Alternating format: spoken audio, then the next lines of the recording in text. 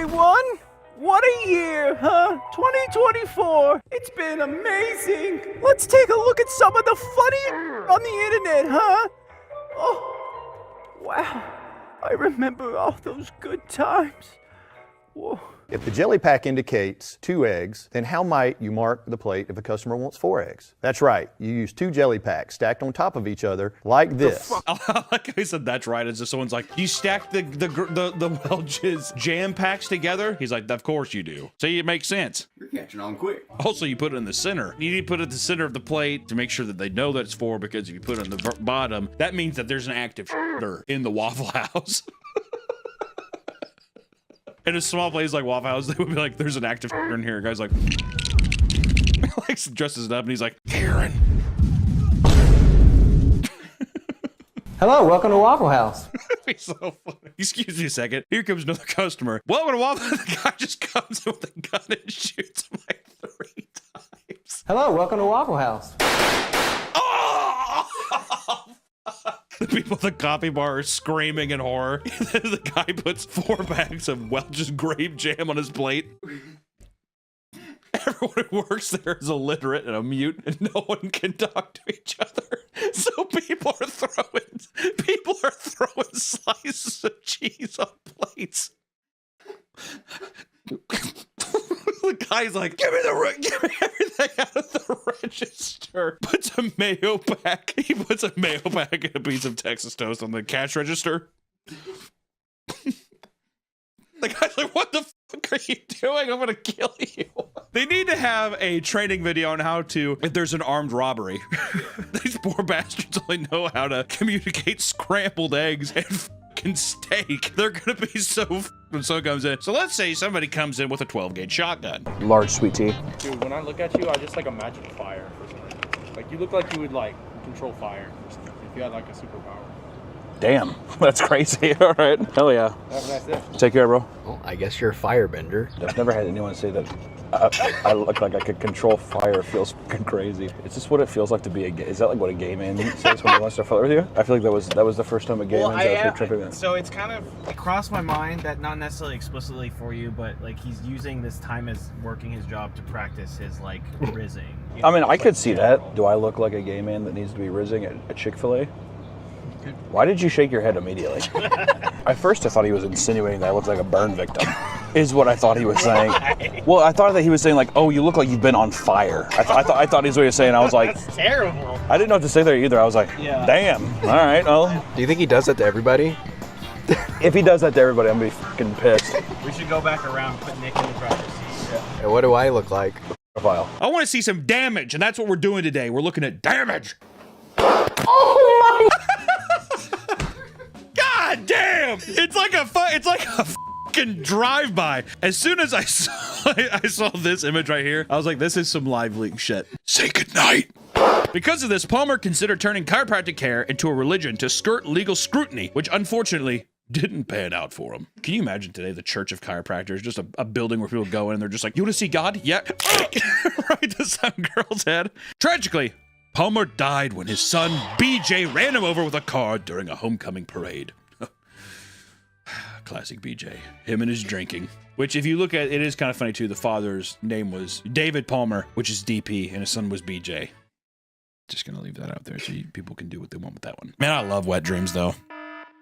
Oh man, I love it. I've only had it. Well, you know why I like it is because I've only had it happen once. It was a mess. Oh, no, and I'm saying, I woke up, a mess was made. Nick, I'm telling you, when I say, I mean, I threw away my shorts. Oh, God. It was unbelievable. I've never woken up more happy, though, in my life. When I went to bed, my shoulders were all tight. I had, like, back pain. I was all nervous about stuff. I don't think I woke up feeling 18 years old again. The years melted away. All the stress, I was like, ah. The cartwheel, it was like a big slushy. Took them off, threw them away. Took a shower and went about my day. That sounded like a Dr. Seuss passage, did it not? Did that actually sound like... So everyone knows I'm walking here. What's something else that real New Yorkers say? F you!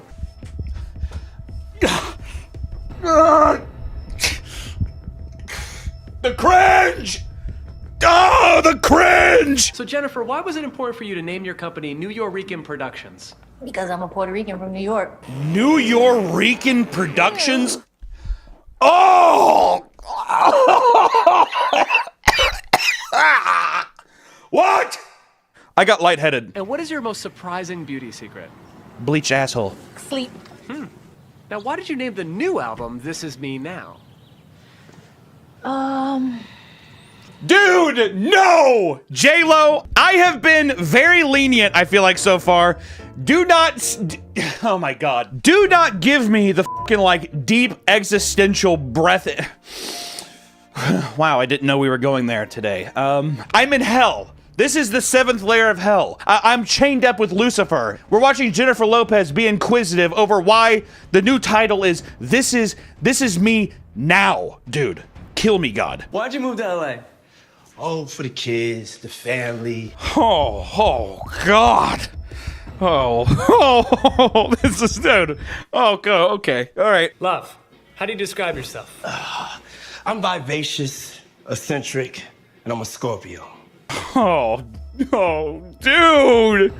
This is some eyes wide shut shit. I'm vivacious, and he puts in his fucking, his astrology sign. I'm a Scorpio. I'm a Scorpio. What's one misconception about you? There are no misconceptions about me. Oh, God. Everything you hear about me is true. If you've read it or you heard it, you better believe it. What's one thing you need every morning? I need a hug. A hug? From who? Who's the hug from? I don't know what it is about women walking around with their ass and their hanging out. You're not supposed to. It has been ingrained in your soul. No looky. You're a creep if you do. I don't know if you felt the same way, Nick. I was looking at the floor the whole time. Actually, no, Nick had a camera, and we had to tell him to stop filming the girls. I mean, I was like, you need to pump the brakes a little bit here. The girl comes over. She did not look happy to be there. Can I at least say that? Can I be so bold to say that? Did not look like she was having a good day. There was a very anime-esque hostess that you kept recording. No. You definitely did. Her ass was out there and everything. I was just like, does this thing have smell-o-meter? I don't... What's your name? She was like, you can go this way. That's what her voice did sound like, did it not? She's like, yeah, you can sit over here. I'm like, thank you. Nick's like, oh, baby. You forgot the ultimate technique. I put the camera up to my chest. You just put the camera up to your chest like a man holding a sword. My lady. Oh yeah, she's like, what's that? And her buddy was like, it's a camera. She's like, oh, cool. And Nick was like... Also, I will say, I do like that their outfits, it's like, you know, it's revealing, but it's not literally just a thong. I'll be back. Hey, Allison, I think Hunter's been talking to the Twin Peaks waitress. I think he's trying to get her number. I don't think he could if he wanted to, dude. Oh. Like, I don't give a shit. It's not gonna matter to me because it's not gonna happen. First death goes, the kids are all running around like a bunch of lunatics when Kim decides to hop on the back of a moving truck. As Kim is cheering for victory, the truck driver slams on his brakes, causing Kim to go flying headfirst into the tires.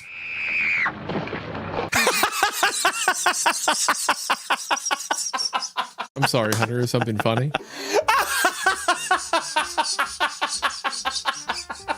I bet you that f***ing kid actor actually like fell in there and they're like, grab him! And then they went in and cut it, you put the dummy in there, which lesson 1, don't play on trucks, I think is what they're trying to say. Don't be jumping on moving vehicles, okay? When Haggard denied it, Jones provided a voicemail where Haggard was requesting meth. Became ungay and made up with his wife through a spiritual restoration process. And he went on Celebrity Wife Swap where he swapped wives with Gary Busey. What a weird... Is there any record of that voicemail? Hey, Mike. This is Ted Haggard. I really need some, I need some meth. I'm not gonna suck your cock this time. And I'm not sucking your anymore, even though I really like it, and I beat my off to it. I can't do it anymore. All right, just let me know. Bye. Really, Jones. Can you take a moment and step out of the vehicle and just talk to us for a minute? Well, we can't get into much. We're a little late for an appointment. Okay. But suspension of my senior pastor's role. I resigned from the NAE because both of those roles are based on trust. And right now my trust is questionable. It's insane. My trust is Questionable. Have you seen Mike Jones anywhere? I really want to talk to him. It's insane how even in this, though, that he's still in pastor mode. The big smiles and everything. It's fucking crazy. And I know that Nicole asked you tonight, but I have to ask you again, have you used meth? No, I have not. Okay. The only time the smile drops is when he knows that he's just... She's like, have you used meth? As soon as he hears the word meth, he's just like... No, do you have some? No, I haven't used it. Do you have some? Are you Mike? Is that you? And what did you call him about? I called him to buy some meth, but I threw it away. How good is that? I called him to buy some meth, but I threw it away. Is that not the same thing that files say in To Catch a Predator? I just came here to talk. I came here because I was joking. I'm just gonna buy her clothes. We're going to the mall. Me and Mike Jones are going to the mall. We're gonna get ourselves outfits, suck each other, and smoke meth. What's the big deal? And who were you buying the meth for? No, I was buying it for me, but I never used it. I love that smile came back, but I never used it.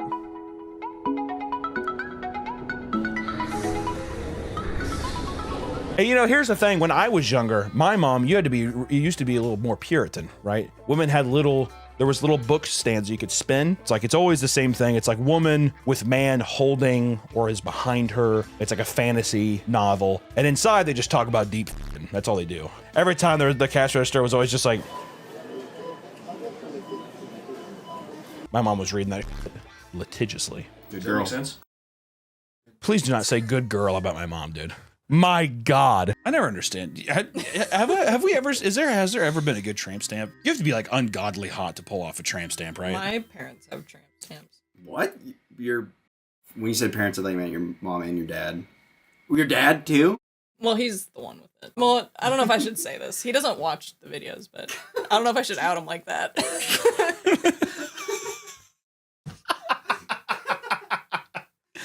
If it makes you feel any better, my mom has a pink skull on her abs. Have you never seen that? I've seen her stomach, I guess. Yeah, she got, well, back then it was very kind of controversial to get it. And I remember as soon as my mom and dad got divorced, my mom was like, I'm getting that tattoo. I don't give a I love these videos. God, I feed on these videos of people crying over Taylor Swift albums. The girl sitting there and drooling in her car, this has to be bait, right? I don't know. This has to be bait. There is no way a green-haired woman is drooling in her car crying this shit.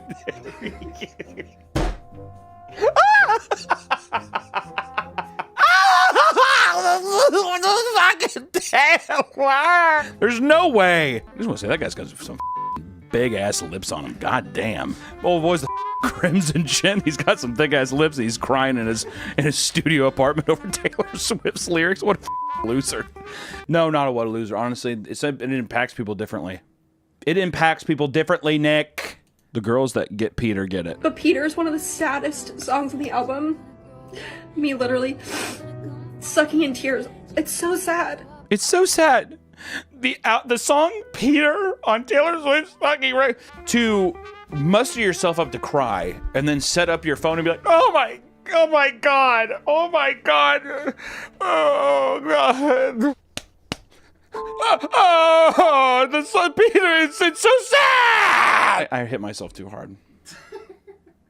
I hurt myself. I'm not. I interrupted what I was even gonna say. Some of the stuff here with some of these listening parties are pretty crazy. Parma is my boyfriend. I'm the problem. It's cheese. I mean, Jesus Christ. How do you actually go to the party and look down at the deli tray? Because it's not the fact that it's a deli tray, but it's all of the little quips. Imagine dating this person. Oh God.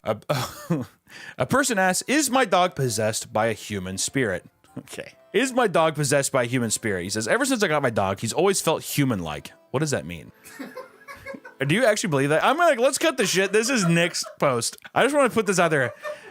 The guy behind the camera, this is his post on the source. What does that mean? What do you mean your dog's felt human? When I look at him, I feel like I'm staring at a human. When you look at him, you feel like you're looking at a person? Okay. People might look at their dog and they're like, oh, I connect with him on a human level, but you're saying I see a man. I see a person behind those eyes.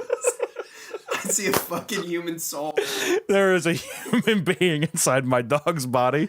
All right. I don't know how to explain it, but his eyes and demeanor are very human, which I will say. The dog he's talking about is his dog Teddy. Here's a picture of him. I don't know what it's about it. I think the photo doesn't really do it justice. In person, it is a very haunting kind of like, he's cute, but at the same time, you kind of question it because you're like, I feel like I'm calling like a human being cute. That is true. He has this 1,000-yard stare that is unsettling, and he doesn't act like a normal dog either. How does he not act like a normal dog? Never wags his tail, he never barks. That is so haunting. If that's actually true, that is so fun. A dog who has never once wagged his tail. Can you imagine that? Never barks, it's just quiet, he just stands. He's very calm and serious looking all the time. He never wags his tail and is stoic. The vet says that's just his personality, but I've never seen a dog like this before. Sometimes I'll catch him staring at me and I get chills down my spine. I love my dog, but sometimes something is off about him. A few times I've caught him watching TV on my bed and he gets upset when I turn the TV off. He also doesn't like pictures being taken and gets angry when I point the phone at him. One time he snapped at me for taking this picture. See below. Can anyone help? You've really painted a fucking evil picture for this dog, dude. You painted a really... Look at that fucking... Which luckily, people, these pet psychics on the internet, you're lucky that people were able to respond. Which we have a user by Book of Black Dreams. That's a good psychic name. Which he said a long time ago when I was a kid, my former stepfamily was deeply into traditional witchcraft. That is a crazy first sentence, all right? I was told that familiars are animal bodies possessed by the spirit of a demon or a human. My stepbrother told me this story about going to another witch's house and her dog was sitting at the table eating human food and appeared to understand every word. In which you responded, do you think my dog could be a familiar? I got him from Craigslist ads, so maybe his previous owners dabbled into witchcraft as well. He's not dangerous, do you think? You motherfucker, you threw the fishing pole out there, didn't you? The look in his eyes is so intense. I don't feel like his spirit is malicious at all. I'm getting that he's been through a lot and he just wants to have a low-key, relaxing life and he appreciates you. As a medium, I do believe it's possible that our soul can incarnate into a human or animals, even fractions of our souls. I think his soul is very masculine and it actually gives me chills to see how human-like his eyes are. Whole girl's getting fucking bricked up over here, huh? It's like you're looking into the eyes of another person, so I totally understand what you mean. I do not think this is anyone related to you that has passed on to the other side, but a wise spirit that is reincarnating on a different path than before. Ooh. That's kind of fun. A very serious one at that. You guys are meant to cross paths. You have been through some shit and will continue to experience life together. You've been through some shit. What have you been through, Nick? You've been through some stuff? What is she right on that? Have you is her psychic abilities? Is it really? Oh yeah? Oh, I've been through some stuff. I like how someone just said no. Ben Azalard is a French-American YouTuber who, once again, started with pranks and challenges videos just like Mr. B. And he's done videos like surviving at sea. He's done $1 versus $100,000 water park challenge. Squid Games in real life. That's a popular one amongst the kids, dude. Who would have known Korean cinema would have been so popular with all of us little American brats? He's seen Mr. Beast do some stuff, but I feel like Ben has his own little bit of flair. What I like about Ben is almost in every thumbnail he's wearing either a red or blue shirt, because you just gotta let the kids know, hey, caught your eye. Kid's like, huh? Because every kid's like, you know. Are fidget spinners still a thing? There's no way, dude. They're too boring, dude. Fidget spinners would need to have like some kind of scent thing where they could like spin it and they could like smell it. Now they could like watch a Ben Azalard video. So they're just like, oh, it's battery powered, so it never stops too. They're just like, and they like put it on their earlobe. It's like, doing one of those, and they're just like. I feel like the weeb though, I could be like, hey, could you pick me up from the airport? When you think of that kind of common courtesies, do you think that a weeb would say, sure? He's like, oh, sorry, I'm in the middle of my show. So it's mostly a guy being selfish versus a guy who physically can't, because he's just like, I don't know where I'm at. But he would be, I'll be right there.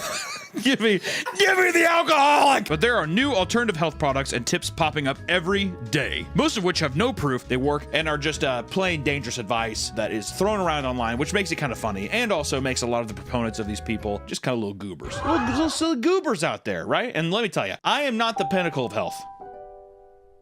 No, Nick. Look at me. Dad's sick. What are you sick with, Dad? Sígueteo, sígueteo, I wish I could Crown Command so bad. I really wish I could. Try yawning. People say yawning, or what's the thing, the tongue thing? Put your tongue in the roof of your mouth. Isn't that what Natalie Portman does or whatever?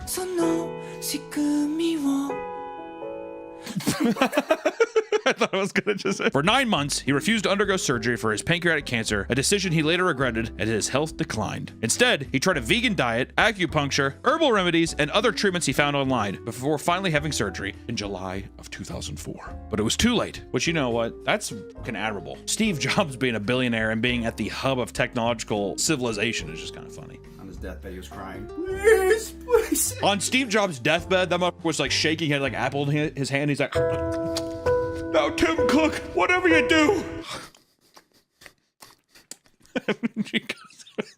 Oh, this is so good. God damn it, that's good. He says, don't make another color of the iPhone.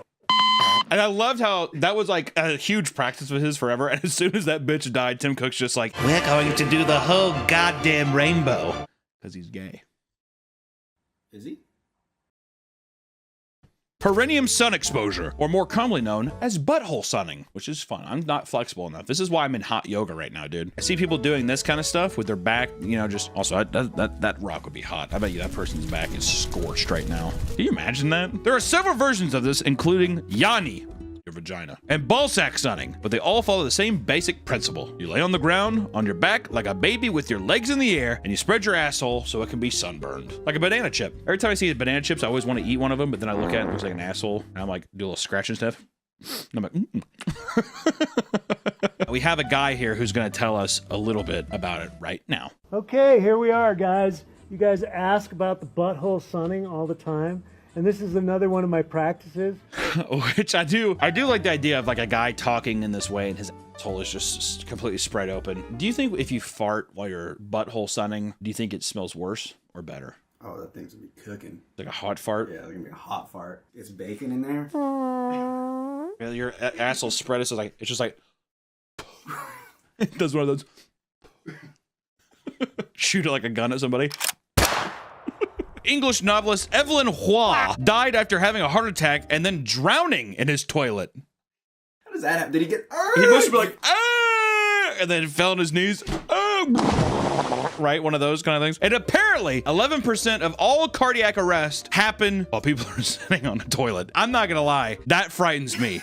Every time I take a now I'm gonna be like, is this it? Is this the time I pass on into the next life? Because it might be. On the day of his reinstatement, Arius was walking proudly through the streets of Constantinople when he felt a sudden urge to relieve himself. Oh my God. Oh my God, I have to shit. So he rushed to the nearest latrine. I wouldn't put up a picture of a latrine.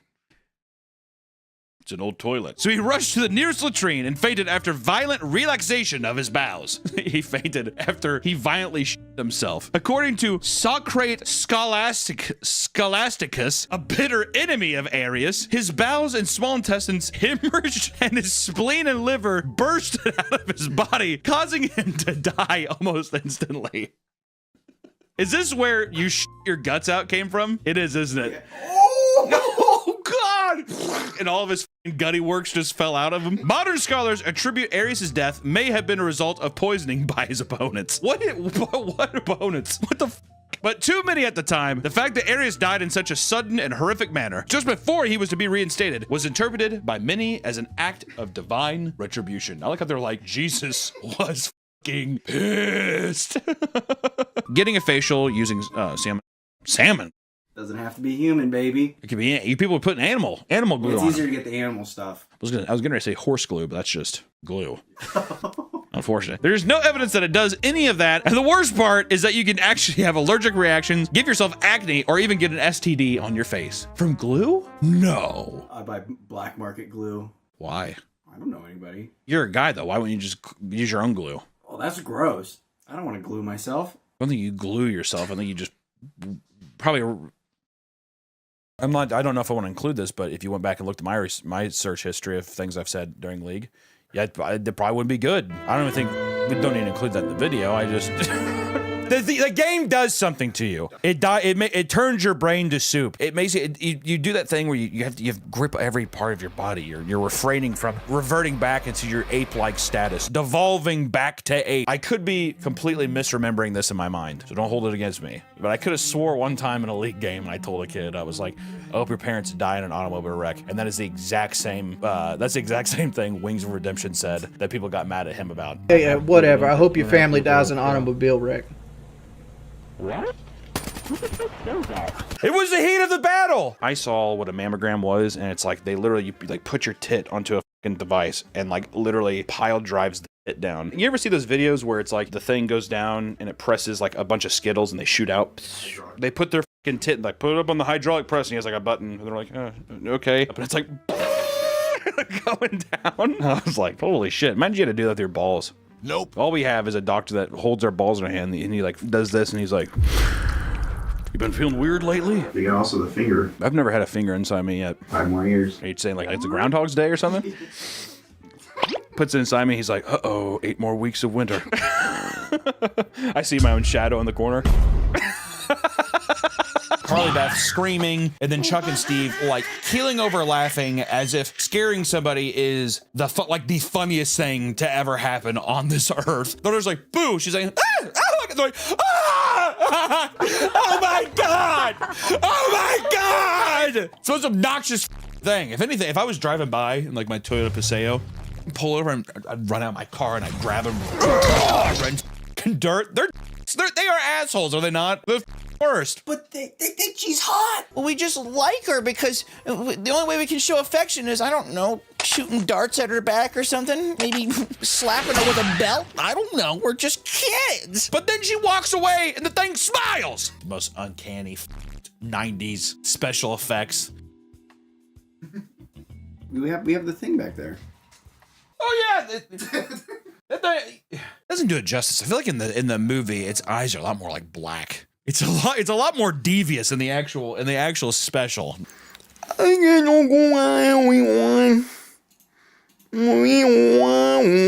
To me, going to a country that you don't speak the language, it's not your culture. It's almost like being invited into your friend's house for the first time, and you're just kind of like completely, you don't want to touch anything. You don't want to ruin anything. Their dad's like sitting in the lazy boy, just looking at you.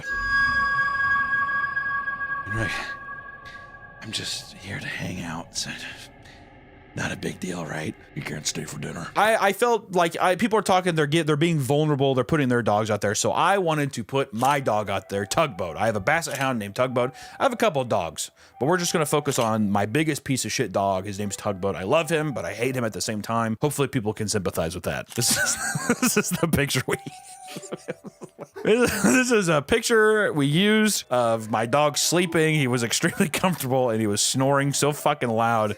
It was obnoxious. We had a full-blown flashlight in his face. His eyes were like open and he still wouldn't wake up. He was like, he think it was a night we gave him like some bacon or something too. He was just like knocked the fuck out. And then also we have, these are two beautiful stages. You have Tug and you have Tug, it is passed out, cathartic state, and then you have Tug when he's contemplative. How nice. His shaman state. The Tug, he has some problems, he's a dick, essentially. So yeah, we sit here, I said, hello, pet psychics. I want to know if anyone could get a read on my beautiful boy, beautiful ornery boy, Tugboat. We call him Tug for short. We have 2 other dogs in the house, plus 2 cats. We're in a new space. It's been a year now, and he's always kind of been like this. The main problems are he shits in the house when he knows he's not supposed to, and he even has ample time outside. Motherfucker spends 10 hours outside, and he'll come in and just squeeze out a fucking log on the floor. I fucking hate it. He also eats my wife's underwear and has damaged her retainer twice, causing her to buy a brand new one, and I have to reform her mouth. Ugh, Tug. Tug. When you're on the couch, he will also jump up and stand on top of your thighs, spin around, and take the nastiest fart imaginable right in front of your face. It's such nasty work. You can taste in your tongue for hours. Tugboat. So what I need to know is this. These are the 2 questions I posed. Is he human? And should I start treating him with more of a human-like punishments? What kind of that? Am I grounding him? Or whatever, I don't know. Is he mad at me? If so, what is he mad about and how should I correct this? He says you don't pay enough attention to him. He says, I don't want to keep putting my life in jeopardy, but you need to start paying attention. And get me to the vet. I want to be checked out. What? No! JoJo, no! JoJo showed up to the iHeartRadio Music Awards looking like this, like Gene Simmons or a version of Kiss. I have already shit every brick possible that I got none left in me. Looking like this to promote her new song entitled Karma, which came out on the 5th of April. Remember, the 5th of April. Pretty sure that's what Guy Fawkes said, I'm almost positive. Good morning, every single Steven Andrews up in this entire little neighborhood. Okay, I was a bad girl. I did some bad things. I swear I did it for fun, and it meant nothing. It never happened. It was a secret. Okay.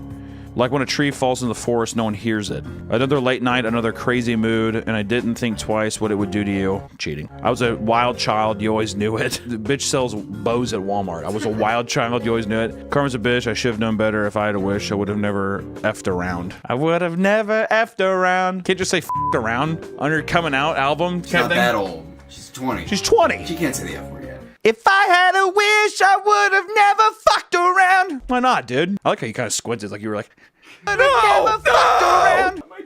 When I saw the pics of you and her, I felt the knife twist. Karma's a bitch, and she's with you right now. You know what it is? She cheated on the girl. The girl left her for another person.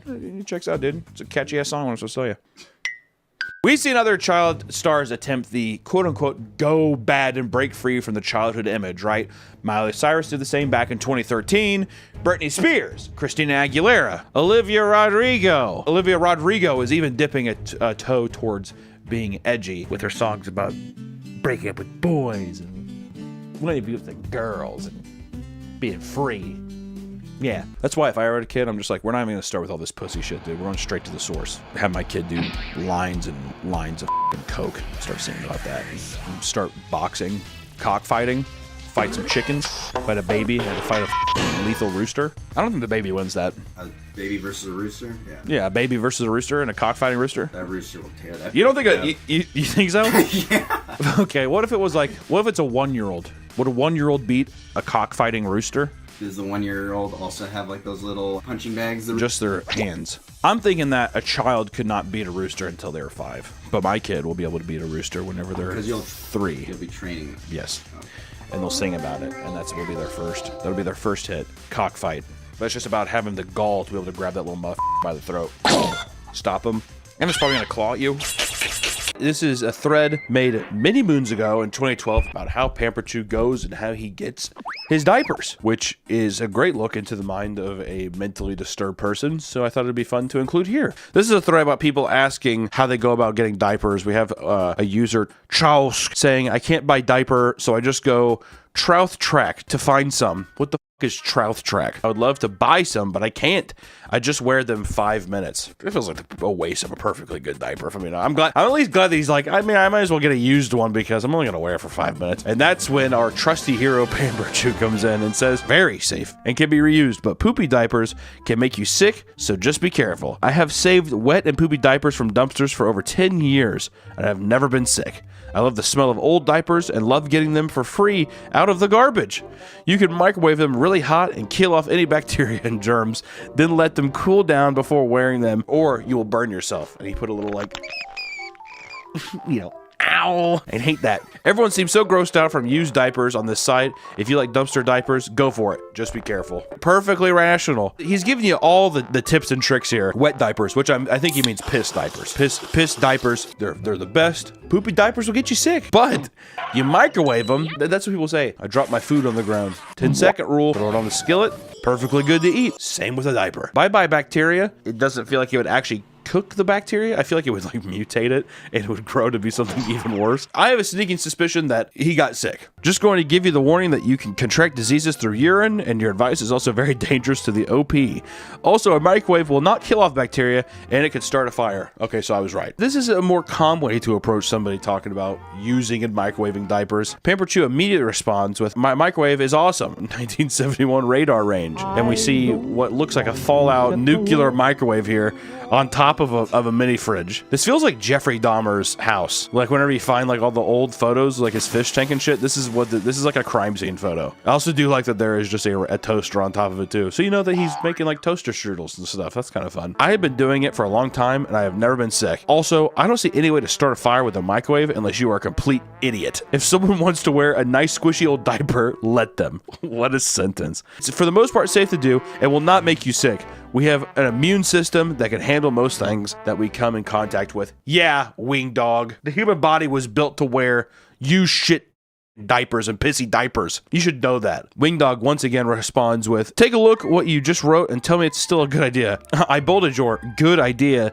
Also, it is very easy to start a fire with a microwave, and something that is not supposed to be microwaved. Your advice is very unsafe and is really gross to boot. You may not have gotten sick yet, but that means nothing. The original post may not be so lucky. You don't understand the dangers of what you're doing or saying. And that's when Pamper Chew responds, and he has the cutest little selfie of him here. Jeez. You people worry too much. If someone wants to play with used diapers, they should be able to without telling them how dangerous or gross it is. I know it can make you sick, but you know what? I have never gotten sick from it. That's 10 years of wearing used and microwaving diapers, so he's got a point. What you do? You take your wet diaper. Oh, God. That is the most rancid, piss-stained diaper I've ever seen. It kind of looks like a bag of popcorn. That is disgusting. Because if it's dry, it might flush down and clog up your toilet. So you want it gooey ahead of time. I once knew a addict in college and he talked just like him. Coincidence? That is so gross. Oh, he's mixing with his hand. Oh, God. Like this.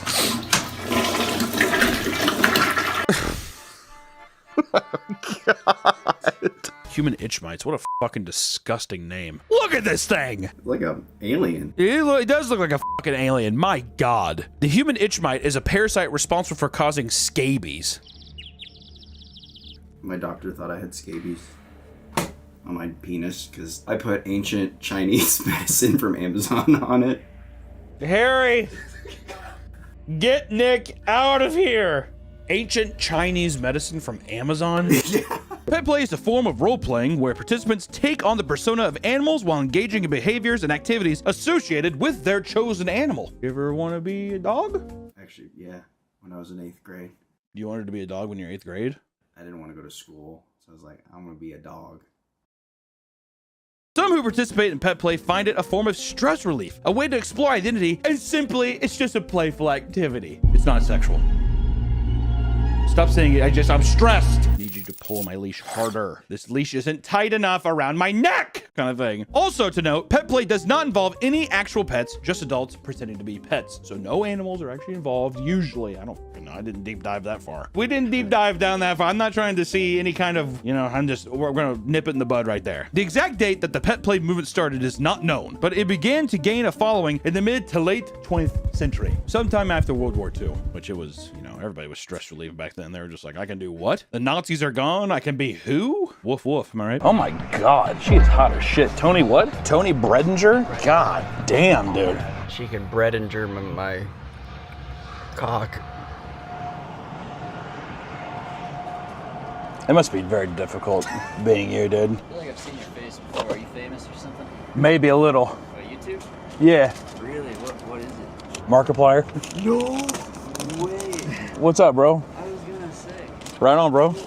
Take care. The idea that I had was just trying to put sympathy to it. I felt bad for Nick. And luckily, I got to meet him. It was amazing. I was glad I got to meet him because the whole thing, we even said this in the video, was that I know that it's an act. I mean, it's rage bait. It's clip farming before clip farming, pretty much. I got to meet Nick, luckily, because he was doing stuff with Oompaville at the time, and I got to drive down and meet him. And it was like one of the only times in my life I've ever been starstruck by something. Let me give you a brief rundown of what it was like. I got to sit in an Oompa's kitchen, and all of a sudden I heard the scraping of plastic wheels across the floor and a rascal coming around the corner. And sure enough, Nikado came around the corner in his rascal and he says, "Oh, it's you.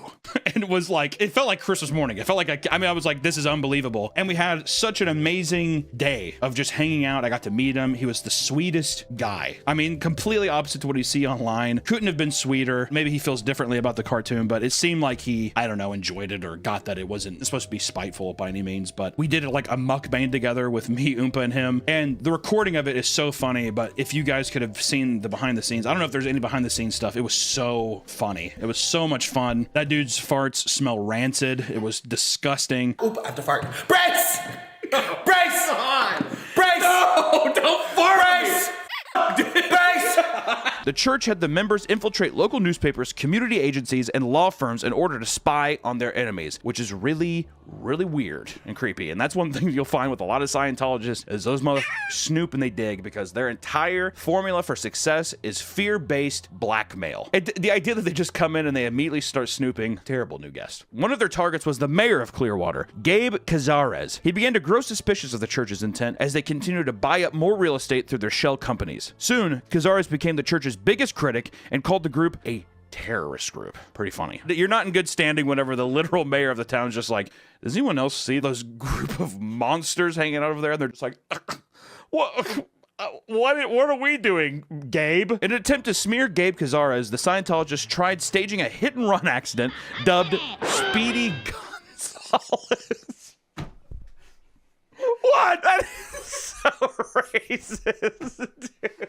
Did they have a manila envelope that said Speedy Gonzalez on it? And falsely made allegations that the mayor had a second wife in Mexico, similarly dubbed Mayor Cazares Handling Project. There was also Project Taco Less, which again was another operation to ruin his career. Just racist campaign against this mayor. What's so weird is that it feels so juvenile.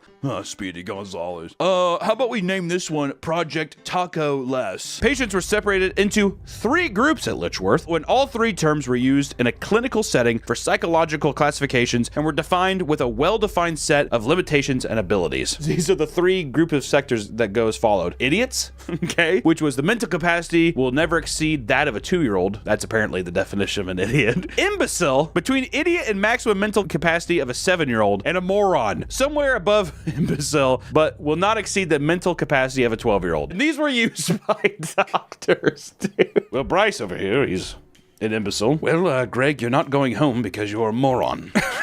You have like a clipboard. Let me look through the manila folder here. You're a whack job. That's the medical terms at Harvard. You will not be seeing your family ever again. Have fun. Also, someone's going to be giving a series of vaccines to you even though you're not sick.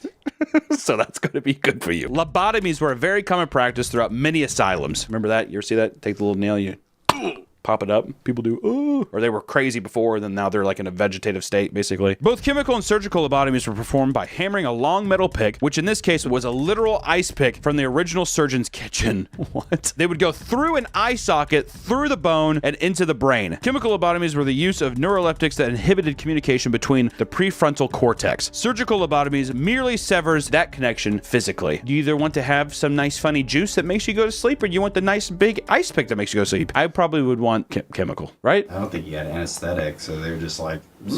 Yeah, they're like, can I have numbing cream? They're like, nah, just put it up right there. That, which I guess with one hit, you'd be, you know. And there's been times where like they hit. They do. And then you'd fall down. Yeah. That would be terrible. A teenager was charged with 2 felonies for derailing a train in Nebraska for his content, for his YouTube channel. Isn't that fun? I love content creators. They're special. Capital City Rail Production is a very small channel that focuses on filming train content in and around his town. Not anywhere else, just in his town, okay? 3 months ago, he posted a video on his channel titled, Most Insane Video I've Ever Taken! The video shows a train crashing into an empty train car, causing it to derail. Okay, so this arbor just hit a defective car, apparently, and is now on the ground. And this accident resulted in $350,000 in damages. If you're a small boy in Nebraska filming train content, that's a lot of money. The owner of the channel claims he just so happened to witness the accident while filming, but when investigators questioned how the incident could have occurred, the YouTuber responded with, well, obviously a switch was turned the wrong way. Which made everybody extremely suspicious towards that guy. Authorities later went through the surveillance video from the area and discovered his vehicle and a lone driver traveling around the area before the derailment.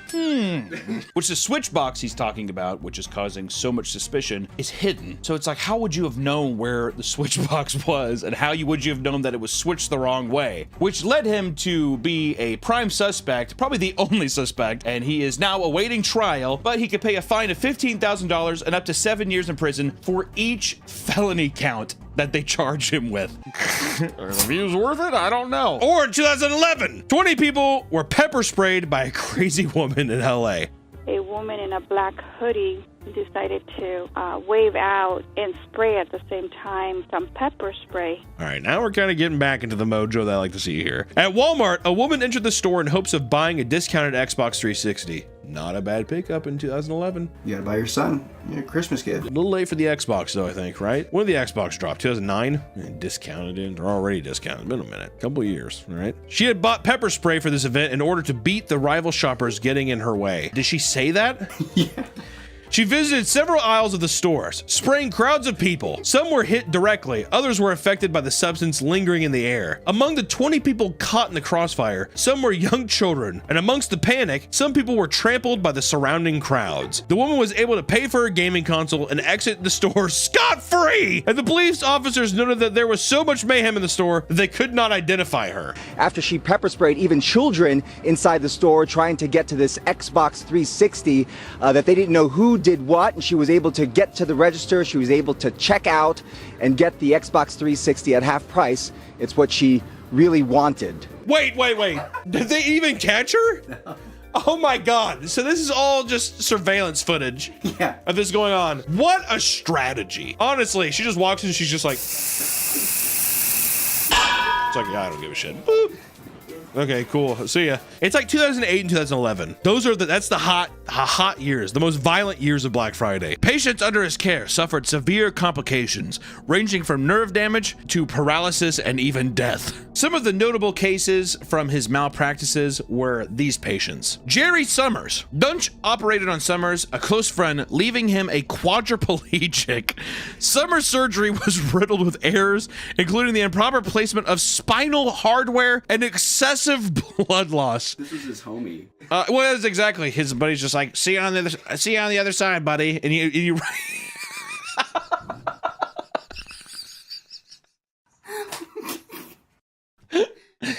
well, Jerry, it didn't really go as planned. He's in his wheelchair, just like.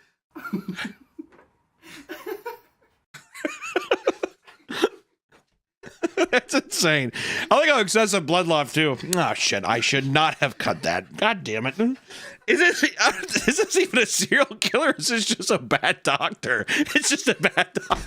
To get the title Dr. Death and it's just from your own incompetency is so funny. Laura grew up on a 14-acre horse farm in a small town in New York, and as long as she can remember, she says she knew what animals were thinking and feeling. This led Stinchfield to become an internationally renowned pet psychic. Stinchfield uses telepathy to speak to animals, the deceased, and the disabled. Wait, disabled people or animals? That's what I'm saying is, okay, hold on. Is she trying to say that she can speak to animals and mentally challenge people? That's not what that means, right? She's saying that she could talk to horses and mentally challenge people. They're on the same caliber. Moving on from that, she has also said that her voice changed and is the way it is now when the walk-in happened. There was the start of preparing the vessel for the walk-in experience. And I'm aware of that. Did my voice change? Yes. The journey is usually the part that you remember anyways. It wasn't the decades of smoking, probably alcohol, screaming, whatever else that's happened. No, it's the alien. That's why she sounds like this. You guys couldn't handle it if we took off these cloaks of skin and showed you disclosure. She has a planetary consciousness with 12 great suns, 5 of which have been blown up. And in that moment, humanity was annihilated. Lights. You guys would freak the shit out of each other. You guys would be driving around down the road and people see ghosts in wrecked cars. Now you're probably wondering, Hunter, where the hell did that come from? Welcome to the club. For me, I have a planetary consciousness of 12 great-grand central suns, 5 of which have been blown up. What? Are we going to elaborate any further? And I don't think we are. She believes that she can turn invisible because we are all blue beings. See, I can disappear. Let me see if I can change the angle of this and show you guys what I mean. Can you see the blue outline here? You guys are blue beings. I'm a blue being. 1/3 of the population has avatar bodies. There's a third of the population that has avatar robot bodies. This is one of my favorite quotes. She has a holographic computer in front of her and that she can speak with her fleet of ships. She throws the word holographic a lot. I always just think of like a giant like Buster Blader Yu-Gi-Oh trading card, and she's just like, I'm gonna contact the fleet of ships and we're getting out of this motherfucker. In 1564, the city of Edinburgh invited inventors to present ideas for clean, efficient killing machines. That's a conference I wish I could go to. We just went to SHOT Show in Vegas, and that shit was boring. Was the AVN more of a torture device? The AVN was more of a torture device, I will say. There's a video of my good friend, my dearest editor, my right-hand man on this channel, Nick, getting whipped at the AVNs. Maybe we can show a brief second of that. This cannot be the healthiest workplace environment video to have. That's gonna be in a court case later down in my life. We're gonna be focusing a lot on Twitch moderators, and we're gonna start off with a classic one that popped up a couple years ago. A moderator who mods for a user named Saint Peach. Oh my god, you're beautiful. Please, love me. First time I met her at a convention, he came his pants. Roll the clip. I met a girl who's a streamer. I went up to her, I hugged her, and I came in my pants. I like also too, after he said I came in my pants, he's just like, I came in my pants. Just a little quirky, that's me. A little bit of clue glue. Why not, dude? Baby gravy in my pants. She didn't see it. She probably smelled it. What do you think that smelled like? What do you think? What do I think his jism smelled like? I hate to speculate, but I would assume it's probably salty pumpkin seeds and peanut butter. If I was a betting man. I think you need to get laid a little more often. Exactly. Yeah, I was gonna say, was she hot though? What kind of weird follow-up question is that? Was she hot at least? Because if she was a big fucking porker, then it wouldn't be. That's wasted seed, dude. Was she hot? And he's like, yeah. Bro, of course she was hot. I'm not gonna mod for some weird porky pig, whatever. Come on. Come on. You dress up like a girl. You know, I ask myself that a lot sometimes. Who knows? I got my nails done though. Do they look good? Do they look good? Why does it no? Oh, I spent so much money on this little child. You have no idea. Does my makeup, is it still popping? Mm-hmm. I'm getting a lot of odd looks, dude. That's because you look so good. Thank you. See, that's what it is I've never been a little dainty princess. I've never had anybody be able to come up and tell me how good I look before. So I feel good about it. That guy tried to finger me in the bathroom.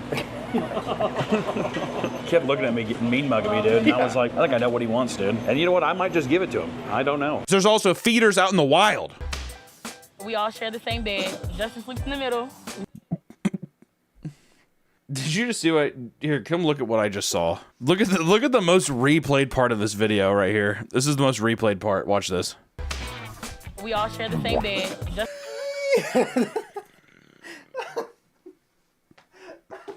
I saw someone doing that at Disneyland in the Indiana Jones. I saw that, the video of it, whatever. No, you saw it in person? Oh my god! I was in 8th grade, and this couple, the guy was putting his hand like in her ass, down the pants. It was an hour wait too. I like how you said it was an hour wait too. And that's not even the worst part. The line was an hour long.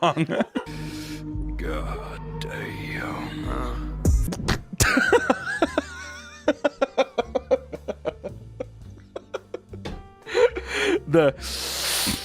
God damn.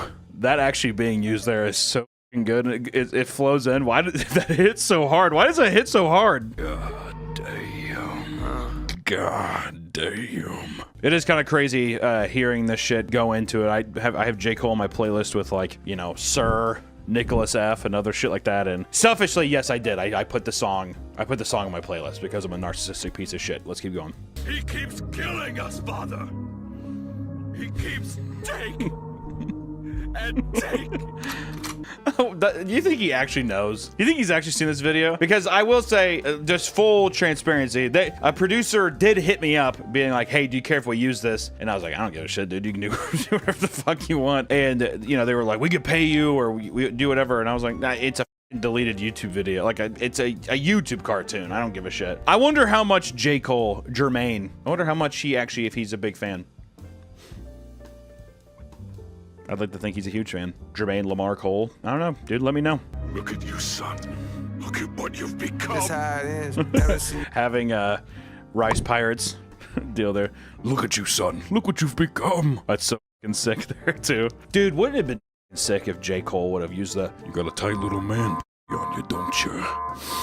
Oh, it stinks. Nice and good. That would have been so sick. Some of the most popular coins created on Pump Fun are Peanut the Squirrel, which has a market cap of $1.4 billion. Peanut the Squirrel. Peanut coin. The guy also just said he's making his own Justice coin today. So people are like, what? You're not backing Peanut coin? He's making his own coin. There you go. Also, with the newest meme, Just a Chill Guy, it has a market cap of $451 million. That meme was just created like 3 weeks ago.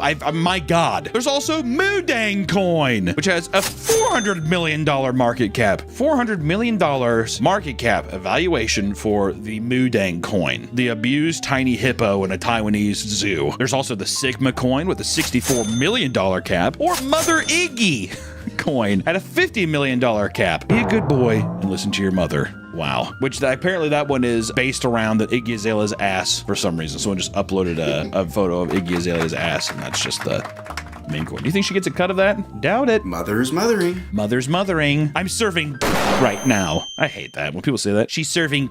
I usually don't get offended by the word, but in that context. You look like you'd be someone who gets offended by the word. You look like the person that would get offended by the word. You'd also be like, when people say, what do you do? Ooh. In 6th grade, that was me. I hate. Ooh, don't say that. The most like symbiotic, beautiful. I feel so grateful to have done this with her. Sorry. It's just. What happened? I legitimately think that Cynthia had to ward off some kind of entity or something. If she wasn't there, we'd all be dead. This was my first time ever doing a You have been the light of the day. You are truly- such a gift. You brought such light into the room. Thank you very much We for appreciate coming you. into this room today. We needed. Creepy, man. Even as it sounds like they're like robots. And you know, it's not even just Cynthia and Ariana. I mean, you're talking about the director gets into fits of tears. I'm not gonna cry because that's their job to cry. I'm just gonna describe the moments. We can cry together if We you can- want. Wicked. The Wizard of Oz prequel. I mean, what barriers are you breaking here? She's painted green and it's her first day at school. It's almost like if you sat there and you're like, Adam Sandler really had to get into his role for Billy Madison. He was the first day back and he really challenged himself. We didn't want to push him too hard. Shut up! You did the Adam Sandler thing. Have you ever drugged your friends? No. Have you drugged your friends? One friend. Why? Well, it was a month prior to my birthday. He like put caramel in my ear when I was sleeping, and I got a huge infection. So for my birthday, I had my brother put sleeping pills in his drinks all night so that he could fall asleep. That sounds illegal. We could fuck with him. Well, he never fell asleep, but yeah, it was illegal. You and your friend group sound miserable. Caramel in your ear? That sounds fucking awful as well. Well, I was at the birthday party. The rule was whoever fell asleep, everyone gets to fuck with. But I had a tummy ache. Don't say tummy. I would have put caramel in your ear too, dude. My tummy hurts, but don't mess with me. I'd be like, I'm fucking with that guy. Have him pound that big to me over and over again. Finley, isn't it? Why did that rough voice suddenly feel like a sensuous lick across my heated flesh? It felt like his magic was Yeah, sorry. The pest guy's gonna come in here and spray for rats in a second. I'm like, he's walking by with a huge spraying Hello. Heard you guys been hearing sounds at? Could you tell me possibly where it's been? Yeah. Yeah. I'll show you.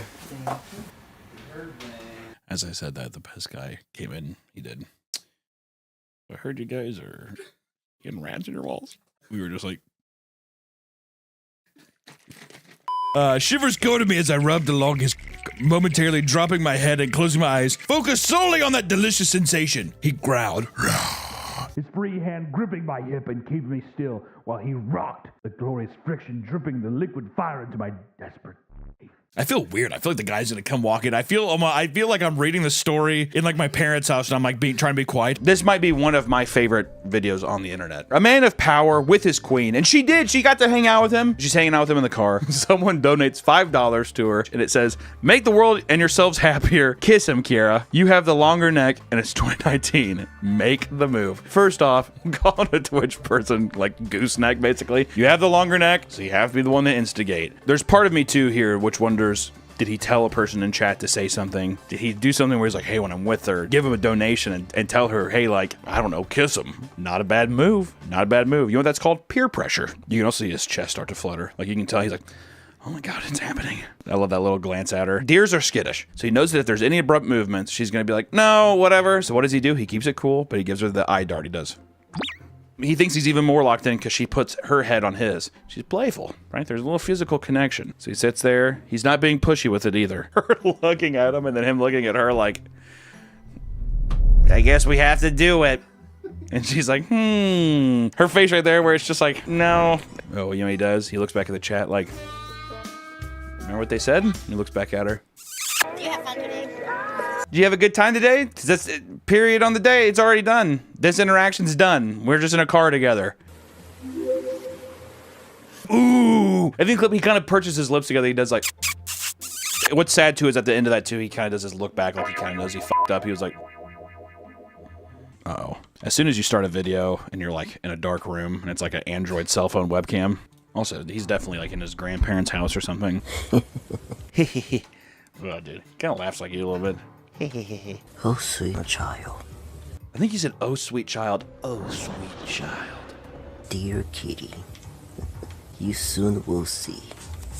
That's fucked up to watch that one last because now it gives the context to everything. I mean, I'm sure he's trying to be romantic, or like anime, kind of like, you'll soon see. But it just reads like a serial killer. And also had the same color grading as the Jeffrey Dahmer show with Evan Peters. Shout out to my girl Kiara Kitty. So this user is well known in many communities on Twitch, apparently. He stream type user Unicorn and appeared on her stream. Oh, look at that. Dude, little gremlin in the back. Oh, no! This led her to meet an autistic man named Nicholas Gojohn. My name's Nicholas. Your name is Nicholas, and you might be f***ing autistic, dude. He was from Big Bend, Wisconsin, and had an IQ of 82. 21? You stupid. And he believed that he was a 500-year-old vampire. Forgot to tell you that. She was on a vampire dating website. It probably feels normal compared to the life that she lives, so I don't know. I mean, have a fucking little old vampire give me hickeys on my neck and shit. A little dating website. I probably would have been down with that back in like 2012. He was also arrested for masturbating in a McDonald's parking lot. I just wanted to throw that in there. Just to really slip that under you. But it was the McRib, baby. The McRib is back. What are you supposed to do? My favorite rule, though, is no scattering of ashes. The amount of people who have died on their deathbed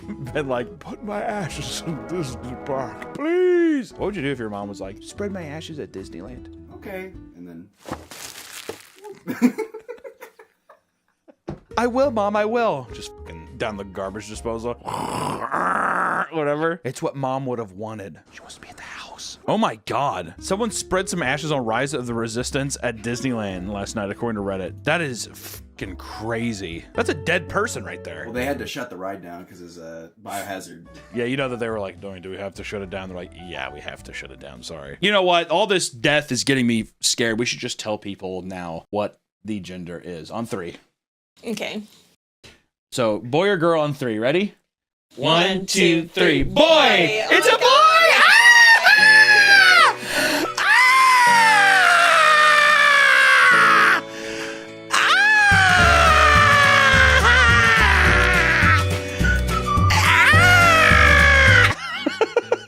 He's a beautiful, healthy boy. He had to stay in the hospital for 6 months, and he's the healthiest boy they've ever seen. His name's Modine, and he's a beautiful, handsome boy. He came out 36 pounds, 4 feet tall.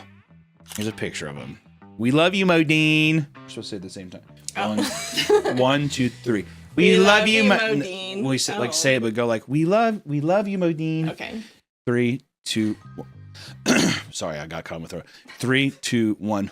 We love you, Modine. No, we have to hold on as long as I do. Okay. 3, 2, 1. We love you, Modine. This is also a great time to announce as well that we're getting divorced. I'm kidding. We love our son Modine, and he definitely will be a huge part of our lives and in our videos. And if you don't see him, just don't worry about it. It's true. And now it's time. Modine's, I think, kind of hungry. So breast milk time, which that's the first video. That means it's also daddy's milk. That's we are not supposed to say that. Stop the recording. Stop the recording. This is achieved mostly through color blocking. Oh, not gonna lie, Nick. She got a dumpy? I don't think Disney bound should be all bad, huh? Ooh, whoa there. Hey, ho, ho. Oh my dear, oh my stars. Here we are as Daisy and Donald, gender bending. This one was a little bit controversial. All right, come on, Daisy and Donald, and he's Daisy. He really fought that one. She's like, no, you be Donald, I'll be Daisy. He's like, I want to be Daisy. She's like, okay, fine, I'll be Donald. He's like, thank you, God. For Yoda, I got these cute little ears off of Etsy. Look at that.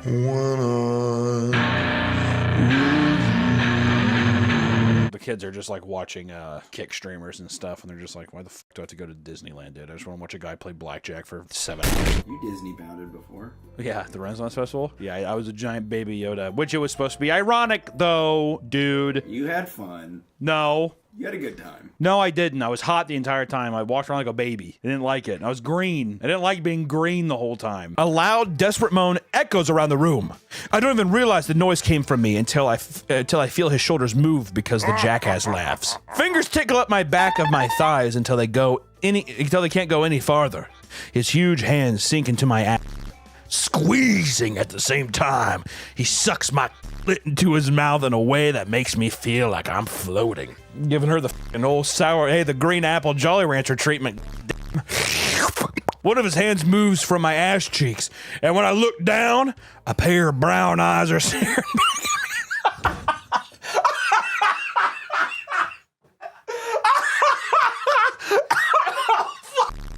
What the f? It's like a fucking it's like an eyewitness animal documentary. Remember that song? He's sitting there. Oh, hey Nate, you about ready to make me act up? Wow, we sure did weed a lot this year. Let's see what the scariest things were this year. Oh. This is heaven. You know what? I'm gonna even here just for shits and giggles. It's a Samsung smart TV too. I don't know if you guys have smart TVs at home, but those are pretty expensive. No thanks. No thank you. I said no thanks. I'm just coming in because. No thank. Hey. Hello? Hey. Hey, what the hell? What's going on? How are you? Who are you? Good to see you. Interesting. I had a lot of beef Wellington today. Yeah. I'm gonna have to ask you just really, really quickly to cool it and stop what you're doing. With what? You know, you don't know me. I don't know you, but you got to stop. Stop what? Stop what you're doing right now. With the TV or which part? That's not what I mean. Stop what you're doing right now. Wait, did Gordon send you? No. Did Gordon send you? Be honest. Really? I came of my own volition, okay? I'm just telling you to stop. Stop what? The Gordon Ramsay thing? Did Gordon send you? You did. I've never met you before in my life. Stop. Hey, buddy, what the hell is this? You have any money? For me to give you? I don't have any money. Yeah, just like no, I don't have any money. You don't? Really? For what? What do you have to? It's a nice hotel room. You don't have any money?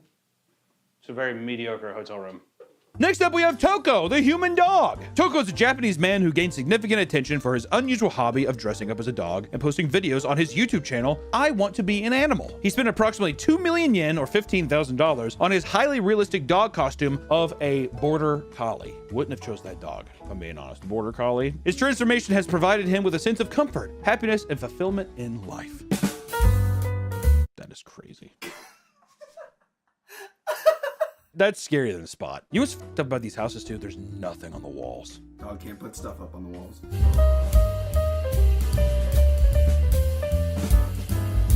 This is legit like something like a horror movie. This is fucking. I'm unironically unsettled. Like I'm like a bit flustered. I'm kind of like, oh my god, dude. It's like it kind of feels like if somebody had a dog, it died and then they made it into an animatronic is what it feels like now. It's because there's no life in the face at all. It's so unbelievably uncanny. Oh, missed the paper the first time there. He's like, I will play tennis today. That wave could not have looked more human.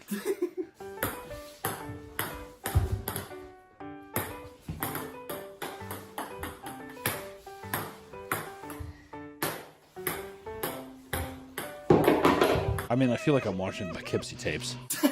Who's the person bouncing the ball and how do they have this free time to be doing this shit, dude? Seriously, I have to go to work. He's like, only a few more balls, please. Just a few more balls.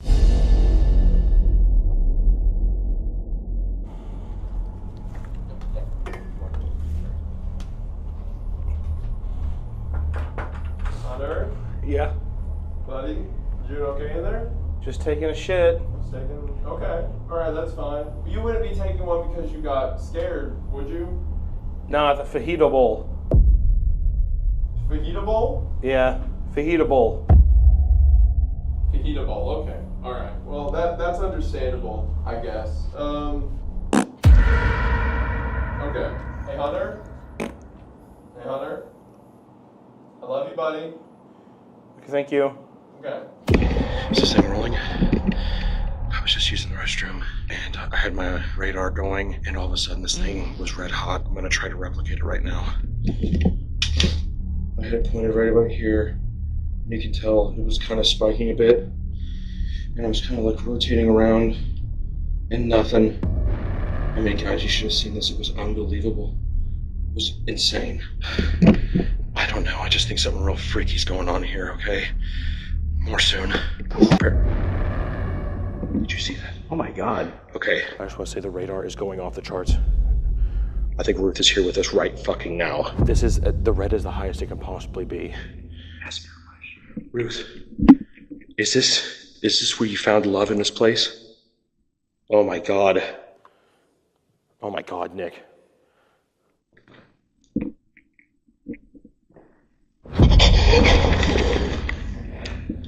I just felt something on my back. Just, I'm gonna put this down. I need space. Notice how it's only one light now? It's only one light, Nick. That's odd. When I was holding it and asking it questions, you saw it, folks. That's proof. It was off the radar. We got a huge peak of paranormal phenomenon right there. And I hate to say it, there's really no way for me to tell this, but I did feel a little tickle on my back, the same kind of indication she used to give Thomas Listerstein when he was up here just before his big meetings to give the signal to their secret love. I think we might be overstaying our welcome. But we have to find out what's on the second, third, and fourth floor. Only by doing that do I think we can step away from this place. Let's go to the second floor.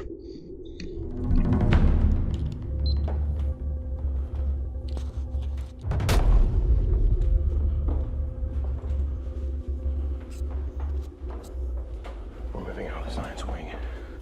That janitor's looking at us. Oh my god. What does he know that we don't know? Listen, the people that brought us here, they were lying. I don't think the people are telling us the full truth. And now I can't. Nick, careful.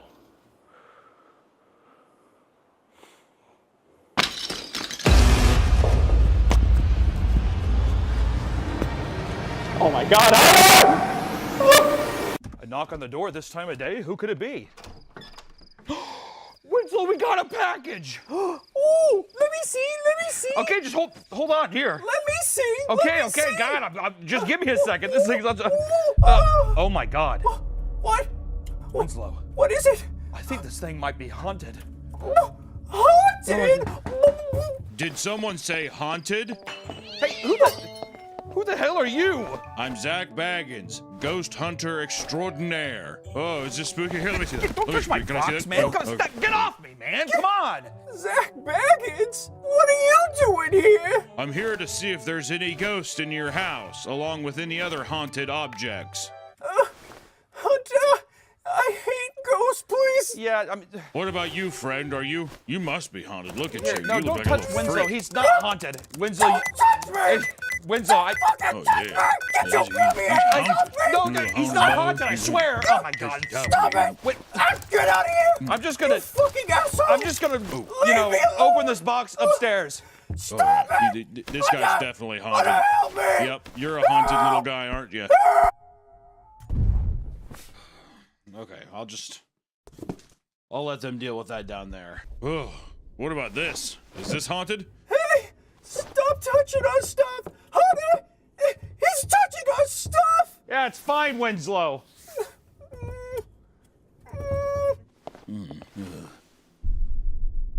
What about this? Is this haunted? I feel a dark energy coming off of this item. In many ways, yes and no. How much do you want for it? I'll buy it off you. Please be careful with that. Winslow, stop doing that. I'm scared! He's scaring me! Leave me alone! I hate ghosts! I hate them! I hate them! I would like to baptize the child as well and look after him. And you're like, oh my God, cousin, it's so good to see you. That's awesome. And then the priest is looking at you and a guy's just like, Baked potato scissors. Baked potato scissors salad, sandwich and cheese. Would you like that I put it on top of the fridge later? makes no sense. Immediately, the child's top layer of skin will slough off in one piece. What? What? What kind of, what? That is a jump in the sentence. The godparents will then eat the skin between each other. Oh my God. I believe a ghost. Cringe. I know. All the scientists, all the elite, very, very smart people who watch this channel and leave wonderful comments are going to say, Hunter, what are you talking about? I've come in contact with a few ghosts myself, Nick. Yeah, when? When? What ghost? Well, I couldn't see him or anything, but it was, but let me know. I'll say this is that I hate going into a building and feeling that little, what did you just experience a ghost? He just shivered. You just shivered. Did you just experience a ghost? I have to pee. You have to pee? Well, you better hold it. So just know that I've had my own little run-in with ghosts sitting, laying down, and my friend, it kind of sounds like I'm having gay sex with my friend, laying down, had sleepovers with my buddies, and then you hear something creak. Oh, what? And I hate when people are like, it's just the house settling. Really, dude? It's a 23-year-old house. It's just settling. The tectonic plates are shifted. If it was like a house from the 1800s, I'd be like, sure. What if the house is built on burial grounds? And No, go ahead and say Indian burial grounds, dude. What, Indian burial grounds? That's offensive, dick. You ever have a younger sibling, or I had a buddy who had a brother who used to like point up at their kitchen ceiling. He'd clap. And we'd be like, dude, stop! What are you looking at? And he's like, my friend. That kind of I hate that. I don't give a fuck if you're a believer or not. A little kid, like, he's like, we're going to our hiding place. Like that. Orphanage. Jesus. I don't give a fuck. If my child did that, fostering him up. Send him up the hill to the orphanage, dude. He can clap up there. All the kids who are cool, who aren't fucking psychopaths with imaginary friends, you get to stay. Not you, little Missy.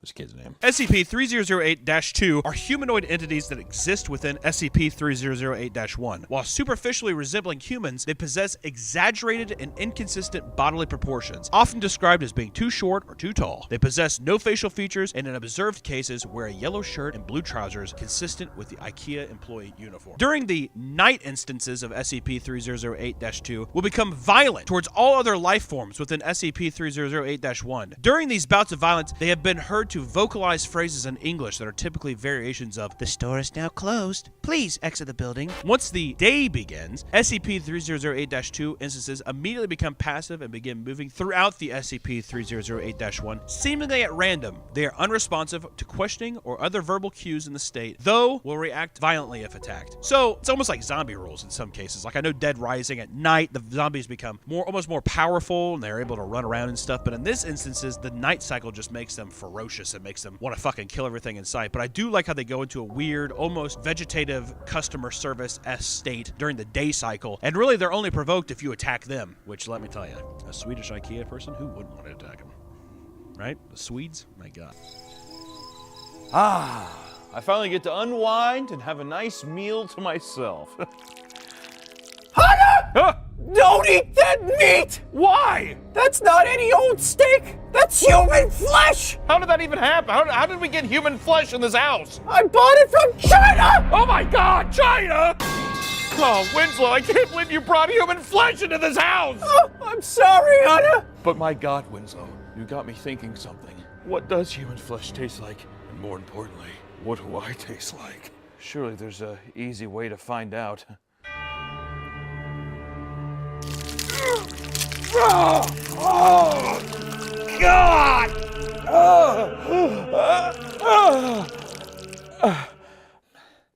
Hamburgers and fries? That's not gonna do. Damn it. They're all good cereal. I would recommend any of these cereals, but Cocoa Pebbles, it's got a place in my heart. It's got to take number one. Why don't you go upstairs and read the fucking people a poem, dude? You goon. You fucking loser.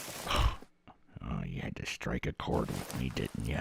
Okay, well, maybe I will go upstairs and read a fucking poem, you son of a bitch. I do feel bad because they're going to go up and they're going to kill. Oh.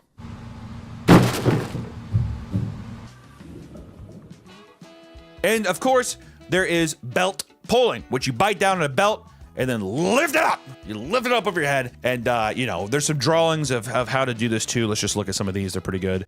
This is haunting. First off, he put a lot of time in those eyes. That is fucking crazy. Dude, when we did the medieval torture device video, this is exactly what this is. Look at the fucking, like the scribbles on there too. This is a madman. This is Da Vinci. This is what Da Vinci wanted to be. I thought that was his asshole for a second, where he's bent over, but no. So that's him. And then you put it around your knees, and you also pull that way too. Oh, this is the artist before and after images. All right, here's before one. What's this guy's? He's a good-looking guy. He's got kind of a bit of a dud chin. Let's see afterwards though with the belt pulling. Is this the same man? This is the same guy? You know what? I think the old boy just should have grown his hair out. Because I think the long hair also accentuates. No, it was the belt pulling. I think it was a good deal, dude. I'll tell you a quick story about how I fucked my face up 5 years ago. I took a fucking belt, bit down on that shit, and started yanking it from my face with my arms. It didn't feel very good, so I lifted up my legs and put the ends around my feet, started pulling hard as possible, and felt a pop. I looked in the mirror and my face appeared forward as fuck. I was ecstatic. I finally found how to ascend hard. Praise be to you, brother. A true mogger, no matter what he says through and through. The SMV is way up, and his belt chewing is only proof of that. I tried this for a week and then took a break. Within 2 fucking days, it all collapsed and reverted. Whoa! It was worse than before, and I literally looked like my face had shrunk. Don't pull your maxilla, just get an expander or MSE. Wow. The past 6 generations of his ancestors had this same condition dating back to 1840. The condition seemed to be genetic, leading to a large family with similar appearances. They ultimately created a family circus group called the Lobster Family. The family gained amazing wealth for their performances. Oh, good. But Styles struggled to cope with those that resented him and treated him with disgust. His answer was a turn to alcohol. Don't put that in. This would manifest into anger and violence, which came to haunt Mary Teresa, a carnival grifter that he fell in love with and eventually married. At one point, Styles allegedly ripped his wife's IUD out of her body during a heated exchange before using his claw-shaped hand to choke her. Oh my God. An IUD? That's to prevent pregnancies. So you went up there.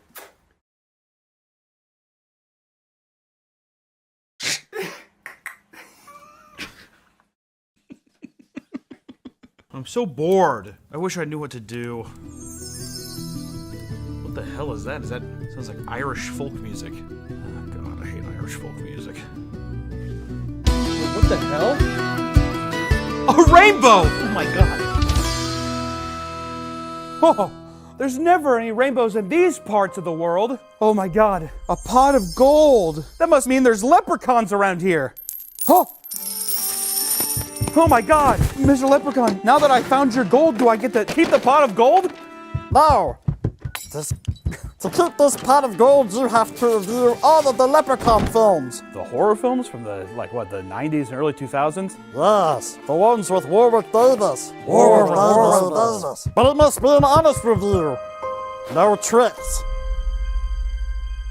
I don't know how I would trick you with it. I mean, yeah, I'll give you an honest review of the Leprechaun movies. But just to be sure, I'm going to watch these movies, I'm going to get this gold, right? Yeah.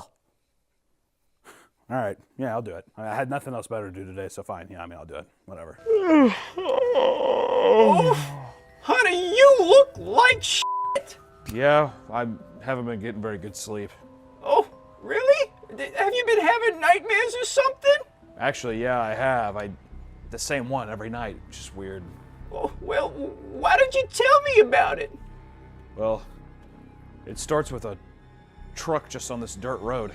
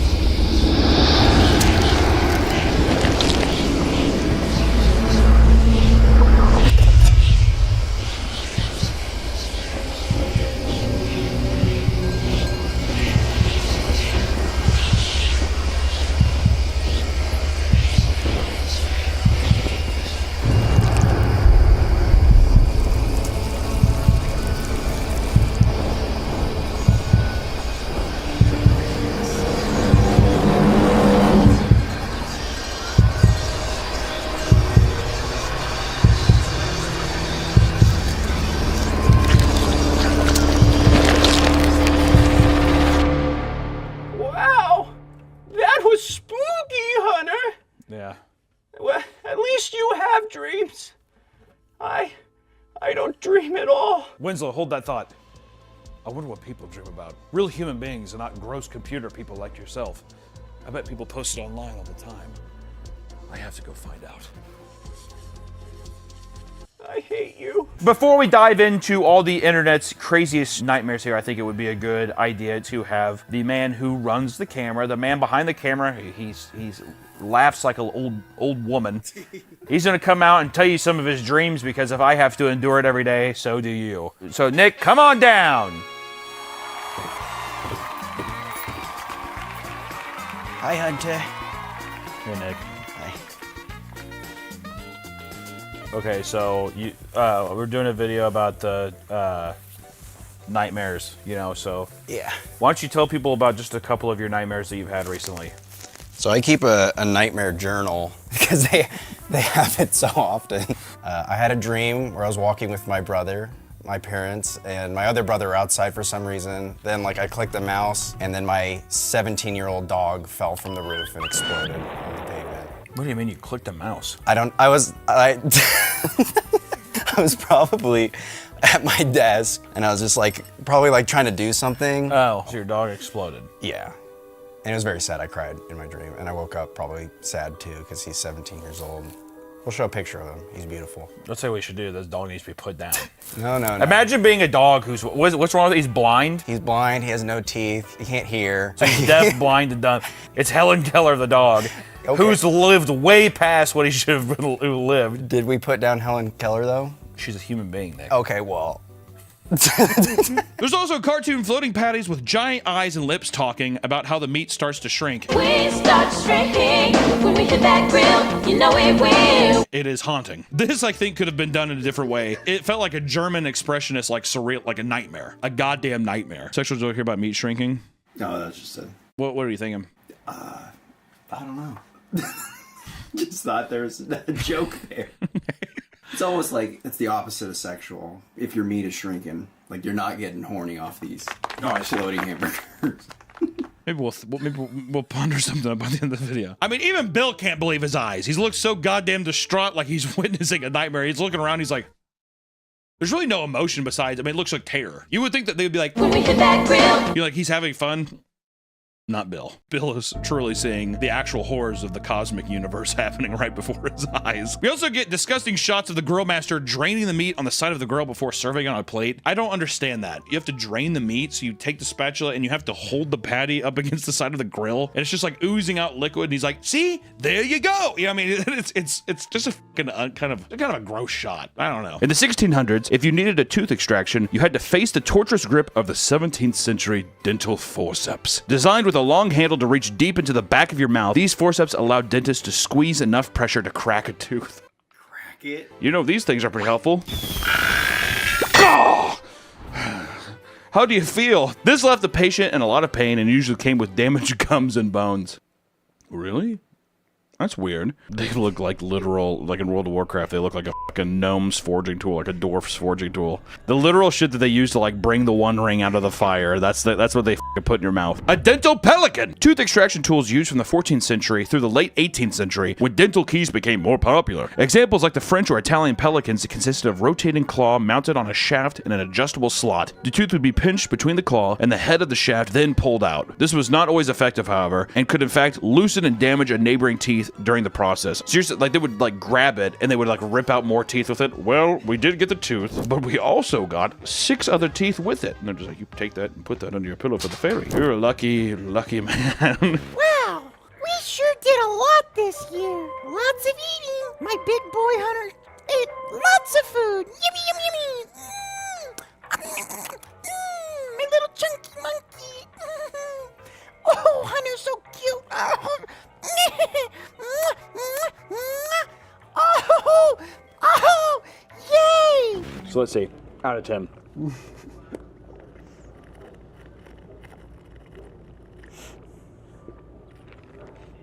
I tried to chug it, but there's no way. That's a very strong drink. I will say, delicious. I don't know, like a kind of tastes like eggnog. Oh my god. Do I feel like a boss bitch? How did that look good? It was good. Yeah. With the Starbucks cup? Yeah. I feel like I'm on my way gonna make a big business decision, Succession style. About to gentrify a neighborhood. I'm gonna gentrify a neighborhood. I'm gonna make it clean. I'm gonna raise the rent high. Big prices. Once again, after I trigger my G-spot, after reading Icebreakers. I'm gonna read one excerpt real quick. I never wanted to be the man fighting his way through a store on Christmas Eve, but here I am. Okay, well, done with that. Starting off with breakfast. Look at this beautiful assortment of fucking chaos. My God. We have pudding, biscuits and gravy, and egg scramble pancakes. What the hell is this? Cream of wheat. How is this cream of wheat?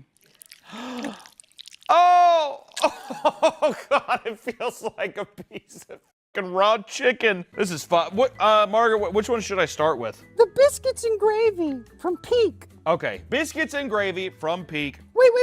Which one, based on looks, do you think is the worst? Oh God, whatever the hell this is. I'm still not convinced this isn't a cow tongue. This was cut from the mouth of a 4-legged beast and thrown on a fucking Dixie paper plate. That one. This looks horrible. Oh my God.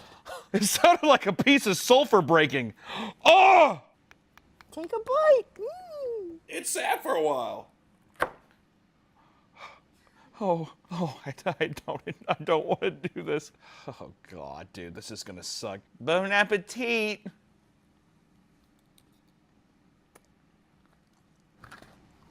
Oh, that's crunchy. Oh, dude, fuck. That is horrible. gravy itself taste like? It has no taste. It's just a fucking biscuit. It's just a goddamn biscuit. Oh. Oh, it's horrible. God. I went to a Waffle House one time. I remember it was like right after we got done eating and we were like chatting. This is probably back when I was like 21 or something. We were all laughing and he like, oh, you know, whatever. And then we noticed the guy at the grill was like, it was really busy in there. It was like probably like 11 at night. Not a lot of people working. And the guy working the grill was like going really fast. He was sweating profusely. And we noticed that his sweat was like dripping all over the shit. He was like flinging the stuff. I mean, like the sweat was going down the hash browns and stuff. And we all just like went outside and my friend was like, whoa! And like made himself throw up. That was me at Papa Murphy's. I was on a come down on acid and I was still a little high, but I was just sweating over the pizzas as I was training new hires. Ew. Did you still wrap them up and sell them? Yeah. Ew, you sick f***. Good God. Why this guy practices urine therapy.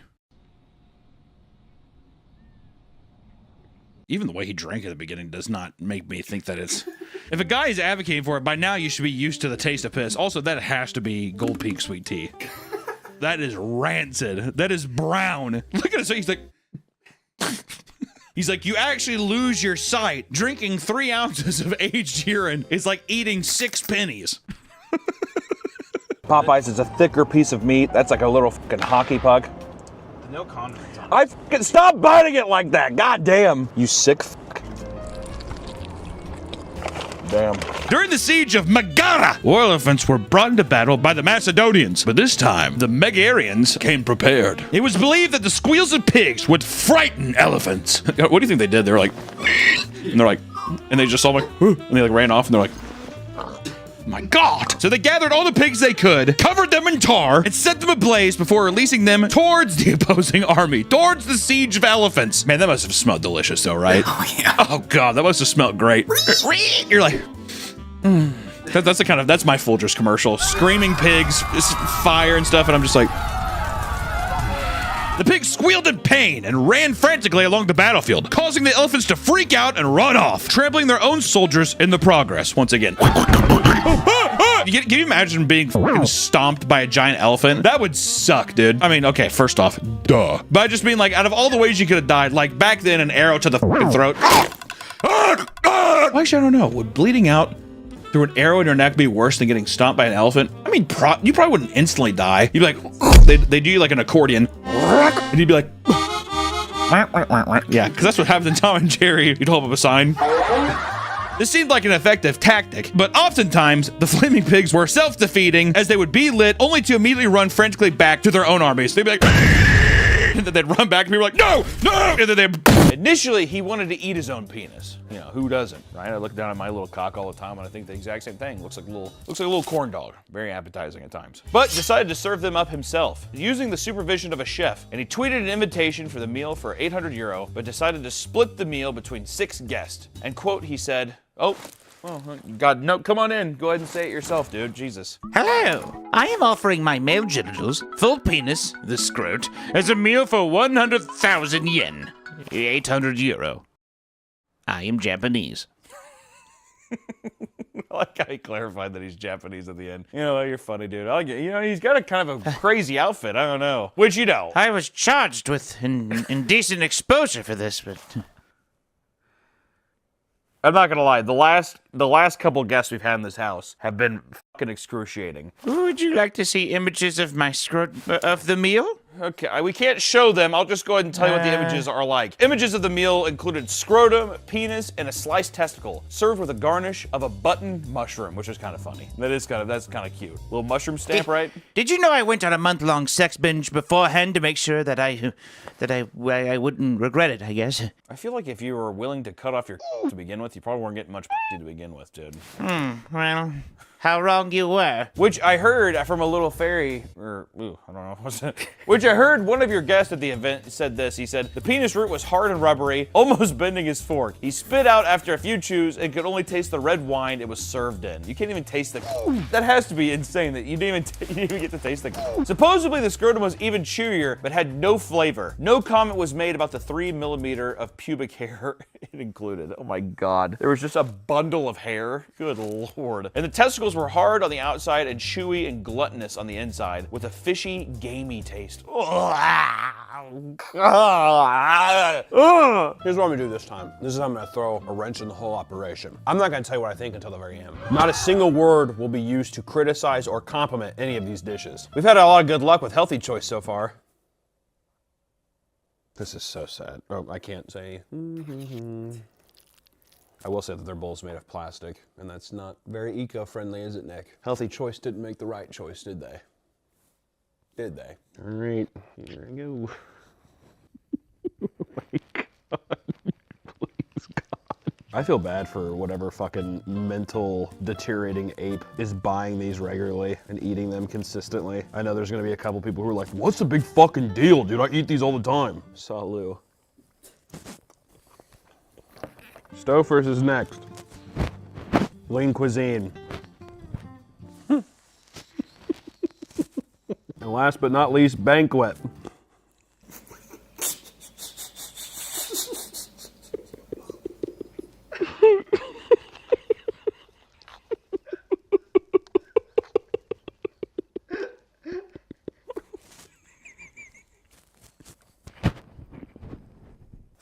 Healthy Choice. I didn't know pasta could have such a taste. The pasta with the meatballs, it kind of feels like drinking orange juice after brushing your teeth. It's harsh, it's unwelcoming, and it's simply just disappointing. Also, it comes in the most obnoxious fucking thick plastic bowl because you're supposed to mix your own sauce with it, which just feels like an extra step to having someone take a really solid turd and use it as lipstick on your mouth. That's how it feels. Stouffer's. Smells like eggs. Lean cuisine, one of the most offensive sauces I've ever had. Earlier we talked about ketchup and stuff. I didn't even realize that never came close to what this is. Legitimately, it feels like I did something wrong in my past life to deserve that kind of treatment. Marie Candles, tastes like spaghetti. Banquet, meatballs were comparable to what I would assume if you cut a piece of someone's gum out of their mouth and tried to chew it, that's what I assumed that would taste like. The noodles tasted like noodles. The Jim Baker food bucket, we will buy one day, and I will try some of his soup. $300 in the Jim Baker bucket can get you 144 meals with a guaranteed shelf life of 25 years. If you purchase that bucket and 25 years later you're just like, I didn't even need this thing. Well, I had all these potato soups from Jim Baker, but guess that didn't pan out. For $4,000, you can get the Defender Dozen. We gotta spend $4,000 on the Defender Dozen. It's gonna be crazy. This gives you 2,448 total servings of food for $4,000 up front now. You're getting almost $2,500 servings of food. Does that seem like a lot? If across you and your family. Technically, like for a family of 6.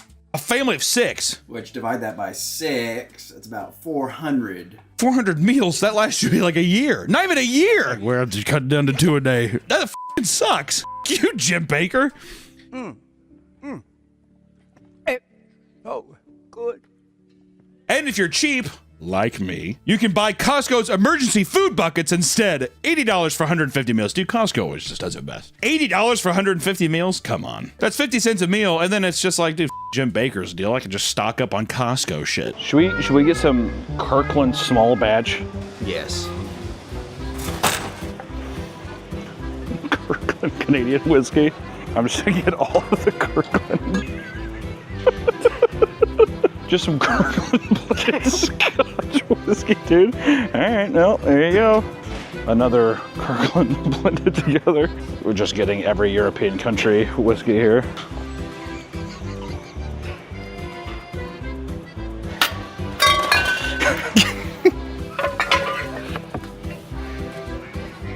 I like how it's office supplies and hard liquor right now.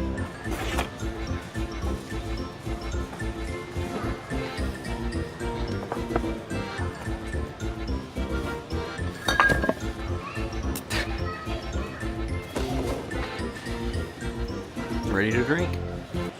I mean, should we just get the wine? Yeah, why not? You don't like wine, huh? I hate wine. Oh my god, it's the last one. Let's let an innocent child have it, Nick. I feel like we got probably all of our essentials, right? Oh yeah. Yeah, we could probably like pop a couple of those open and like before we drive home or whatever. Yeah. Dude, pizza, 4 out of 5 taste. For a pizza that's $1.99 for a slice of it, big ass pizza, I'd give it 3 out of 5. I feel like if it was a solid dollar slice, it'd be hard to be like upset with that. That's obnoxious. Look at this fucking thing. Damn. It's like soft and shit in the middle, gooey, chocolate. Fuck, man. How much is the cookie? $2.49. In terms of a deal, $2 or 2 out of 5. But the taste. I'd say 5. I would just recommend getting a hot dog and a soda. The more I get it in there. Now smile. No, just with your mouth closed, and then do So those are our pizzas. What should be our first one we start off with? DiGiorno. That was Margaret, shut the f up and let me do it myself. It's gonna take me a while for me to be able to organically. All right, fine. First, we'll start off with, it's not delivery, it's DiGiorno. Looks nice and good. Let me try doing my little, I need to really ration out how I'm, ooh. Don't know if I like the cutability on that. Kind of like, feels like I'm cutting into like a shoe. If I was cutting into the sole of a shoe, that's what it felt like there. These are going to be very baby pizzas. I'm going through 23 of them. I do need to get a little piece of, I do need to get a piece of pepperoni though. Why don't you just cut a regular slice and take one bite? Because it's funnier. What's funnier if I cut a tiny piece? I guess I should just cut a regular slice. How does it taste, Hannah? Oh God, dude. I don't know how I feel about that, man. That is doughy as fuck. Margaret, it's doughy as fuck. You cooked it like shit. What? You're insulting my cooking? You stupid bitch. Oh my God. Like, here's the thing. Dude, if I was with my boys and I popped out a couple of DiGiornos, I don't think anybody would complain. Do I think that it's the best frozen pizza? No. Jesus Christ, dude. Give me a slice, Hannah. That should be a part of the fucking, what are you saying? Give me a slice. F off, bitch. You actually want me to go over there and put it in her mouth? Yeah. Hey, Hannah, I want a slice. Give me a slice. Winslow, just give me a second. I'm cooking them. Jesus Christ. Yeah, shut up, Winslow. Drop test. Drop test. Oh yeah, drop test. How do we know what's good? I think it's the matter of like what book is comparable. Like if you went to Barnes & Noble and you dropped a book on the ground, what would this book be? The first Harry Potter. Oh my God, I was thinking the same thing. Harry Potter. Harry Potter, the same thing. Okay, so that'll be a barometer. Magic Treehouse. Magic Treehouse. No, it's too light. Shut the fuck up, Allison. All right, so what we got cooking here? So he's got some mini tortillas. He's got some weird heated milk. Some nice symptoms. Okay. All right, there is a bit of a, oh, it's on the bowl. Oh, it's on the bowl. Oh, it's in the bowl. Oh, he's enjoyed it. Like, you know what's fucked up is, listen, I get that there's rats there. That's disgusting. There's probably rat shit all over the place. Watching that rat go up there like Ratatouille and just be munching down, and I'd be like, this shit's probably pretty fucking good. I mean, that little motherfucker looked like he was enjoying it. Look at him. Oh. Does look good. What does putting it in the armpit really do for you? Hey, he's missing an arm, so he probably can't smash it down with his hands. I was gonna say you could put it under your nub and you could roll it around, but it's probably way faster that way. You sure I told you deep fry those little golden brown donuts? Are you kidding me? Oh, they are up there though. Look at them. That's gonna be a sticky ass armpit later. All right, time to bust open the Lunchleys here. Ooh, it's reminiscent of opening an Amazon package. Ooh, Christmas. Yay! Every day of the week is Christmas. Ooh. Okay. I will full on admit this will be my first time ever drinking Prime. I've never had one. Margaret, have you ever had a Prime? Blech, gross. Have you ever had it? Yeah, gross. You didn't like it? No. No. Why don't you calm down, you crazy fucking bitch? Good God. It's gross. You're gross. Look at you. Look at you. Look at her hole. Look at that. What the hell is that? Is that a pussy or a belly button? It's my hole. Leave it alone. I don't like that. I don't like the sentence, it's my hole. I will say already, the front value of this, I feel like a little fancy girl. Leave no crumbs. I don't like that. Leave no crumbs? Jesus.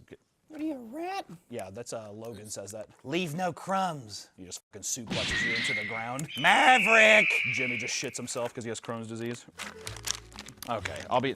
Oh! Oh my God! Oh yeah, KSI, he definitely got that. He's like, hey, man, it's stinky! Here we go. Oh my.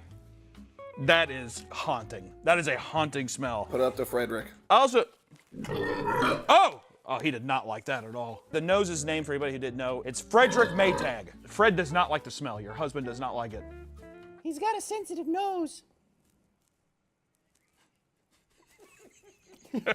And looking at the, oh my God. What? There's cat hair! Oh my God! There's cat hair in here! I'm putting this here as evidence. There's full-blown, this is Persian cat hair. Oh my God. Don't throw up, Margaret. Don't throw up! Everybody's finding mold, and I'm the first person who finds cat hair. That's gotta be like a coincidence, right?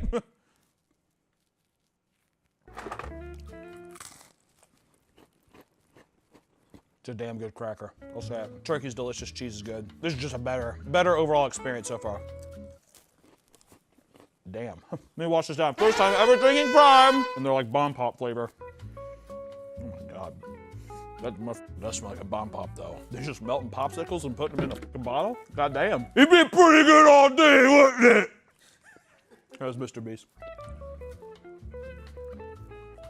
Oh God, that is sweet. Holy hell. Woo! There's 0 grams of sugar in this? What? Hold on. There's no fucking way. Hold on a second now. Whoa! I don't know what kind of plastic compound they're putting in that to make it. That is so sweet. Try this here. Say I've never tried it. Woo! Is that not? Yeah. There's no sugar in this. B vitamins. Why do they put that shit on there? Oh, good. Antioxidants and 400 milligrams of electrolytes. It's like, I have to imagine it's like drinking like your radiator coolant. That is sweet. That motherfucker is sweet. I have a feeling Jimmy's old chocolate bar is not even gonna come close to that fucking sweet scale. Ooh, I like how it says Feastables on top though, a little stamp. I like that. Tastes like chocolate. At least take a bite and see what you think. Okay.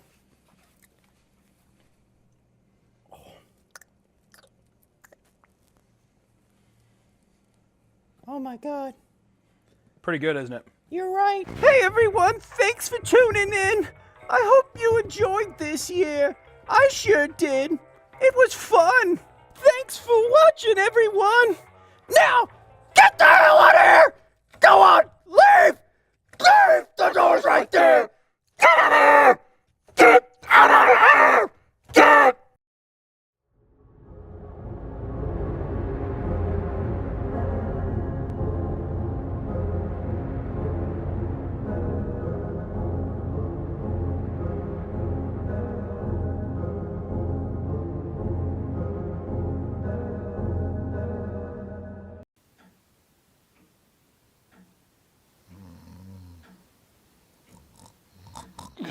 Oh God! Oh God! Oh, it's my living room. A bit of a panic attack. Hunter, Jigsaw? I want to play a game. For years, you've been criticizing movie franchises and rating them poorly. Your arrogance has led you astray, judging and criticizing others judging and criticizing others for monetary gain. But now, you have a chance for redemption. Behind you there is a card.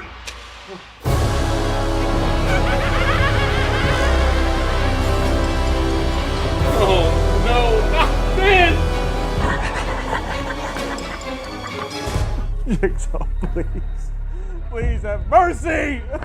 You have 16 hours and 29 minutes to rate the Saw franchise, or your room will be your undoing. I'm not strong enough, Jigsaw, please. God. Live or die. The choice is yours. Let the games begin. No! No, where are you going?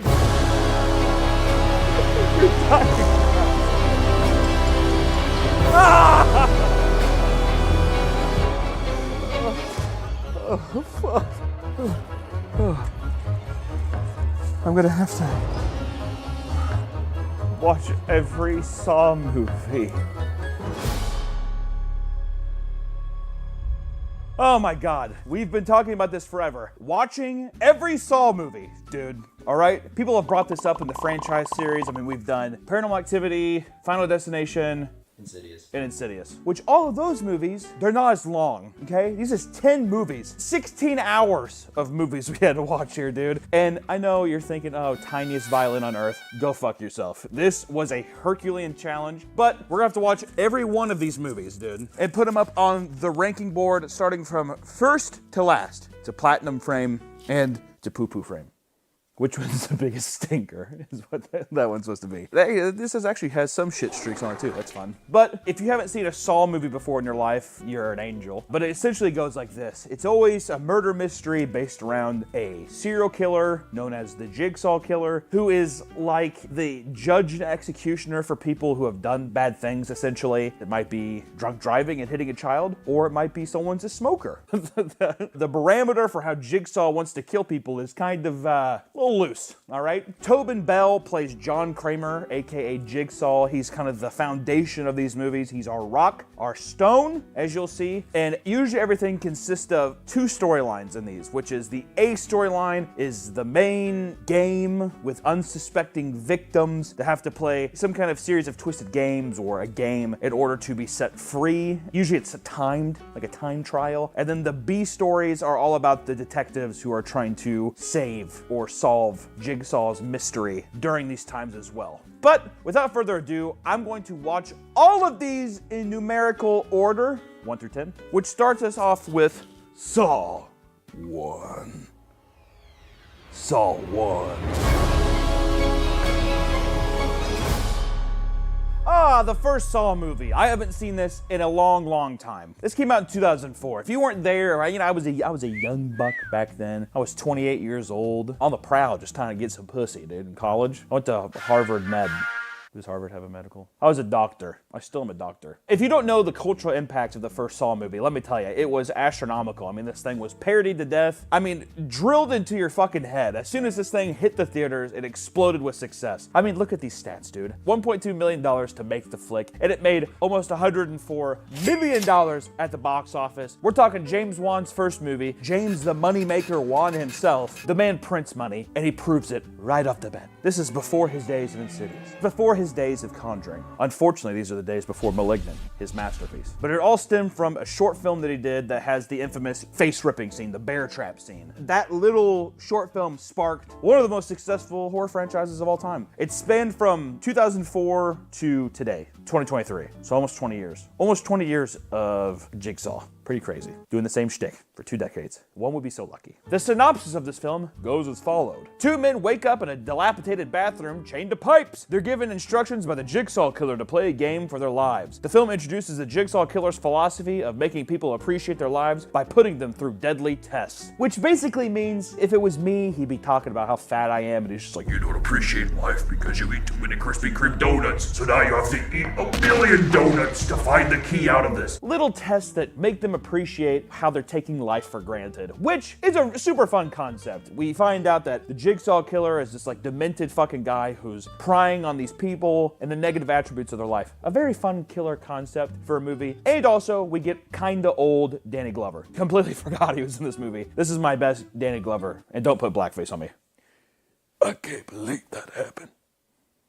Is that pretty good? It feels pretty good. Where's the Jigsaw Killer at? I want to get a hold of him. Please don't put blackface on me.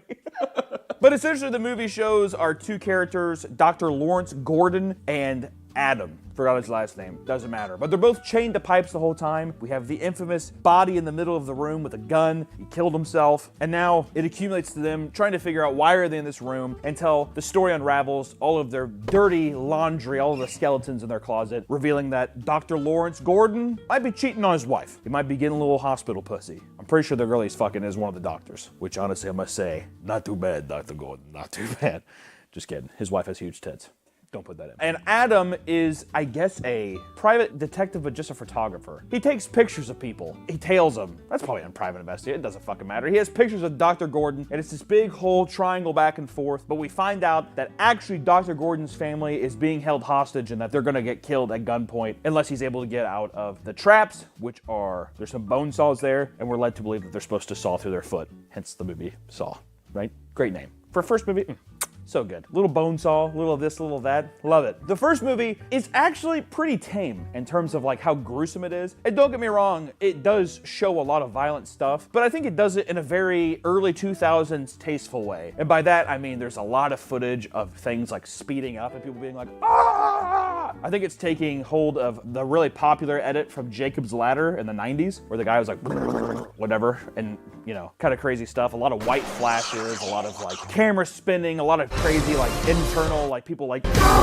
screaming. It just screams early 2000s. And honestly, when watching the first movie, I kind of loved it. Everything is so gritty and dark and gross. I mean, like every apartment, everybody's like living in industrial, gross, rusty apartments. And I don't know if that's James Wan trying to allude to like the sickest, the dirtiest of souls live here. And if the environment they're supposed to be in is kind of like some weird Silent Hill kind of like they're living in their own disgusting filth. It's not that the buildings are just disgusting, but like, I mean, some of these sets, it's like you're a doctor and you live in this fucking like dilapidated, rusty metal building. What the fuck? The traps for this film are the bathroom trap with the chains of the pipes, the saws, we already told you about that one. Razor wire maze, which is just about a guy who tried killing himself, apparently took life for granted, and now he has to crawl through a maze and cut himself a bunch, but the guy just ends up bleeding to death. And they do a really funny fast montage of him crawling around the maze.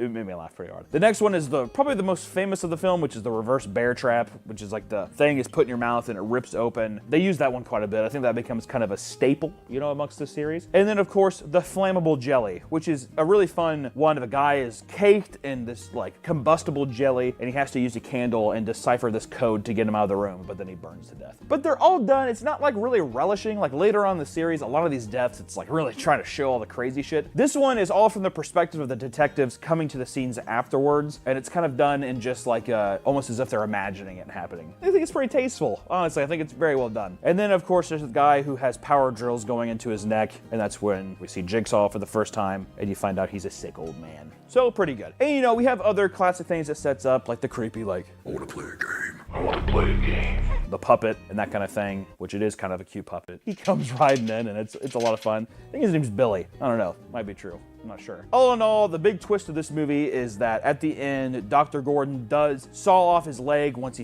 thinks that his family is being killed, and the guy who's been dead on the floor the whole time gets up. That's actually Jigsaw! And he takes off the makeup of a shot head, because also apparently not only is he like an amazing engineer, but also he's an amazing practical effects artist. And he says, "Game over!" and slides the door. And the guy's like, "No! Game over!"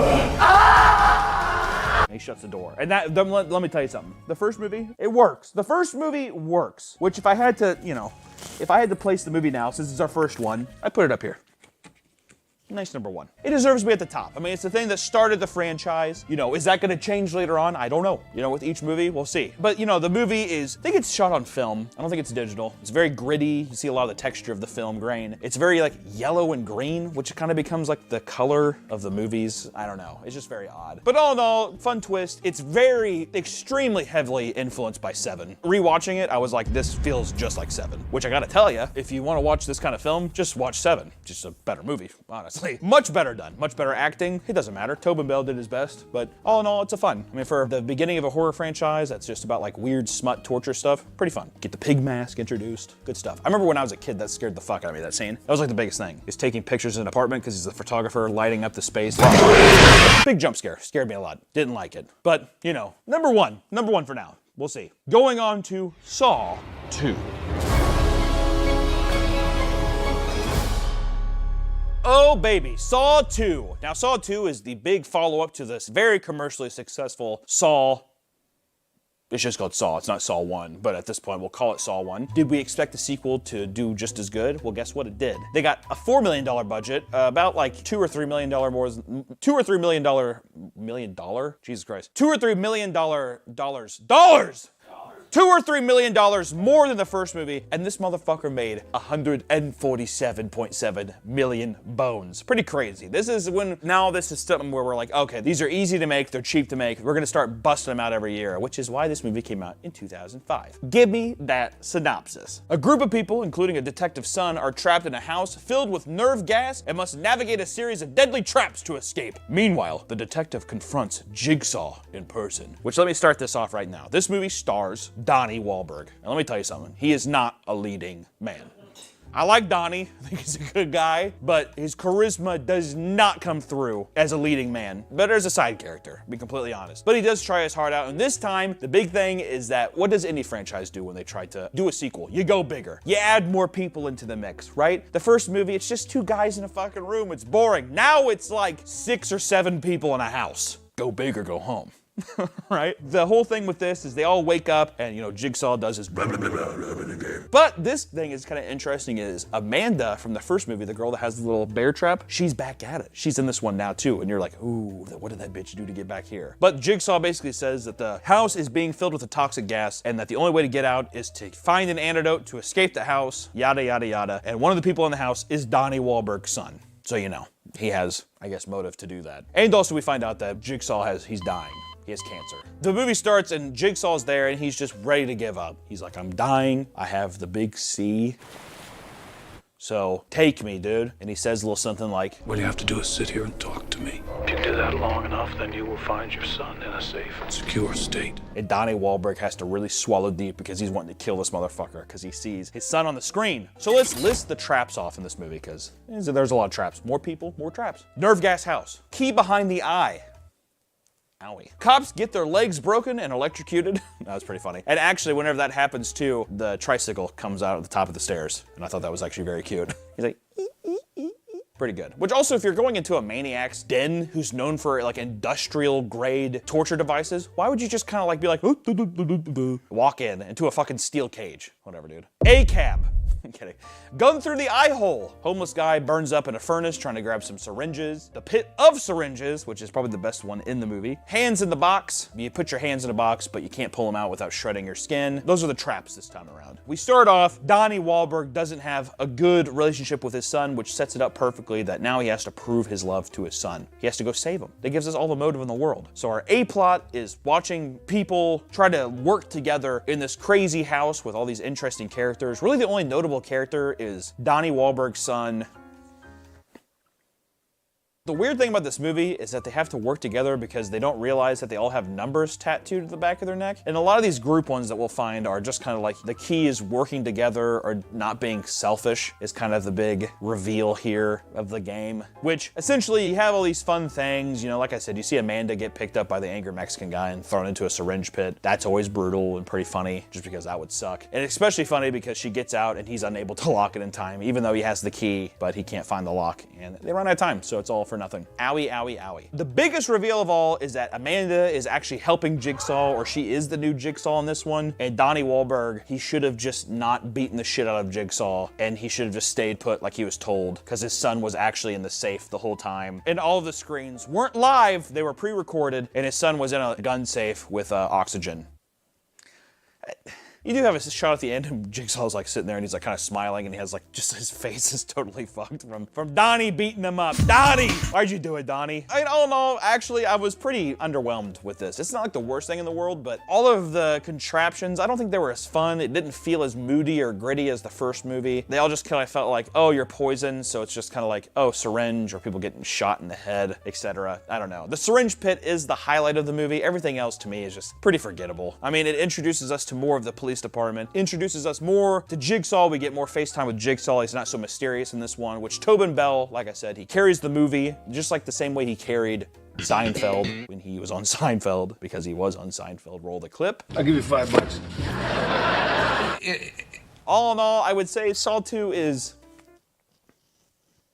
I feel like for being so middle of the road, it kind of feels like it was under average. If we have 10 films to go through, I think that I'd have to put it at like a 6. It's a little under average, which I would assume 5 is absolute average. So I think that I'm gonna have to put Saw 2 at number 6. And honestly, from this one too, it kind of makes me rethink putting Saw 1 immediately at 1 so early on. You know, I mean, we have 8 more films to go through. This one can't be the best, right? It's the first one, sure, but I'm gonna drop it down to 3 to be safe. I'm gonna hope that there's at least 2 more of these films that are interesting. So right now the rankings are Saw 1 at 3 and Saw 2 at 6. Sitting here talking about the film after you watch it too just doesn't do the service of, we've sat through about 4.5 hours of Saw movies already. It's daunting. This is a daunting task. Hearing people scream from torture devices, it's only so, it's never really fun. Honestly, I was gonna say it's only it's only fun for so long, but really it's, I'm not sure. But on to the next one. Next up, we have Saw 3. Now, Saw 3 comes in, it's directed by Darren Lynn Bousman. I'm pretty sure he is the guy who just directs them for a long time. But they come back now, and they get a $10 million budget. And this movie rakes in a whopping 164.8 million bones. Pretty good. Damn good. By this time, too, James Wan's setting up his other, I'm pretty sure he's an executive producer on these, making bank. And then next year, he's gonna drop Insidious, which also costs like $5 and makes like $100+ million. God damn it, James Wan. Give me money. I just want a loan. Just a charitable loan. But the plot to this movie is this. Jeff, a man grieving the loss of his child, is put through a series of tests to forgive those he blames for the tragedy. Concurrently, Jigsaw, now on his deathbed, has his apprentice Amanda kidnap Dr. Lynn to keep him alive. Now this movie, in my opinion, has, it's a very strong story. I like this. We get to see Jigsaw, he has his cancer. The B story to this is him being kept alive. We do have some detective stuff, but really not really. It's lighter on the detective stuff this time, which is nice because honestly, the detective stuff gets pretty fucking cringe, all right? It gets kind of fucking boring. I don't care about cops. I hate the whole like rigmarole of having to go to the police station, like, oh, we got evidence in the bag, blah, blah, blah. I don't know. I say leave it out. Leave it the hell out. It immediately starts off at the end of the second movie, which we kind of start seeing a theme happen as well, which it starts off with Donnie Wahlberg, which I mean, it has to be the last movie that he was ever in. I can't remember the last movie. If Donnie Wahlberg's been in a movie since 2007, just put him up here. I hope it's just crickets or something like that. But essentially, Donnie Wahlberg, who was trapped in the last movie, crushes his leg out and he starts trying to get out. Who knows what happens to him? Who the fuck knows? He just kind of is like, oh, and starts crawling out. This is where the Saw movies hit a peak with the torture devices, with how they show them, and how gruesome and kind of like fun and creative they are. Our traps for this film, for Saw 3, are chains being ripped off. A guy has to rip off chains from his body. Ribs being ripped apart through a little machine. It's a machine that rips your ribs up. Shotgun necklace, really impractical and really funny. It's just extremely extra. Woman being frozen to death. We can't show it because it's bare tits. And as much as I'd love to show it to you, YouTube would slap me on the wrist. Drowning via pig guts.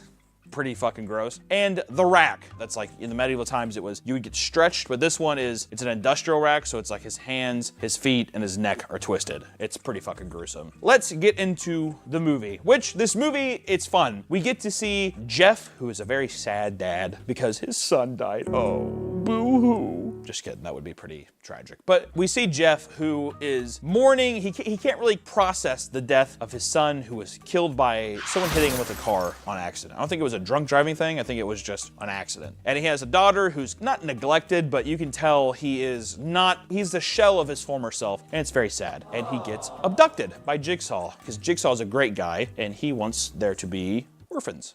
Yeah. And our other main character, the B character of the story, is Dr. Lynn, a boss-ass bitch woman who at the beginning of the movie saves a little boy's life in the ER, and then the nurse is immediately like, you need to take that attitude somewhere else, sugar. She should have just done the Danny Glover accent. And she's getting scolded. She's not herself. She's very moody. She's a moody bitch, and no one likes her because she's so moody. She's so moody that at the beginning, as she's leaving for work, she's like, what? Her husband's laying in bed. She's like, what? What do you want? And her husband's like, I want a divorce. And she's like, God. And I was like, well, once again, see, even in there, weird industrial room, which maybe makes you think again that it's supposed to be like the gross, weird, rusty life that you live, right? What? I don't know. But essentially, we do get to see the cop from the last movie, Detective, what's her name? Scroll down? Scroll down? Detector, is it, was it? Scroll down? Scroll up? Scroll down just a hair. Scroll down. Troy, Detective Troy, whatever. Detective Troy from the last movie, I'm sure you remember her.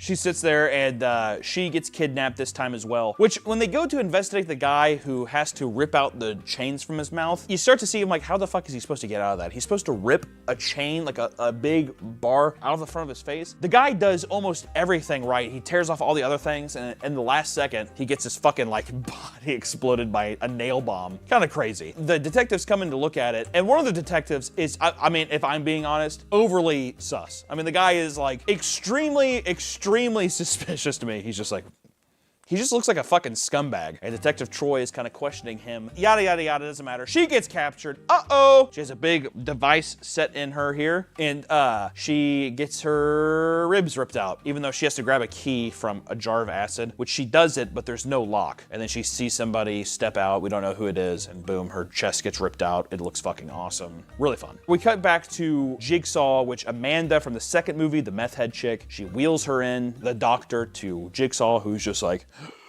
oh, you're gonna have to operate on my brain because I'm dying. Keep me alive, or here's the shotgun necklace, you're gonna fucking die. Immediately also, before we get into that, how does Jigsaw afford all this? These giant industrial empty spaces. I don't know if you've ever looked up commercial spaces to rent. It's like $70,000 a month. For that size, just saying, kind of impractical, okay? I don't know. Whatever, doesn't matter. But essentially that starts us off. Jeff gets to walk around, he's big sad sap, and every one of his trials are people who are somehow involved in the death of his son, which the first woman we can't show, because like I said, her tatas are hanging out, but she's shivering in this cooler, and every second that he doesn't go and try to grab this key ring, the back of these frozen pipes, she gets sprayed with water, it's very painful, and she freezes. We learn that she was a bystander who watched this child get hit by a car, and she just drove away. So I was like, that's pretty fucked up. At the same time, do I think she deserves to get hung up and frozen to death? I wouldn't think so. Which Jigsaw has a line in this movie that I thought was just super cringe. He's just like, I don't condone murder, and I despise murderers. And it's just like, is the movie trying to justify to me that you're not a murderer? Because that's a murder. You're putting someone in a situation where they can die and it's up to them to do it. I understand. It's very light.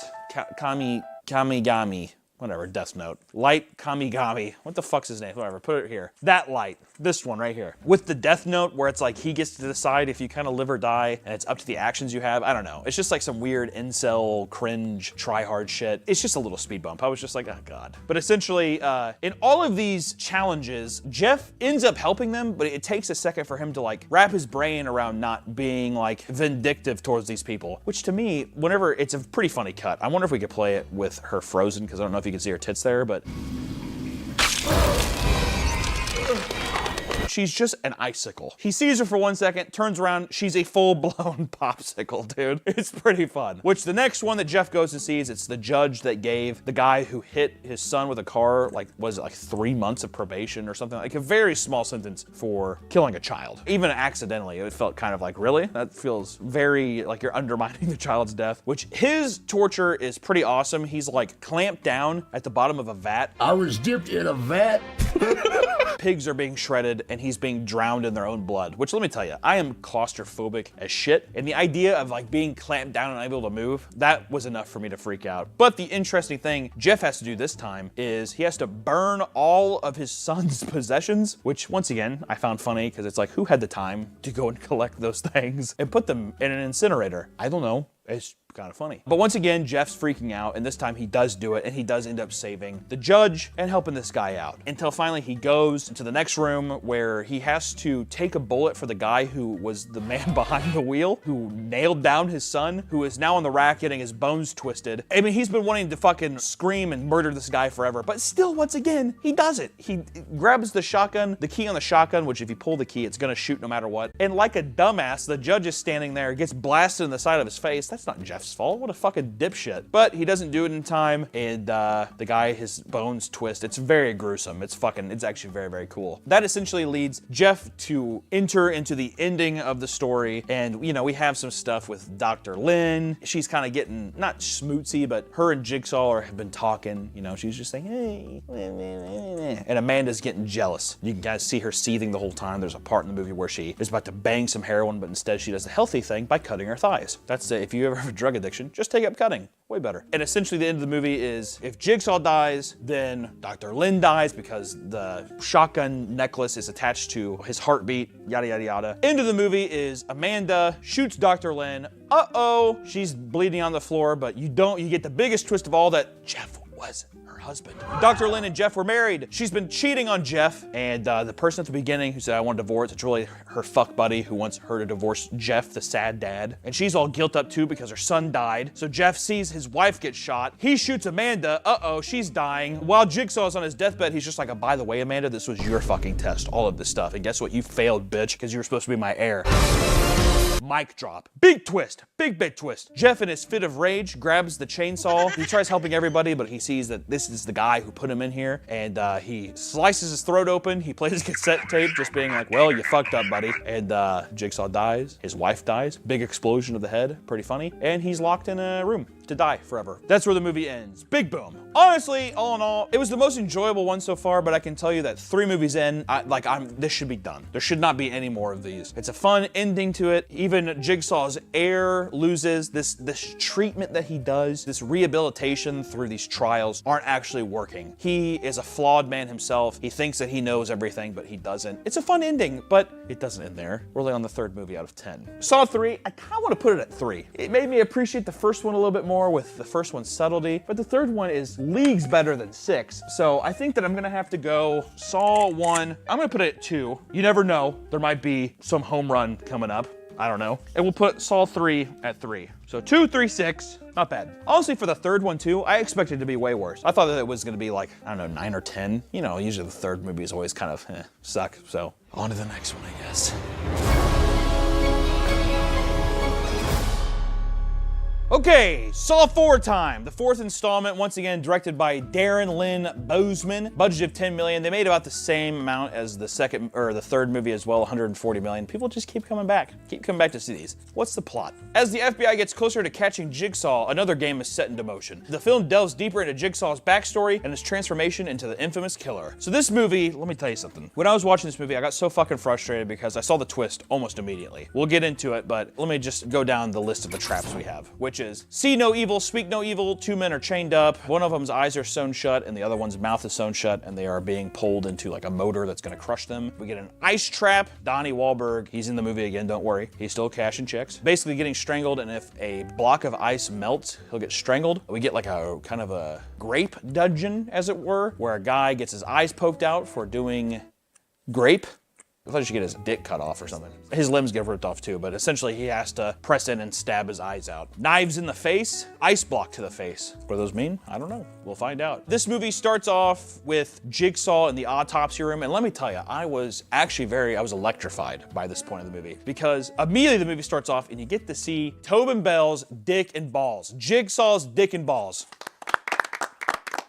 Very, very nice. At his age too, I was just like, dude, good for you, man. Show your old ass cock and balls, hell yeah. And essentially they're in the autopsy room, the guy cuts him up, and in his stomach is like a piece of wax. And then Detective Hoffman, who was in the 3rd movie, the very suspicious guy, he opens it up and it's a cassette tape of him being like, you think the game's over? It's just begun. And you're like, oh God, here we go, dude. They're like, we don't plan on ending these fucking movies for a long time, dude. For real. This movie begins with Officer Rick, who is the same black guy. He was like the SWAT guy from the first 3 movies. I'm pretty sure he's in all 3 of the first movies. And motherfucker's upset that all of his friends keep dying. Everybody he's known on the force is completely dead. He goes to look up Detective Troy's body, who, whenever you go there, her ribs are all open and they put a rat in there. I was like, oh my God, dude, this is so fucking cheesy. I remember I just looked at the screen and I just yelled boo. boo at the screen, all right? But the whole thing immediately that I saw was I was like, the FBI comes in and they're like, oh, Jigsaw needs another killer because how would a chemo-ridden cancer patient, how would he lift that up? How would they lift that man up? She's 100 and whatever pounds, he's only X pounds. And then they're like, well, there's probably somebody helping him. And Officer Hoffman's like, are you sure? I mean, it was probably Jigsaw. And I'm like, Hoffman is the guy. Hoffman is in on it. I mean, almost immediately. And guess what? Newsflash, yeah, yes he is. Which he gets captured later. He's doing the whole rigmarole, but dude, we've seen the main guy say that he's dead or captured already, so it's not fucking new. I'm like, okay, you're tied up to a chair. You're just gonna untie yourself at the end, okay? But we get to see Donnie Wahlberg still here. He's a bearded Donnie Wahlberg this time to show that he's been captured for a while. And he's on a blocks of ice. He's doing a little tiptoe because if the ice block melts and Officer Rick can't complete the challenge in time, the ice block will melt and strangle him. And then we have a new guy who's presumed to be the new Jigsaw, which I was like, it's Saw 1 all over again, with the guy who is capturing and orchestrating the plan isn't really the guy in charge. He's the guy who's also being put through a test or something. You can see it from a mile away. And essentially this time, Rick is the A story as we follow Rick going through, and his whole thing from Jigsaw is don't interfere. Stop trying to save everyone. That's his motto. And what do? He tries to save everybody. He has to go through and do these intricate clues and stuff, and then we get introduced to the FBI agents who are just like, you're not doing your job right. And this FBI guy goes to crime scenes for maybe 30 seconds and fucking solves the mystery every time and leaves. I'm just like, I don't know. We get tons of flashbacks in this movie of Jigsaw's backstory with him and his wife, her child died because a crackhead hit a door open. His wife owns a rehab or clinic, and one night when she's closing up, a meth head breaks in, hits her stomach, and kills her and Jigsaw's baby. And that's kind of, and yeah, the kid's name was supposed to be Gideon. And that's like what propels him to start his first trap, which is the meth guy has to push his face through a series of blades, and then he dies. What I don't like about this already is, one, too many characters. I mean, like, already I feel like I'm exhausted just talking about this. We have Rick and all of the people that he's trying to interfere with and help save. We have all of his victims, which is like a grapist, this fat grapist who has a lot of like disgusting videos. I'm not gonna show any of it because we'll get demonetized. Him, the crack whore, Rick's wife, Rick, Detective Hoffman, the two FBI people, old white man, young African-American woman, I think, or, right? Whatever. Young woman, Jigsaw's wife in the past Jigsaw. It's just too many storylines to comprehend. And then also the biggest and most egregious crime of this movie, in my opinion, is taking out all of the crazy allure to what Jigsaw's character is, which is just like a guy who got dealt a shitty hand and now he's a psychopath and he's like making these crazy fucking machines and you don't have to like explain how he can. He just simply can. But in this movie, it's like, oh, he's an architect. Oh, he's a loving guy. Life poo-pooed on him. And you find out also that, which I think you find this out in the third movie, I forgot to say, that Jigsaw's trial was him driving his car into like a tree or off a cliff and he survived. And he's like, that was my test. And it's like, okay. I don't think that compares to getting your fucking face ripped open by a bear trap headset, dude, but let's justify that. But then even going back and forth with how these scenes are edited together, I mean, you get all those crazy classic Saw edits, but it's just over the top. I mean, the editing is just fucking abysmal. Not only to all of the super spiral, crazy, flash bang edits, but also there's one where a guy throws a body through a mirror and then it transitions into a new scene and you just immediately think, go fuck yourself. It's just fucking abysmal. They had the one cool transition from 3 where you're like, oh, that was kind of cool, and now they tried redoing it with the mirror smash in this scene, and they did it 3 times, like overdoing it because they probably saw people being like, that one transition was cool, and now they did it 3 fucking times, and it's so daunting. The editing is just repulsive. It wraps up so quickly, and the whole idea is that at the end, really Donnie Wahlberg and Detective Hoffman, who's definitely the other guy, Rick is not supposed to open the door until the time runs out. So as they're going out, Donnie has a gun and he shoots Rick walking through the door. Rick's bleeding out. He shoots the guy who was the lawyer to like a seedy, shitty principal earlier on. Donnie's head does get smashed by 2 giant ice cubes, and that's probably the highlight. That's probably the only good part of this film, is just the head smash. That was fucking sweet. But then Detective Hoffman gets up and he says, game over, and shuts the door to leave that guy to bleed out. Game over. And then it's like, this is the 4th time I've heard game over. I'm going to fucking kill myself, honestly. And then it cuts back to the beginning of the movie where Hoffman's sitting there and it's Jigsaw's tape to him and he's the new Jigsaw guy, or he's one of his disciples. I fucking hated this movie.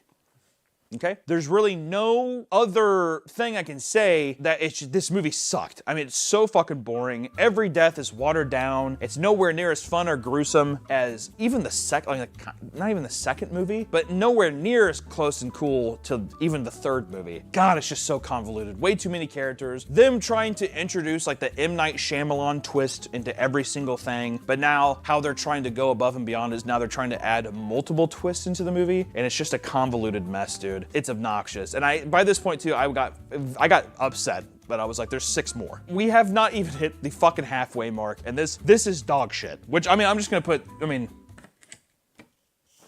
10. I'm not even gonna get up and explain anything. 10, this is all probably still the same, but that right now, it's absolutely 10. I mean, which also by this point, it's like, I don't really know how else the story can move forward because Jigsaw is dead. He's the guy who is the industrial engineer that are making these things. So essentially, all of those traps should be dead, and he's still having voice recording. So he's the chess master. I get that. He's always like 12 moves ahead or whatever, but how do you keep milking this? Especially by this point, Tobin Bell probably can't be in it anymore, and that's he is holding this franchise up, carrying it all on his back. So I don't look forward to the 5th one at all. At the end of the movie, the FBI detective who is able to solve all these fucking things in like 30 seconds, he's Monk. You guys remember the show Monk?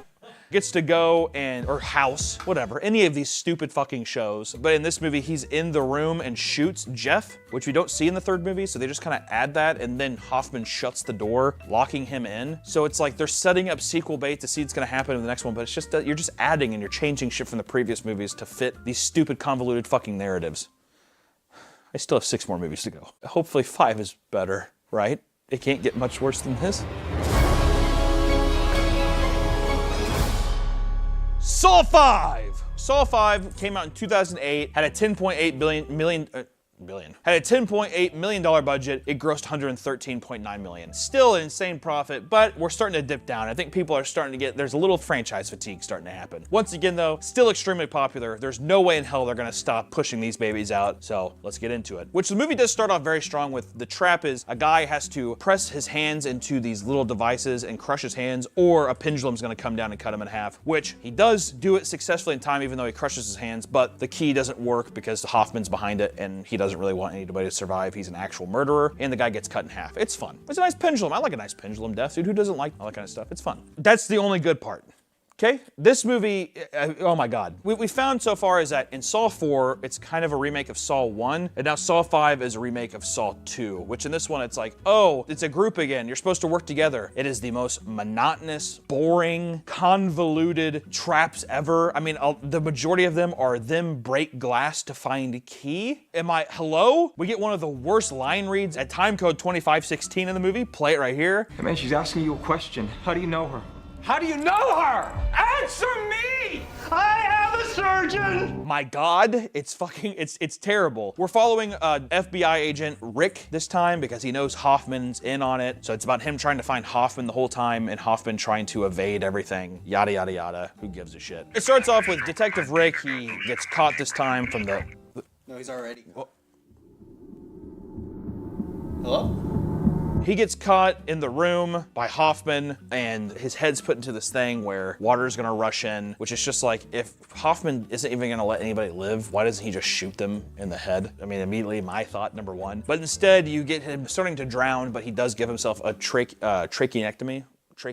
He stabs a pin in his fucking throat and he's able to breathe. Which makes sense because he was the monk character for the last one, so he should be smart and know that he has all these, he's able to survive. And honestly, he's the most likable character I've seen in like all the other movies. Yeah, he's a pompous dickhead, but at least it's like he's competent and he actually like makes sense as a character. He's a smart detective, yada, yada, yada. And he knows that Hoffman's the guy who did it, and now this whole movie is about Hoffman trying to evade the law or people finding out that he's Jigsaw, even though it's obvious. I mean, really, there's not much to even say with this film. I mean, Saw 5, all of the traps are bad. Every single one of them. Besides the pendulum, it's like they all suck. I mean, there's like a bathtub one where they have to like shock themselves. I mean, the only other thing that's like gruesome is they have to, once again, because it's a team thing, they're all supposed to fill out a certain amount of blood by cutting themselves, their hands on these table saws, which is it is brutal, but at the same time, it's like, it's just watching people with their face pressed up glass screaming as prosthetic arms get cut, and the guy pulls his hand out and it's all like, oof, it's like split down the middle, and It's really stupid. And essentially in this one, Rick, who's chasing him, he should have once again just stayed put, which is exactly the same thing that Donnie Wahlberg was supposed to do in the second movie. But because he went and searched, he gets trapped in one of the Star Wars wall closing trash compactor things. Which, how do they build that? Also, Detective Hoffman gets into a glass sarcophagus and sinks into the floor. Who has time to build all this? Is the main antagonist not a cancer patient? Isn't he dying? Who the fuck is making all of this? It's too eccentric, it's too fucking stupid. Honestly, it makes Saw 4 seem redeemable in its story and its traps and everything. This movie is just a slog. There's really nothing else to say about this movie. I don't care about any of the characters. All the original cast is dead. We're left with Detective Hoffman, who is not a good antagonist. He's just like, he looks just sweaty and he's just a pompous asshole, but it's not fun pompous. It's just like, God, get him off the fucking screen, dude. His puckered lips,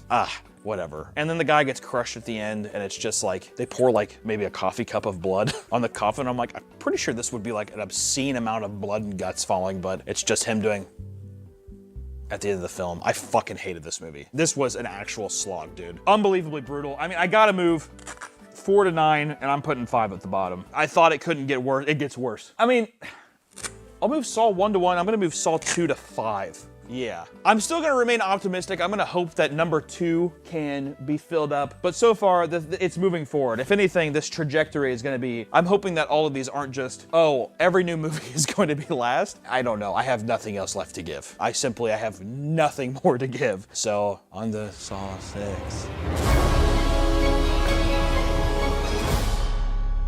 Now, Saw 6. Saw 6 comes in, it's directed by Kevin Grudert, and this movie was made for $11 million, a little more budget, but this time, once again, franchise fatigue sets in, $68.2 million.